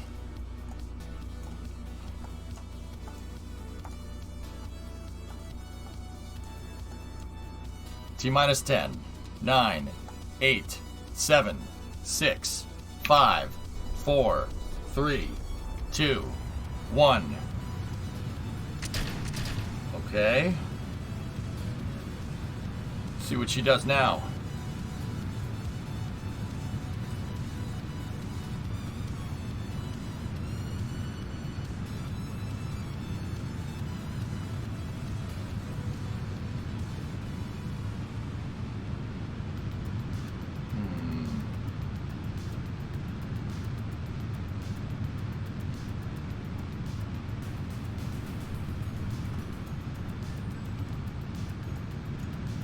Looks like we're going to a ISS orbit here. I think if the controller moves too quickly, Wookie, if it moves too quickly, the SAS can't compensate. If that's what you were saying before, I think you're right. Yeah.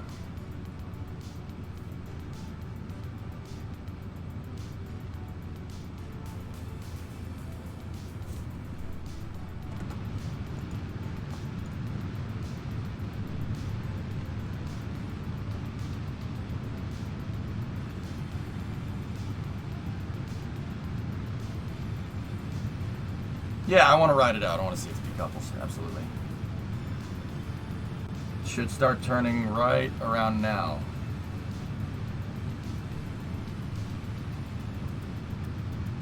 Oh, yeah. Very smooth. Very smooth.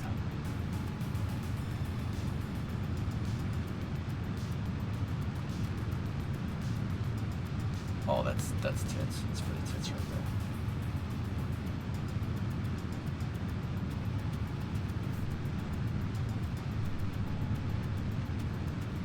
We need to get to 900 staging velocity.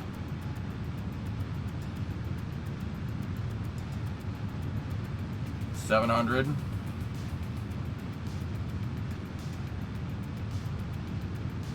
$800. Oh, it stopped at 800. Separate.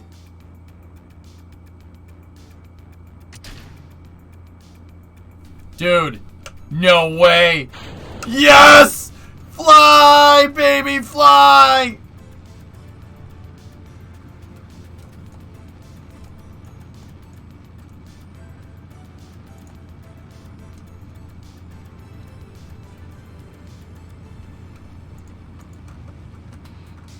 We did not get to the right staging velocity.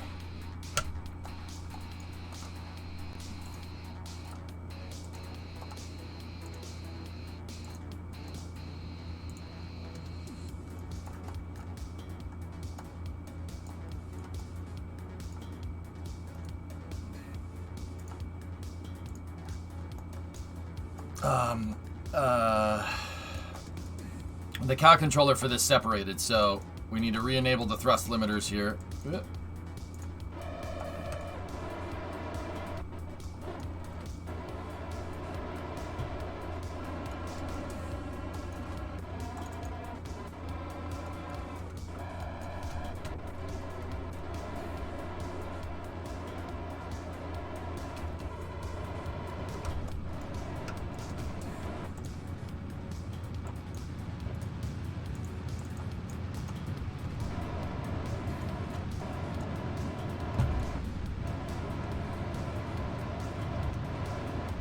There's no way this thing's getting back.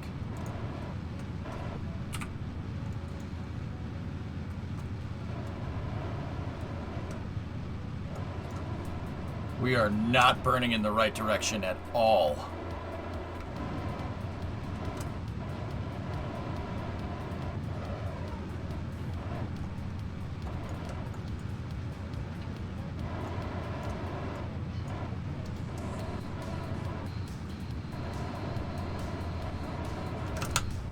This is junk.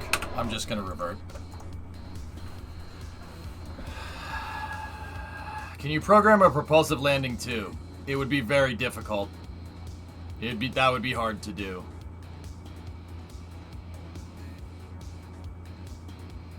My vehicle, I was completely disoriented with the vehicle. That was me. I can get those to boost back from polar like that, but the vehicle did something we didn't want it to do, so.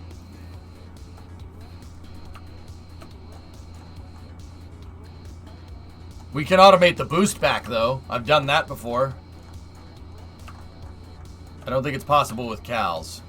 Yeah.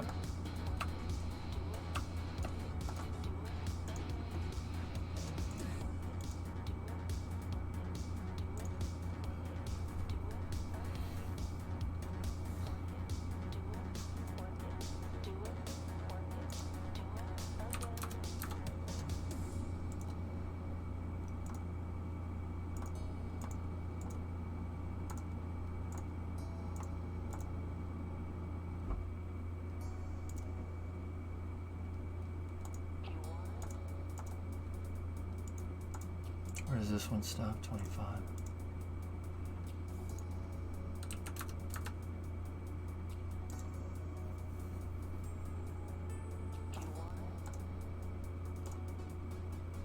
This is going to screw with our trajectory a little bit.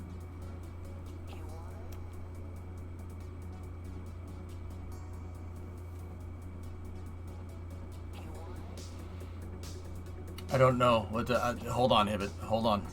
I don't know what the memory usage is, dude. I have no idea. It was 14 gigs last time I checked.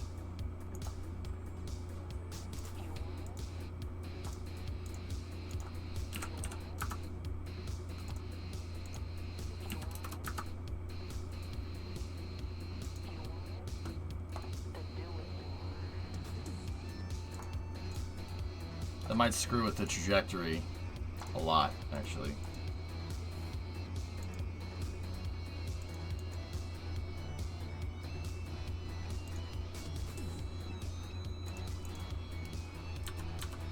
That should be 127.5.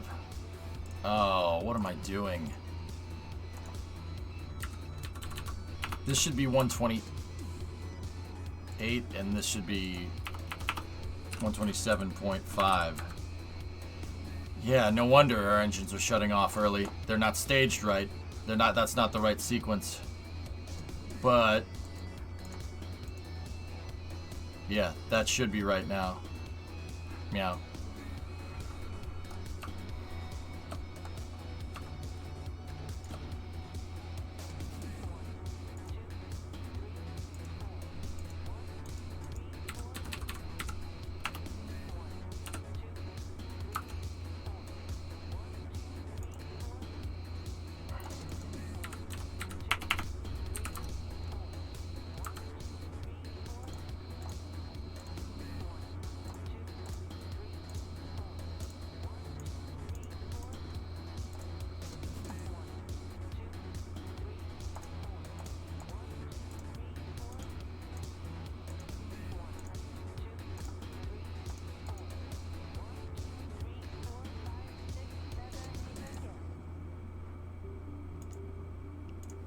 Give me one moment.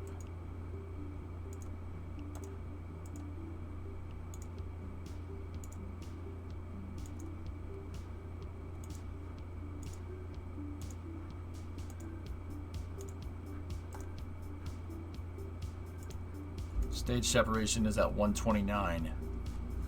So what we need to do after that is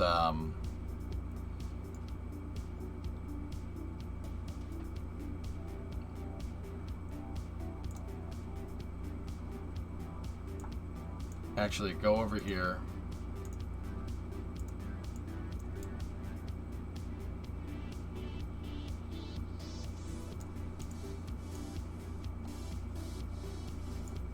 Do that. Plus in a point here, and plus in that point at one. Let's plus in the point at like 132 or something. And at 132, this thing should go to minus 80.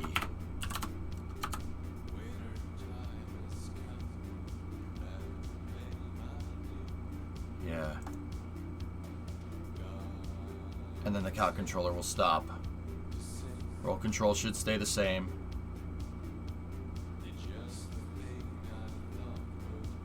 And then, here, we can do a couple more things here. So, let's go in here like this. Find this thing here. Select the flight sequencer. Take the thrust limiter and engine activator. This is second.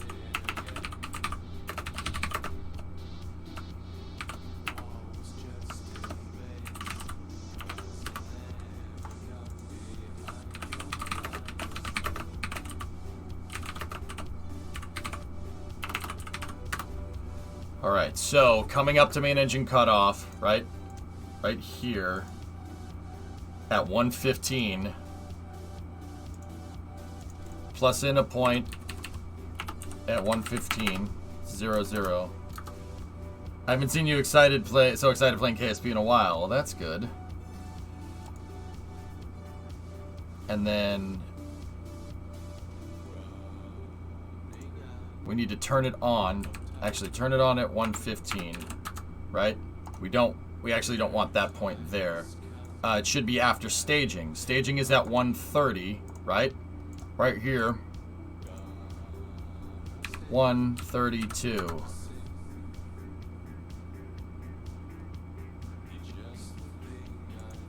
And then over here, this should be set to 100. And that'll ramp up the motor and thrust. And then, at the very end of this, take this and take control from here, Probodyne Octo, control from here, plus that in at the very end, and set that to 139.5. And then, pitch controller here, plus in a point, 139.5 at minus 80. And then the last point, yeah, 140. Okay, cool. Save. Move that all the way back. And then what I'm going to do is go in here like this to make sure we don't screw this mistake up again. Add that to the flight sequencer. Control from here. Clampetron docking port. Set that to 0.005. Set a control from here. So we're controlling from the right point. So all we need to do is just turn on SAS. That's it. I have my manual backups there. My manual sequencer is there. I have it bound to the same group that turns on the hybrid tech, so we don't need to worry about that. How do you add pitch control to the Cal? Bending this. Discovery, go at throttle up. If that makes any sense. Dead Crew, 21-month resub. Thanks, man. Also, ballast is stupid.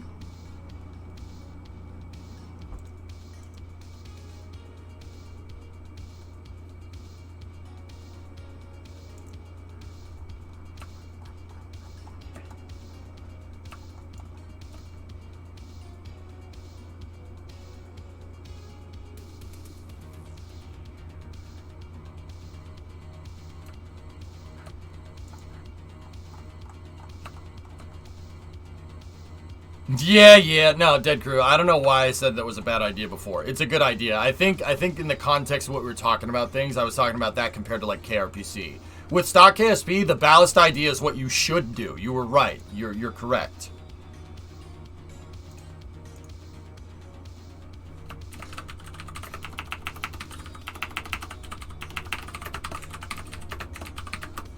Master control node.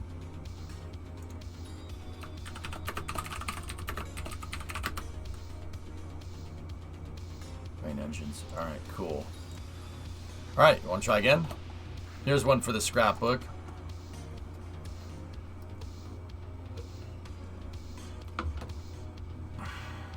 That's a nice picture.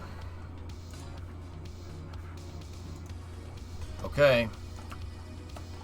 Hopefully that slowed down animation on the roll controller will work correctly. Hey, Yargles. Yoigles.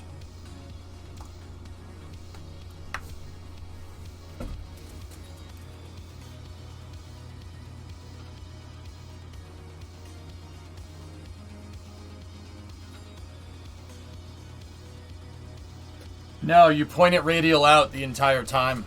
Hypersonic. Yeah. The control point is on the end of that hinge that moves back and forth. And you have SAS locked to radial out. If SAS is locked to radial out and the hinge bends, the whole rocket tips over. Yeah, you'll see, you'll see.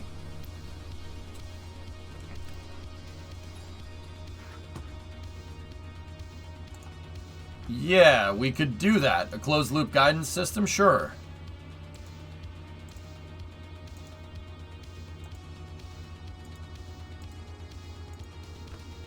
I don't know if I'm smart enough to do that, but I'm sure we could figure it out. I'm sure with chat's help we could do it. Here's a nice one. Not sure if you saw it when I posted it earlier. Yeah, I did. I saw that. For Supercluster. Yeah, it's a great shot.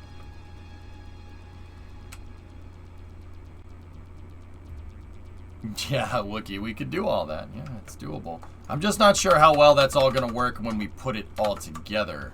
But Like, if I use an integration crane to put this thing together, the cow controller won't work. You know what I'm saying? We'd have to rebind the cow controller every time to the second stage avionics.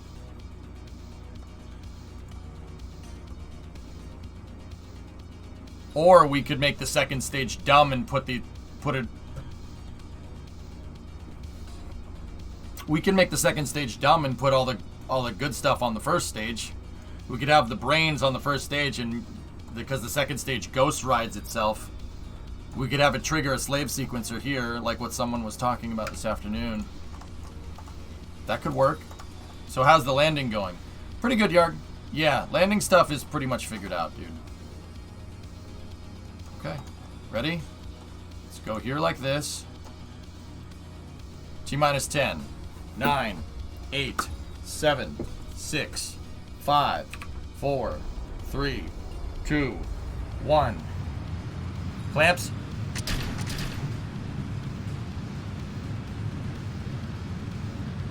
Looking for work? Alright, farm, no problem. Come on, roll. Yep. Slowing down the roll controller.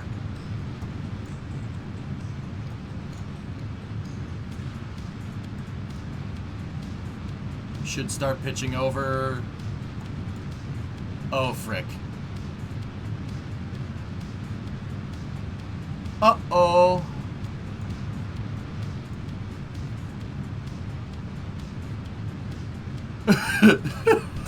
Maybe we should start...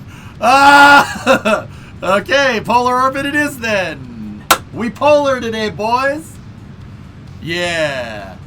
Yeah, we need to rotate the hinge or start the roll controller at a minus number so it zeroes out during ascent.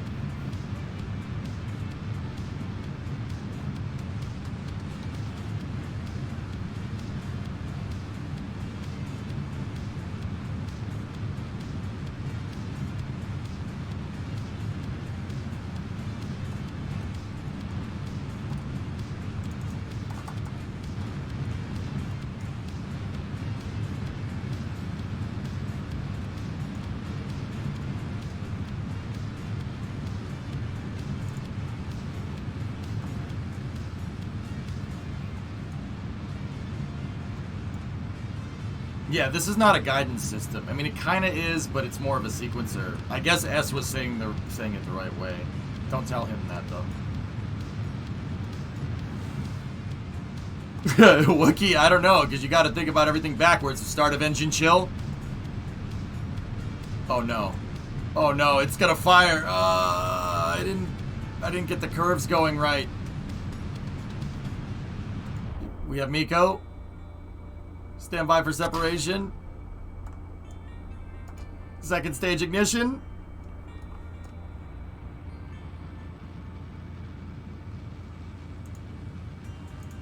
Oh jeez. Oh boy. It did the controller. It did it right. It did what it was supposed to do. Okay. But we're rotated 90 degrees. Okay. All right. Just pop that. No. There we go. All right, go back over here. Okay. Go down here like this.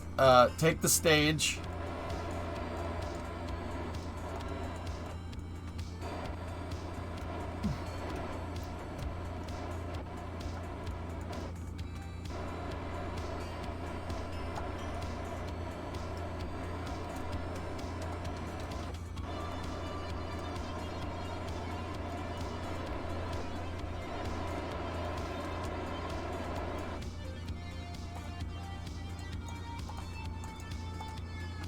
Oh, it's such a long time to coast.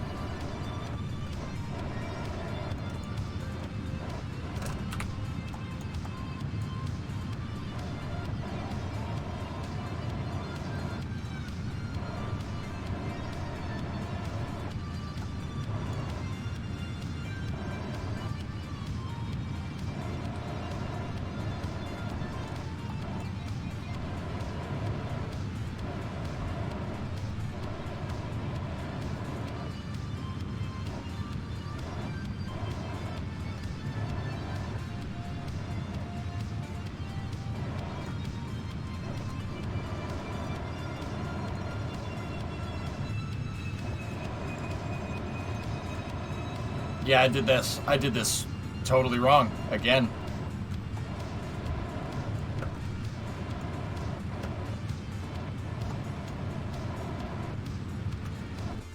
Yeah. Yeah, that was really wrong. Maybe if I'd spent the right time burning, and maybe if I'd read my stupid trajectories right, that would have worked correctly. Hey, WD-40, thanks for the host. 145 viewer raid.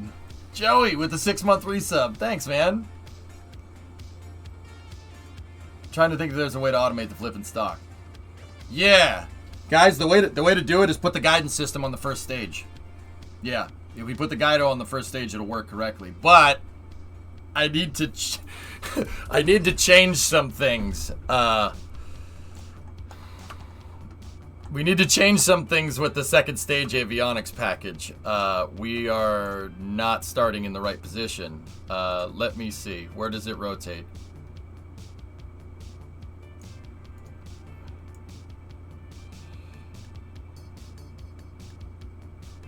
That's where we need to start.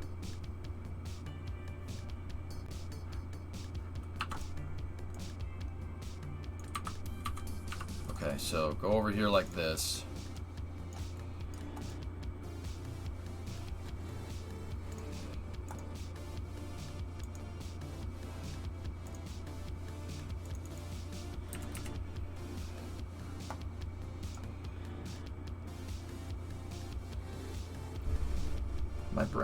My brain hurts because I'm thinking you have to think about all this stuff backwards. WD-40, what were you up to, dude? Thanks for the raid. I do appreciate it.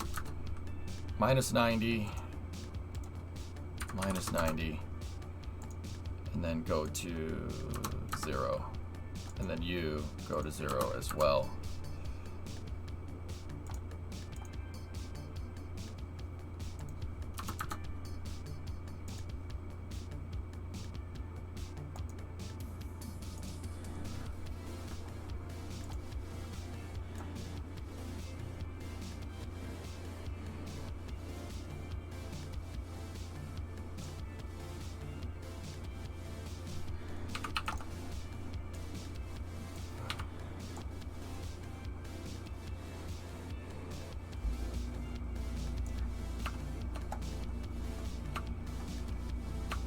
I think that's right.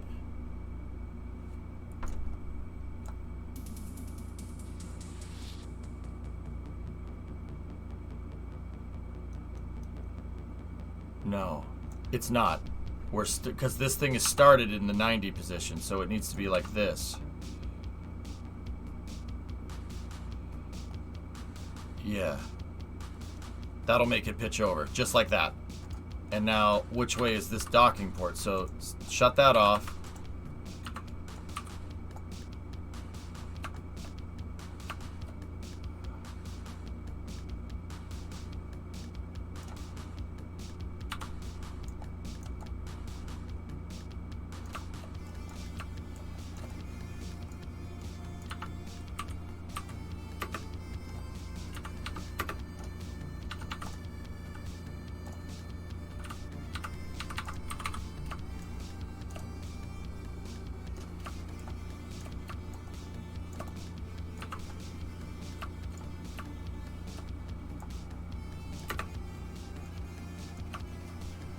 Is the flight sequencer a mod? No, they're just cal controllers, dude.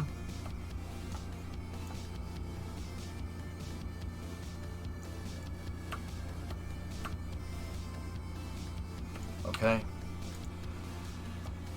That's either going to be upside down or right side up. I don't know. We're either going to go retrograde or prograde, but either way, that's right. Yeah, I'm just not sure which direction we're going to go in here, but we'll try it. Ready? Was in the wood shop today. Was raining, so I stayed indoors. Not sure if I'll head to the launch yet or not. Got it. Cool.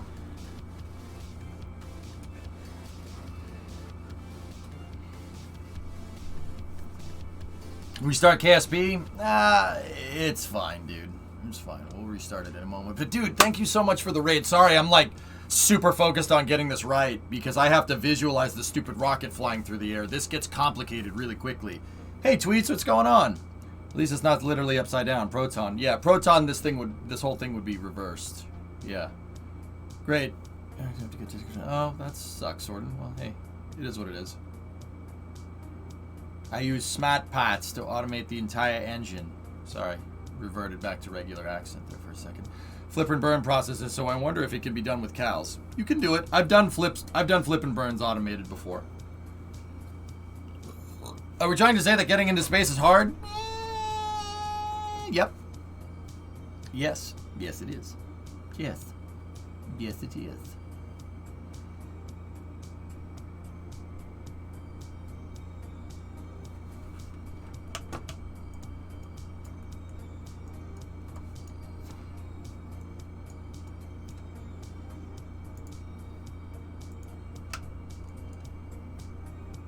All right. 10, 9, 8, 7, 6, 5, 4, 3, 2. I hope this went in the right direction. 1.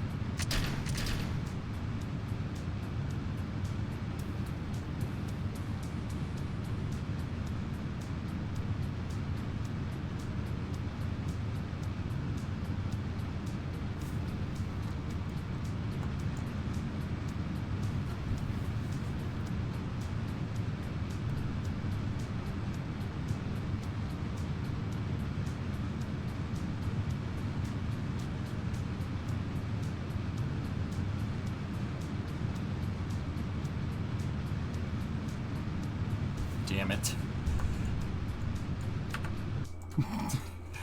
Damn it! I told you. It's either going to go the right way or the opposite of the right way.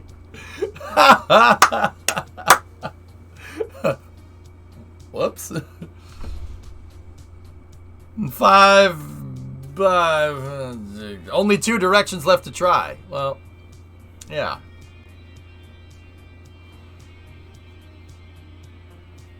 No, easy fix though. Easy fix. Ready? Save this, and then go in here like this, and then take this and take that, rotate that around. Now take that.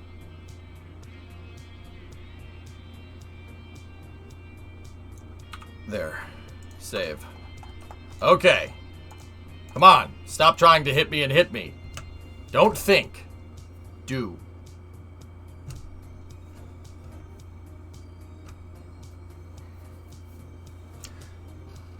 Yeah, the docking port is rotating. So I have SAS, right? I have the docking port on that hinge, and there's a rotator underneath it. The docking port is set to prograde radial out.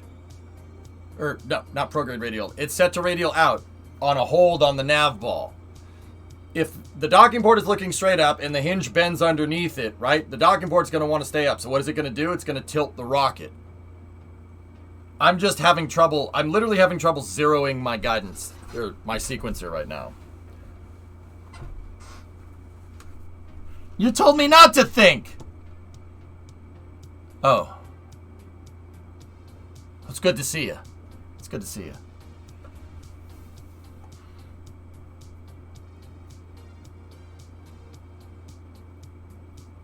God, that movie's so freaking good. I love it so much.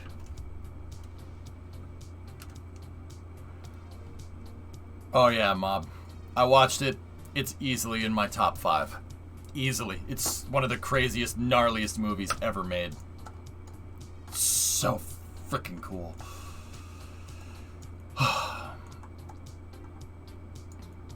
Top Gun. Yard. Hey, Ewok. Alright, here. Ready?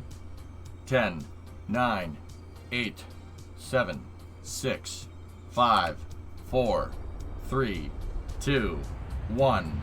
The new one, Yard.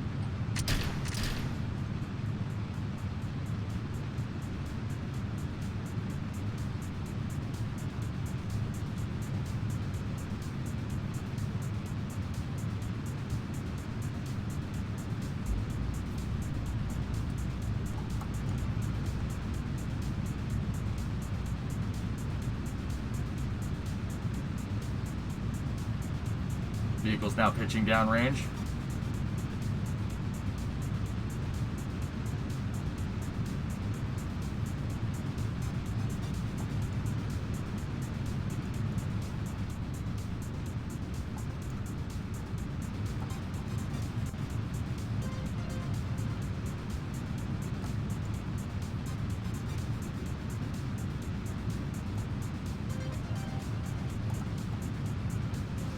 This is the correct direction, yes.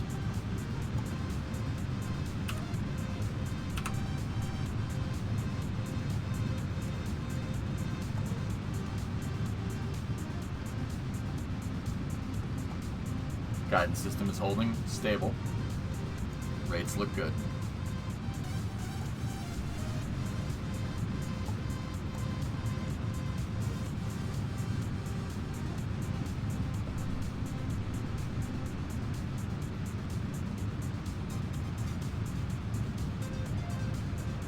Looks good, dudes.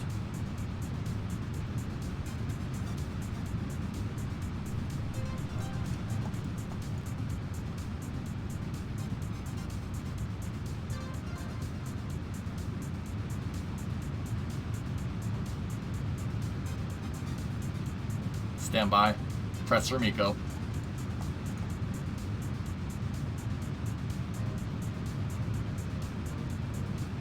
Second stage engine chill has begun.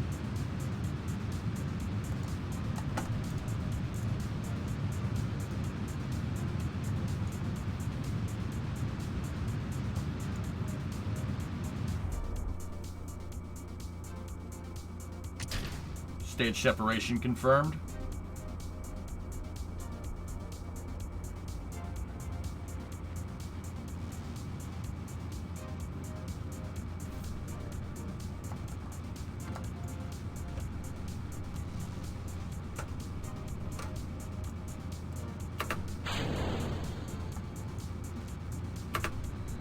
VLF jettison confirmed. Okay. Now you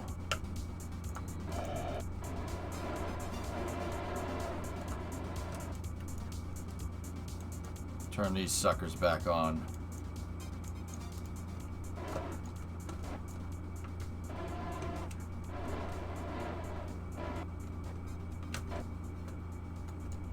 Stand by.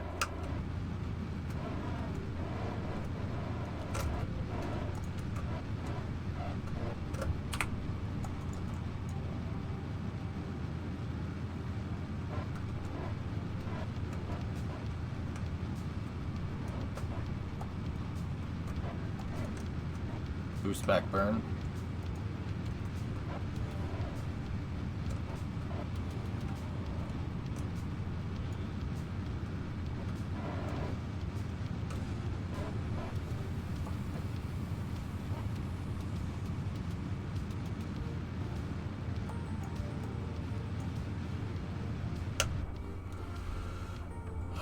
$854. That might be enough. Okay. Take the first stage, turn on the control surfaces, reorient the vehicle.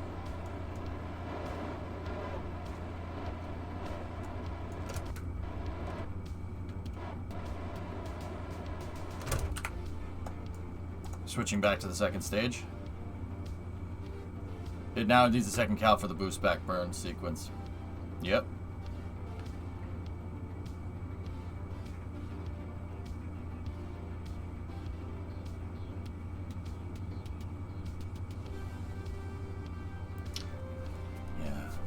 I'm thinking about how we would make this thing.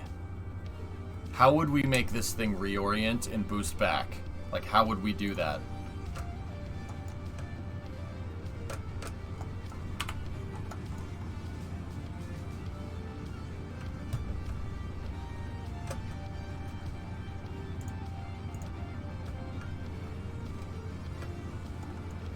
Play the cal in reverse.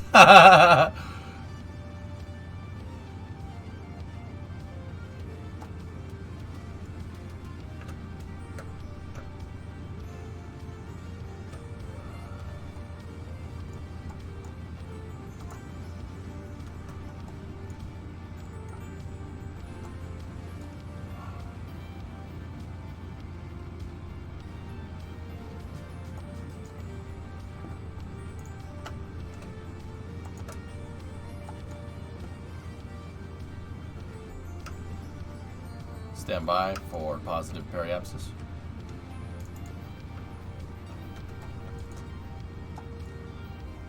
Okay, positive periapsis Is confirmed. Switching back to the first stage.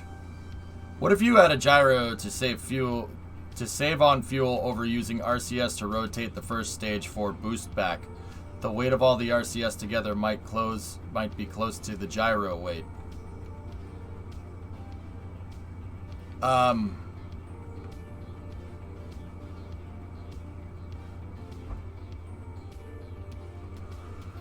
I don't like gyros. I don't want to use SAS. That's a bad habit to get into, using SAS to get everything to work. Throttle up.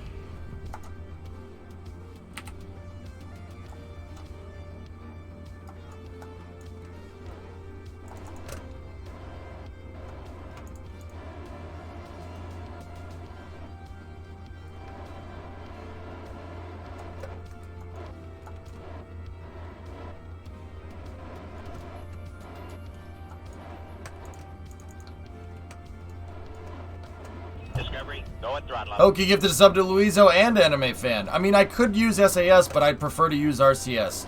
RCS will have more effective moment, dude. No. No, I want you to go over here.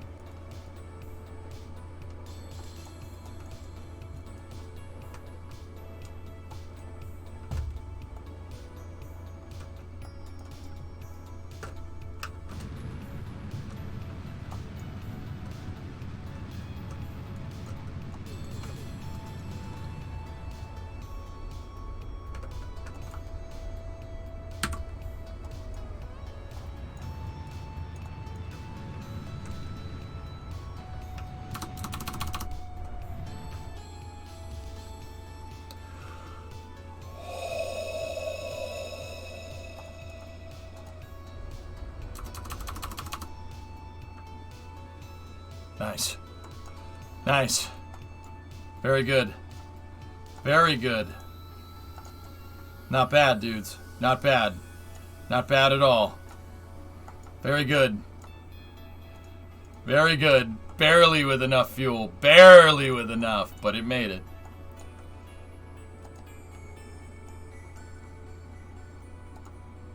Wow. Okay.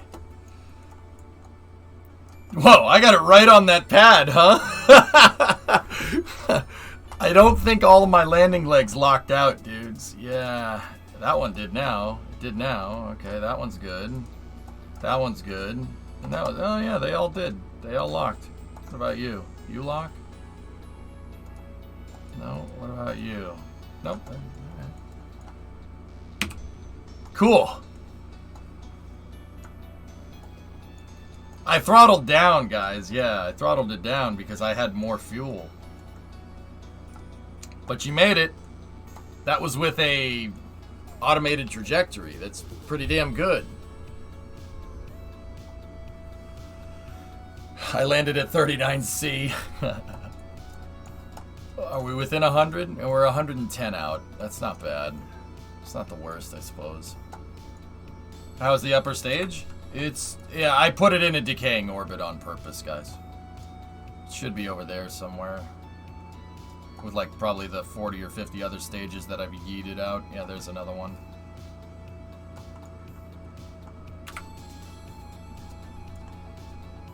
Nice, Luizo. Really excellent, dude. If you had a fuel tank to the launch pad, that'd give you 2 extra seconds of burn. Yeah, because of the engine throttle up. Yeah. So you didn't care about the second stage? We're testing trajectories here, Facha. The second stage would have made it. You want me to switch to it now? I could switch to it now and put it right in a stable orbit.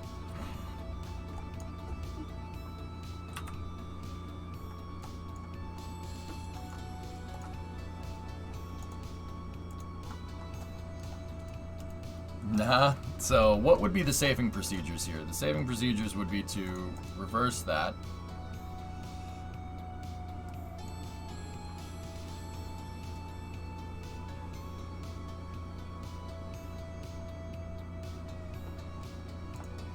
Okay.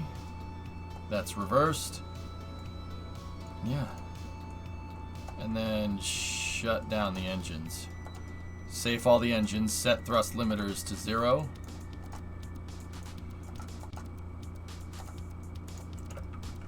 And now she's safe. The leg seems a little bent from when you look at the top. Yeah. Yeah, that's not ideal.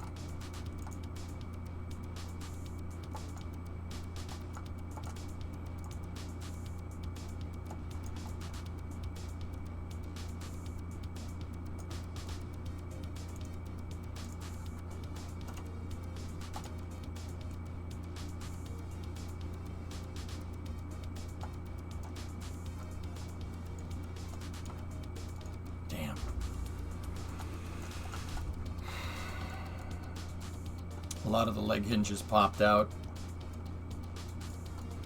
That fast deploy sequence that we've been using with this is not working very well. I'm not too happy with it, but but that trajectory was pretty money, actually. That was pretty good. Yeah.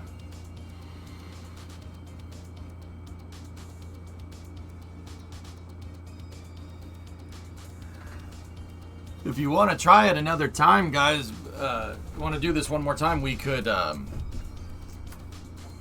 to automate the boost back.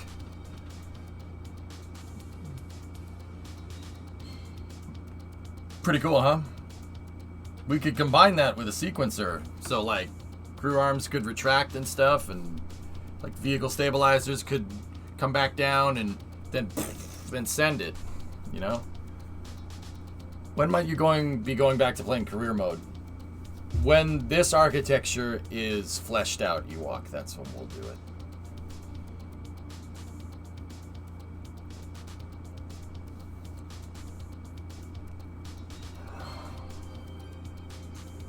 The hinges have to get into the locked position, Hibbit. They have to fully open up, and then they have to lock. They didn't all lock on touchdown, so that was the problem there. So maybe we just need to deploy the landing legs a little bit earlier.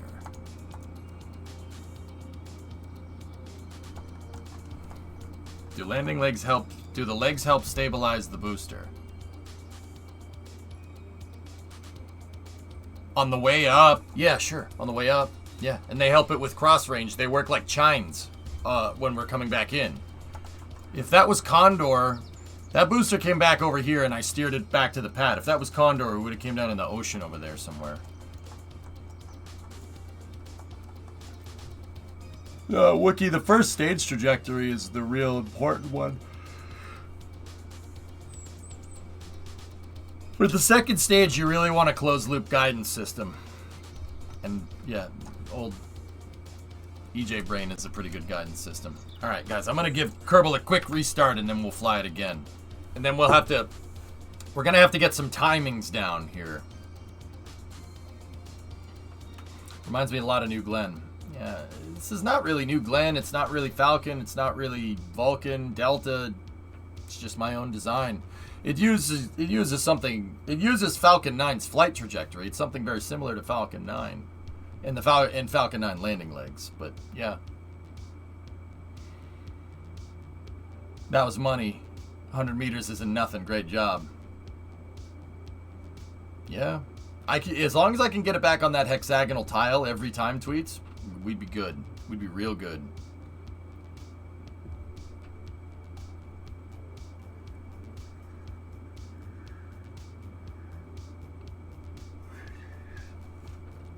I would really like to program closed loop guidance, though. That would be cool.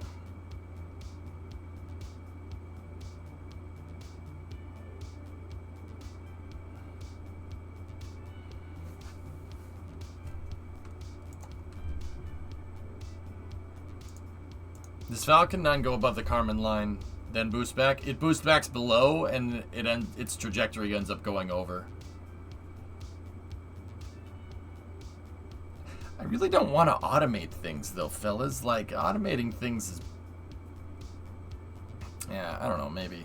Maybe we could. I don't know if it scratches the same itch as, like, manual control, you know what I mean? I mean, when you deploy the legs, wouldn't deploying earlier help stabilize the booster on the way down like Falcon 9?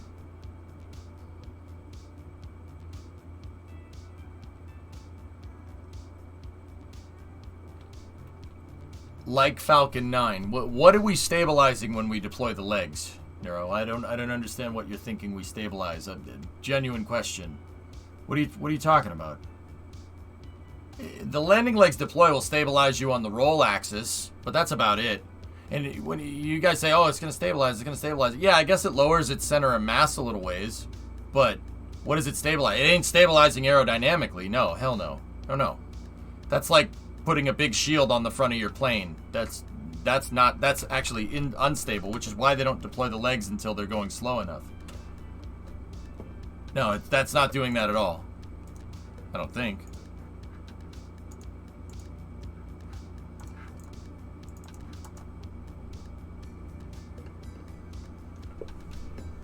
You can automate the boost back, but take control while gliding. Yes.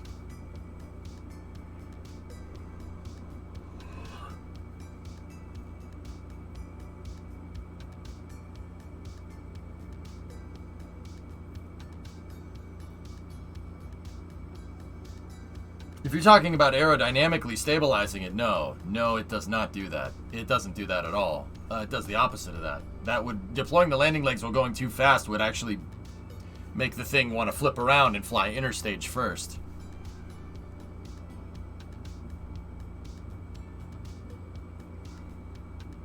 What time is that Eastern time? 12:30? Actually, guys, we'll do a couple more boost backs here, and then we're gonna do some. We're gonna do GTA racing. I want to make sure that we get GTA in because we're streaming it tonight. We're just gonna stream racing. Oh, we should probably start it a little bit earlier. Actually, frick, I forgot to tell those guys. Oh crap!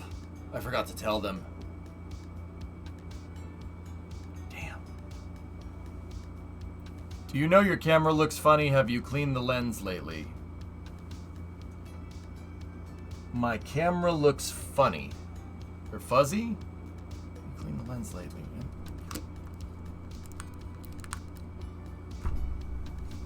No? Yes? Maybe?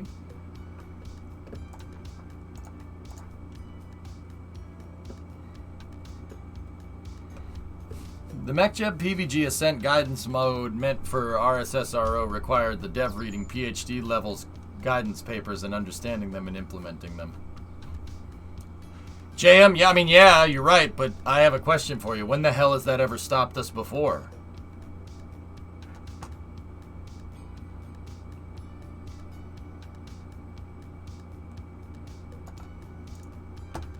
Give me 1 second.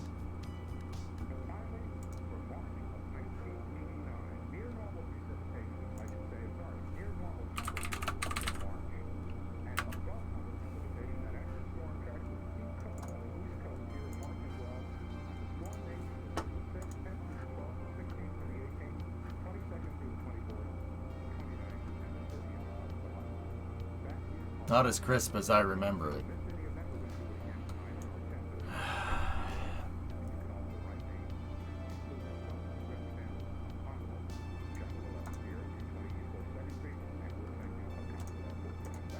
Back to story.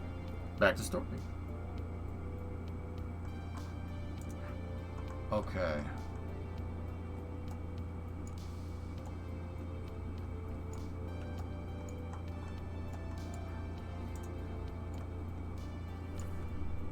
Yeah, I really want to start GTA a little bit earlier. Because we're going to be like halfway through the races and the launch is going to go.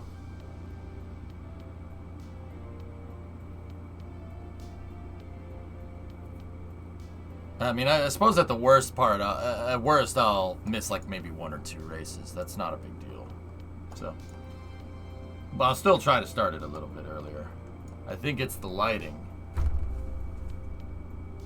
Because I haven't changed. I've been touching the camera by booping the camera. Maybe it's just the lens needs to be cleaned.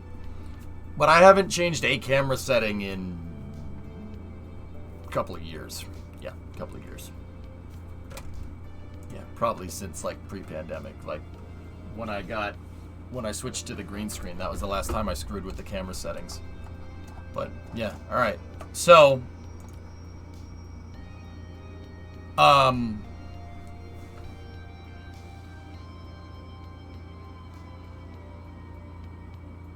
I lost my train of thought. Damn it, Facha!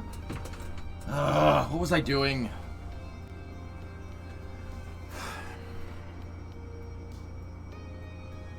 Oh yeah, guidance. Yeah,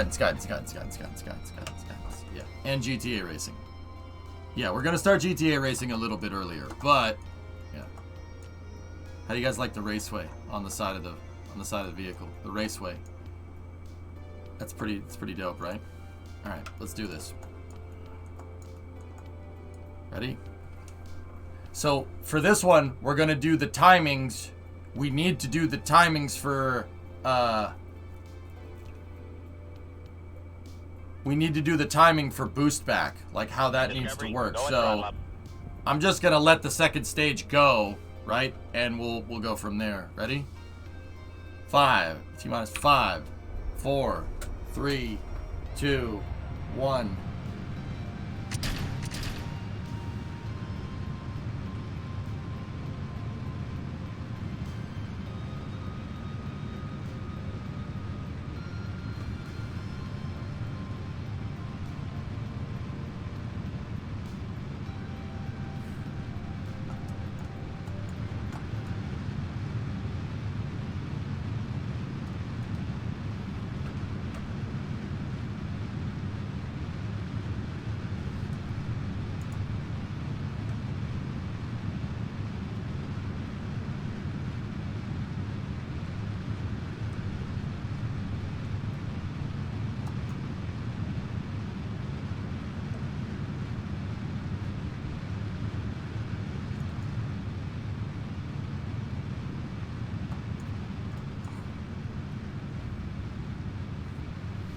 I needed to do some adjustments because I didn't hit radial out.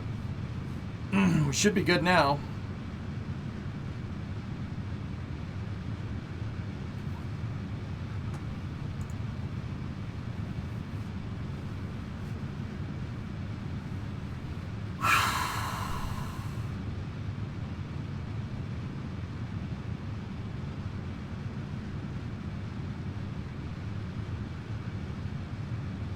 Yeah, I guess heading lock will do it as well, Warline, but radial out will give you a smoother trajectory.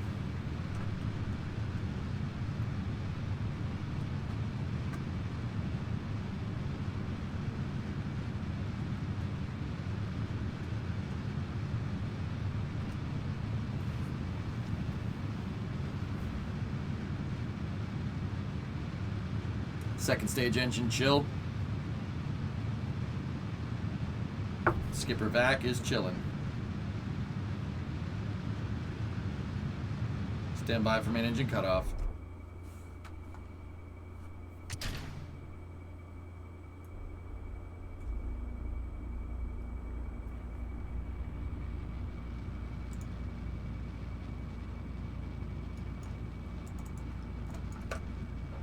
Okay.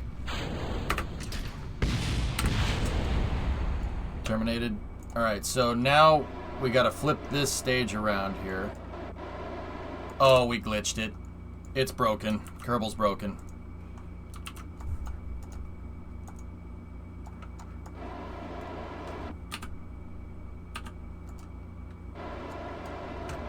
Yeah, it's broken.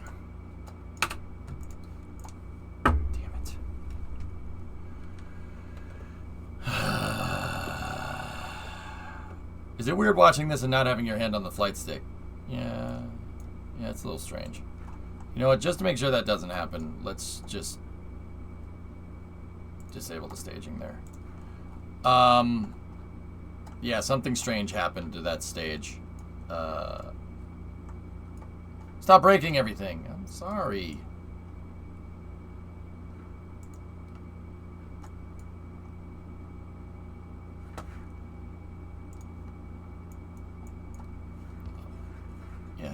We gotta do it one more time.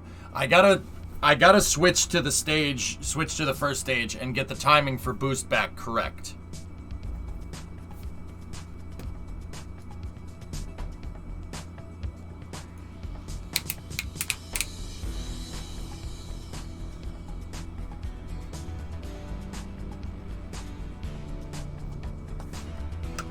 Alright, let's go again. Set to radial out.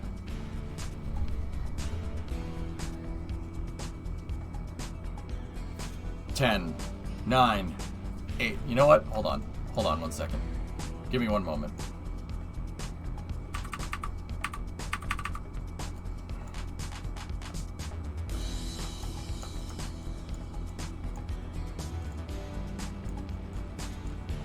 T-minus 10, 9, 8, 7, 6, 5, 4, 3, 2, 1.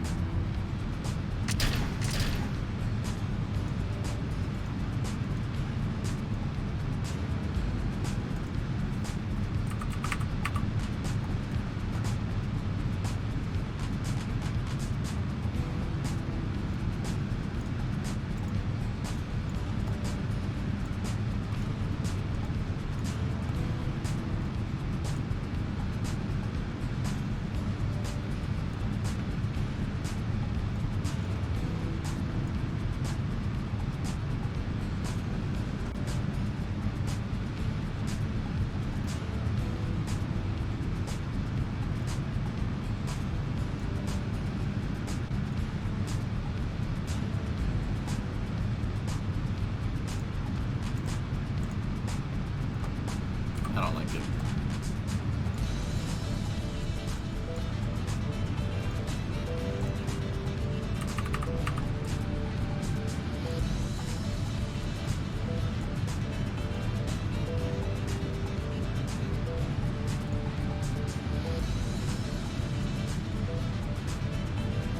Max Q.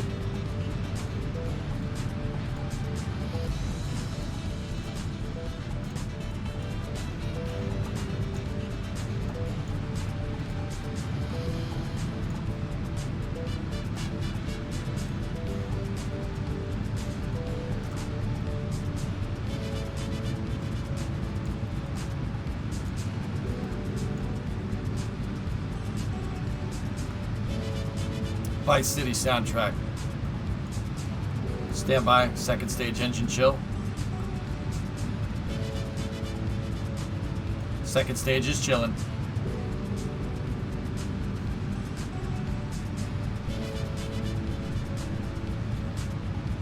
Stand by for Miko. We have Miko confirmed.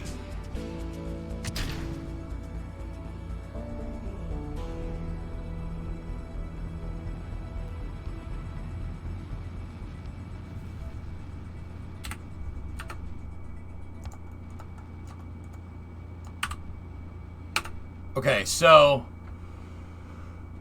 what do we need to do?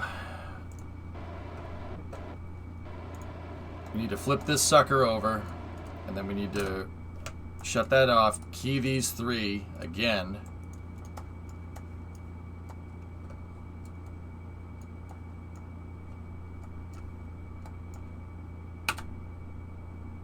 Okay, so we were at 45, and then we needed to go 90 to the other 45, 100, 105 degree rotation to 30 degrees.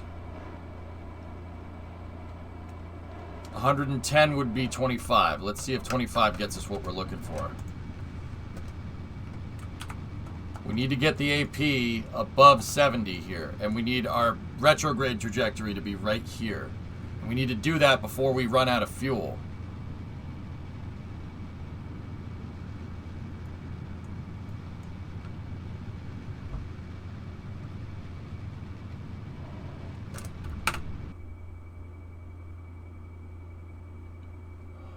.103. So Met 103. That's 103 after separation. So 63 seconds after sep. And our second stage didn't fly on the right trajectory, by the way. It flipped out of control because SAS lock was disengaged. so these timings might not be exactly right.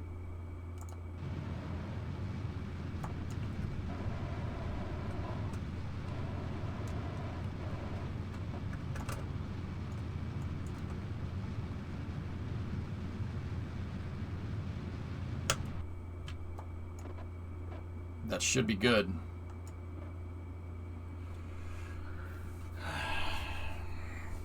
Yeah, it's gonna be hard to get those right.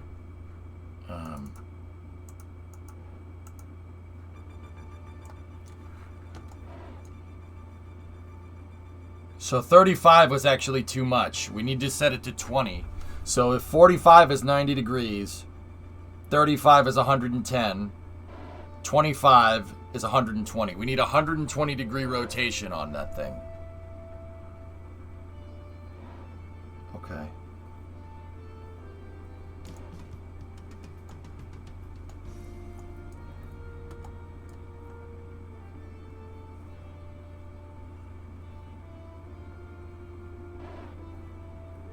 We can always thrust limit them, dude.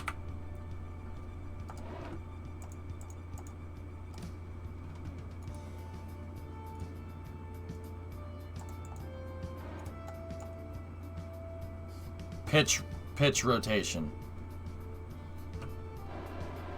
And then after the... Yeah, after it's just gonna... Discovery, go at throttle up. After the boost back burn, I can manually control it. I just... Yeah, 35 wasn't right. 35 wasn't correct. We'll still go through with the landing here, but 35 wasn't right. How will you account for differential payload mass? We're doing this for fun, mostly right now.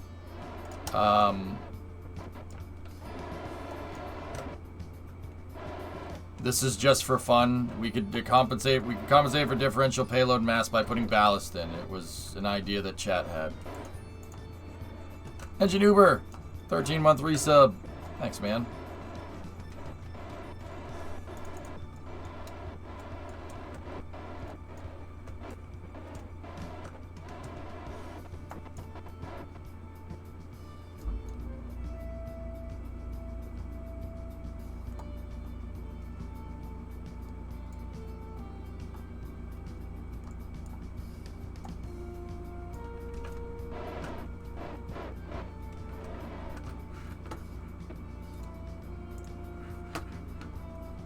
All right, here we go.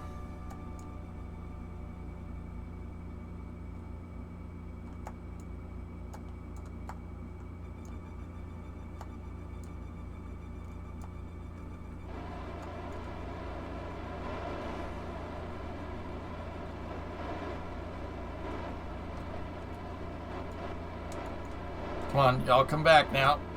Let's go. I don't know why I said that, whatever. Oh.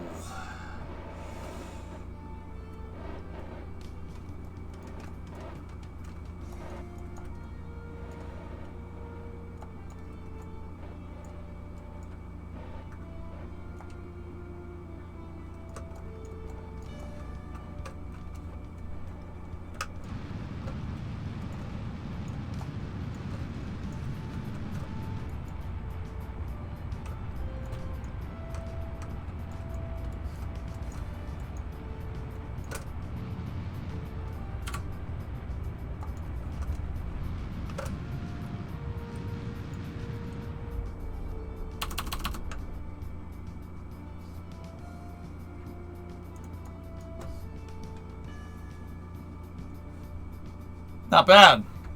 Mint. I don't think the legs locked out again, man. They didn't. Yeah, they didn't lock out. And we landed on a hill. 49? That's pretty damn good, dude. You almost landed without the legs. Yeah, I really wish they would lock in faster, but it's okay. We have to tweak around the cal controller. The cal controller is designed for a 10-second deploy.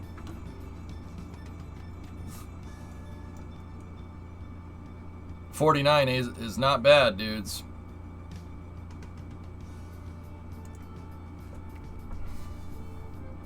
Those landing legs are better than most of your modded legs? Damn.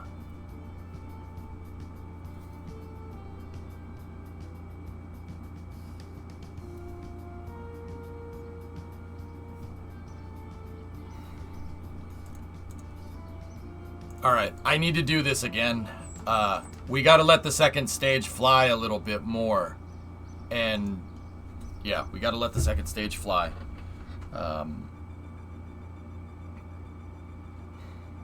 Which sucks, but, yeah, it is what it is. Is this an autopilot? What mod? No mods, just Cal controllers.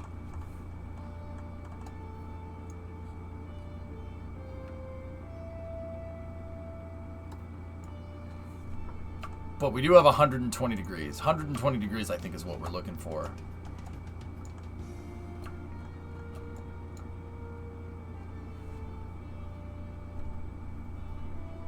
So if we're at 45, I gotta do this with my hands. I know it's stupid. So we're at 45 like this, right? And we need to go like that, right?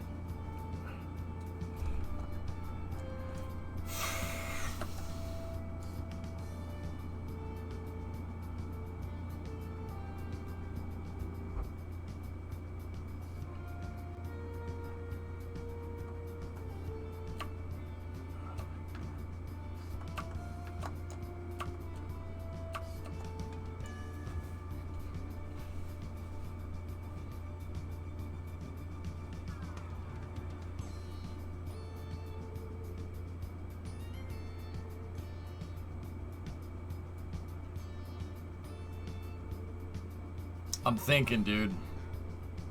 Dudes. It's about 120 degrees. How are we gonna get it to flip 120 like that?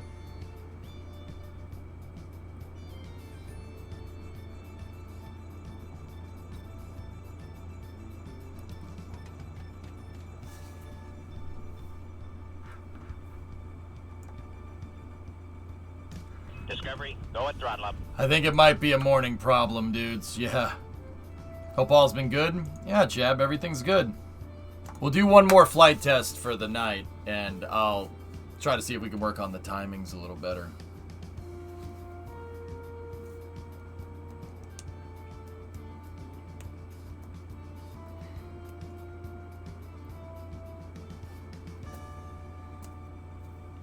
So this is unrelated but kind of cool, but apparently at modern chamber pressure, the RL-10 thrust chamber deforms over time, but its duty cycle is short enough so it doesn't matter. Running it like they did at the 70s and the 80s means you could essentially run it forever. Yeah. SAS, radial out. Okay, MLV automated ascent trajectory. T-minus 10.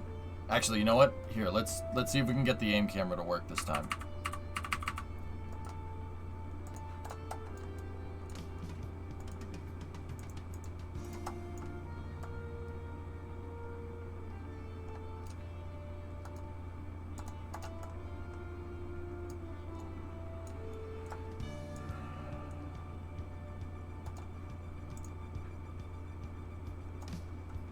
Actually, you know what it probably is? It's probably the control point.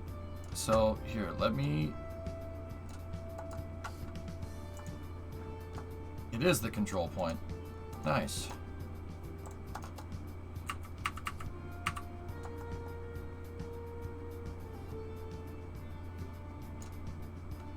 Well, the control point is going to roll 90. And I didn't really realize the camera orients 90 to the control point.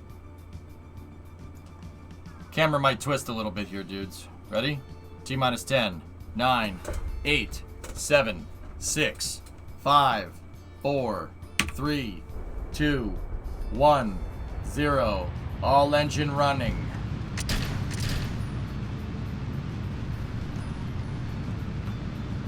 Liftoff. We have a liftoff. 23 minutes past the hour. It's 42 minutes past the hour, but hey, whatever.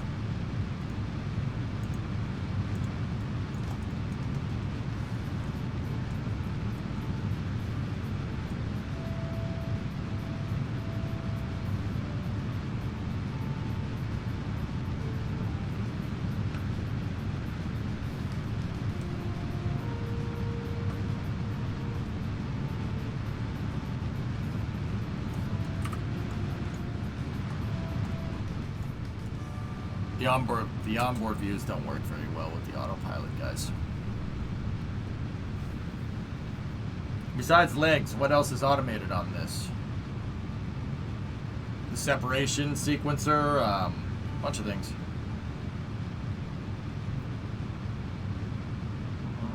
That's good, Bandit.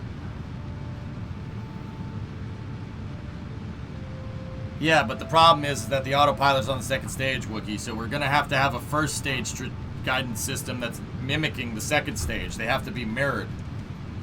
Or they have to be doing the exact same thing, right? And yeah, that should do it.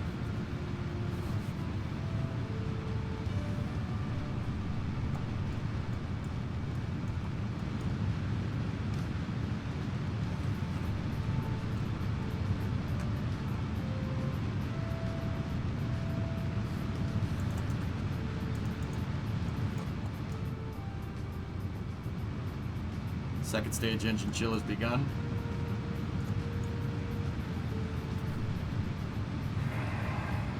Stand by for Miko. We have Miko confirmed. Stage separation confirmed.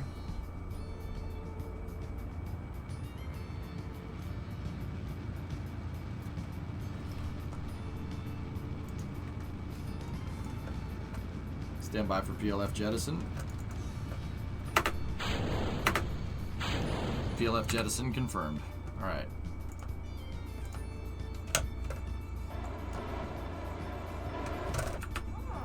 So 25 seconds. 25 seconds after cutoff. So I'm gonna get that notepad file out. MLV.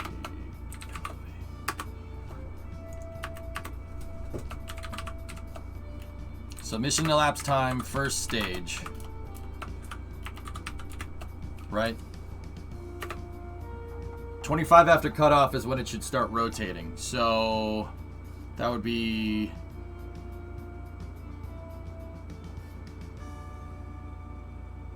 150 seconds. Pitch, 150 pitch would be set to 45. And roll really does not matter. I mean, we could set the roll to minus 90. If we set the R minus 90, it should orient the stage correctly.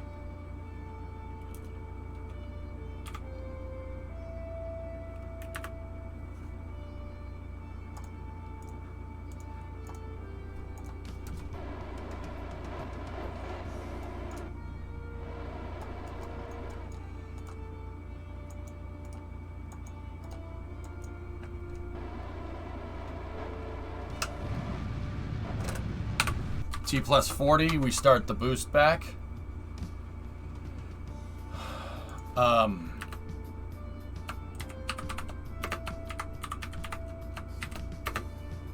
So 125 plus 40 is 165, right? 165 seconds, and then pitch would, so 45, 90, so that's 45 degrees, 45 negative, so that's, so 45 degrees, 90 degrees, and then we're at pitch 21. So 90, my brain is potato.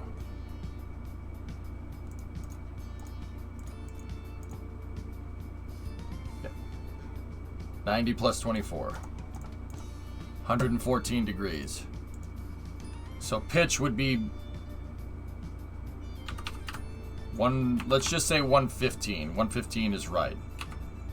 And then roll, the roll indicator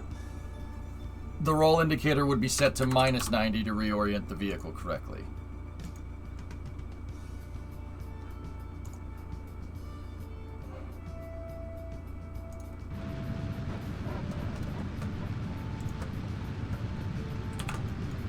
Let's see if that's enough.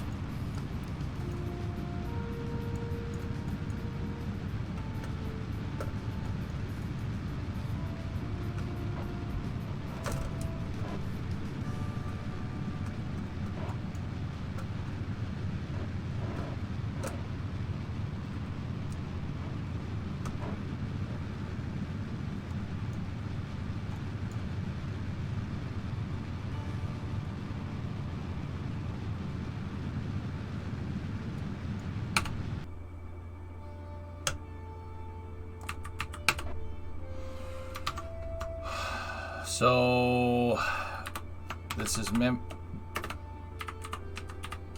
first stage plus 120. So 145 plus 60 is 205. 205 seconds, right? The cow controller is on the second stage. Will it be able to control the first stage? No. Have another guidance system on the first stage. And then right before stage separation, have the second stage trigger the first stage system to start working. Like right before it happens. I'm not sure if I can do that as a separate vehicle though. We'll have to figure that one out.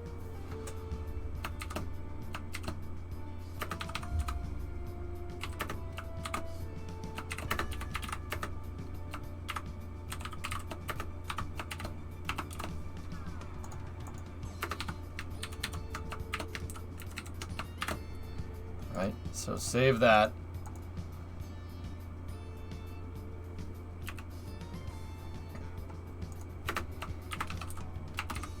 AP is at 75 kilometers.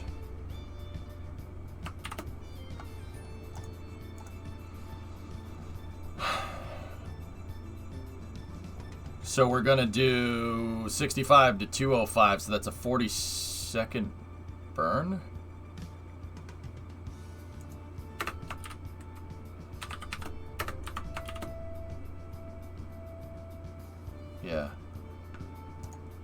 Yeah, that's when I started it, at least I hope.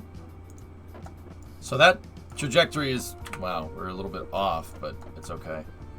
So the big thing here is going to be turning the engines on. How do we get the thrust limiters on the engines to turn back on? Because 6 of them are in symmetry, which could be a little bit annoying.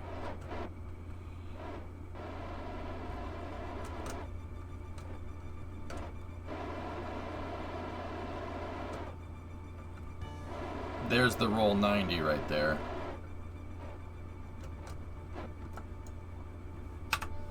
One minute 20 is 80 seconds. Demo, what should I change it to, bud? What should I change it to? I'm sorry, my brain's getting a little tired. I've been playing Kerbal for a long time. What should I change it to, pal?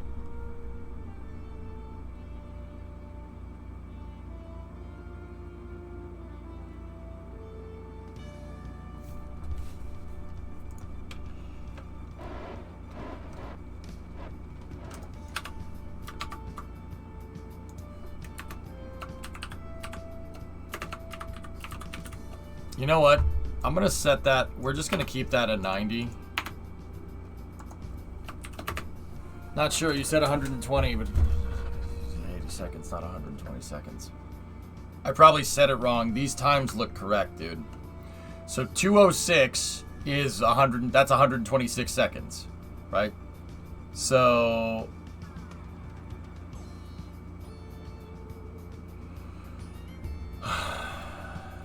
125 is 126. Why can't I do this? It's 256 seconds, right? 256 seconds.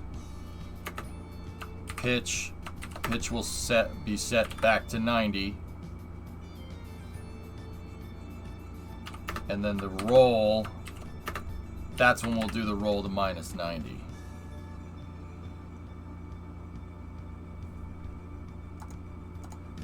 And that's about as much as we're gonna automate here. I don't know if I can enable the control surfaces, but we'll see.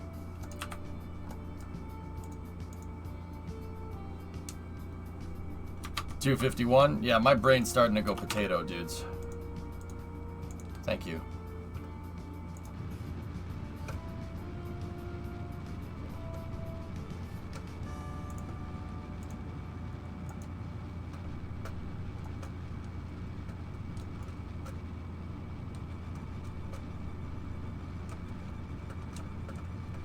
On the plus side, it's high-functioning potato. Yeah.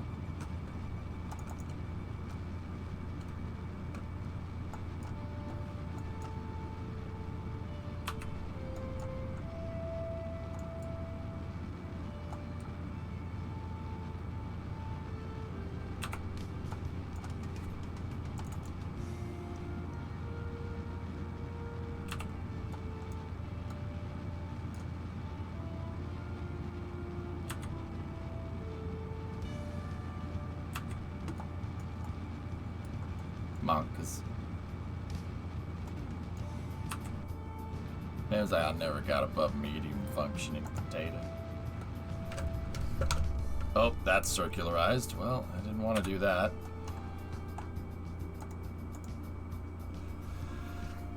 Is it safe? Yeah.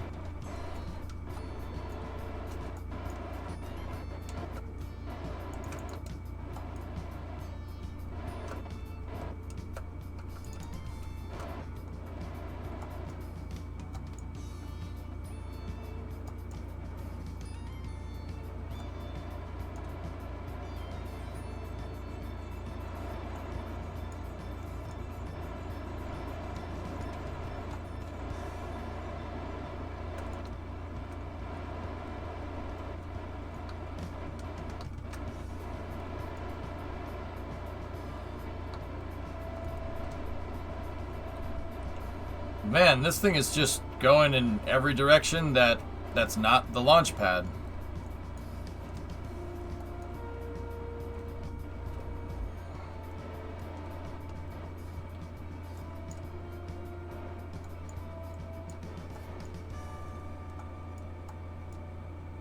If this one makes it, I'll be pretty damn impressed.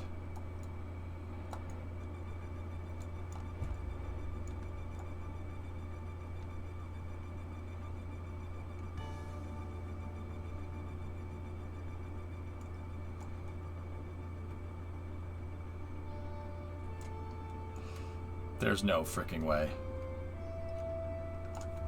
What in the hell is this?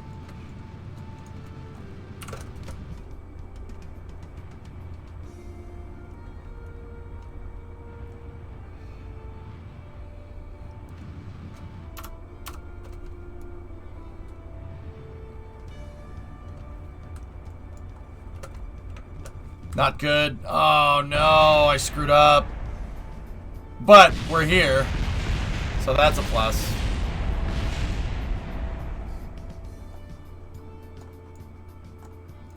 Damn. I always manage to boost back. Anytime we do a crazy recovery or something, it always manages to land on something crooked.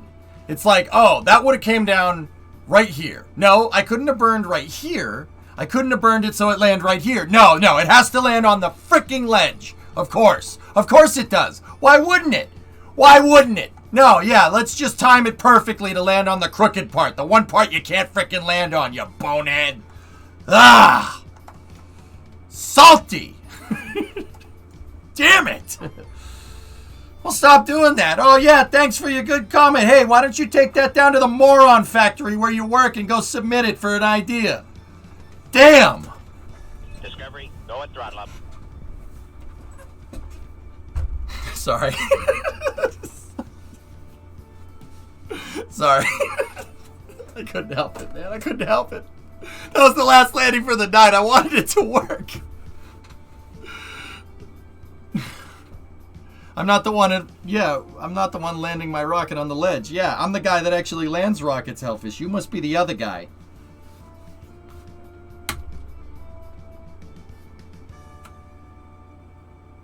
You have something on my face. Not here or here so much, but right here. I wanted to start racing an hour early because of the launch yard. The saltiness is strong today. I just wanted to cap off the night with a good landing, but that's okay. So, that's the automation systems. We can do it. We can do it, and we can use ballast. I have the numbers to get the boost back done correctly, which is good. See, I told you, Richard. Oh, jeez, what happened to your face? I told you, man. I thought you said you didn't tell anyone to come early.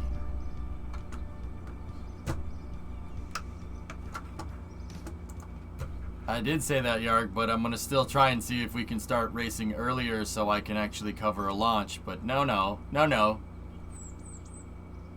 keep playing dumb, so you could try to, you know, see more Kerbal. I know what you're doing. I know what you're doing.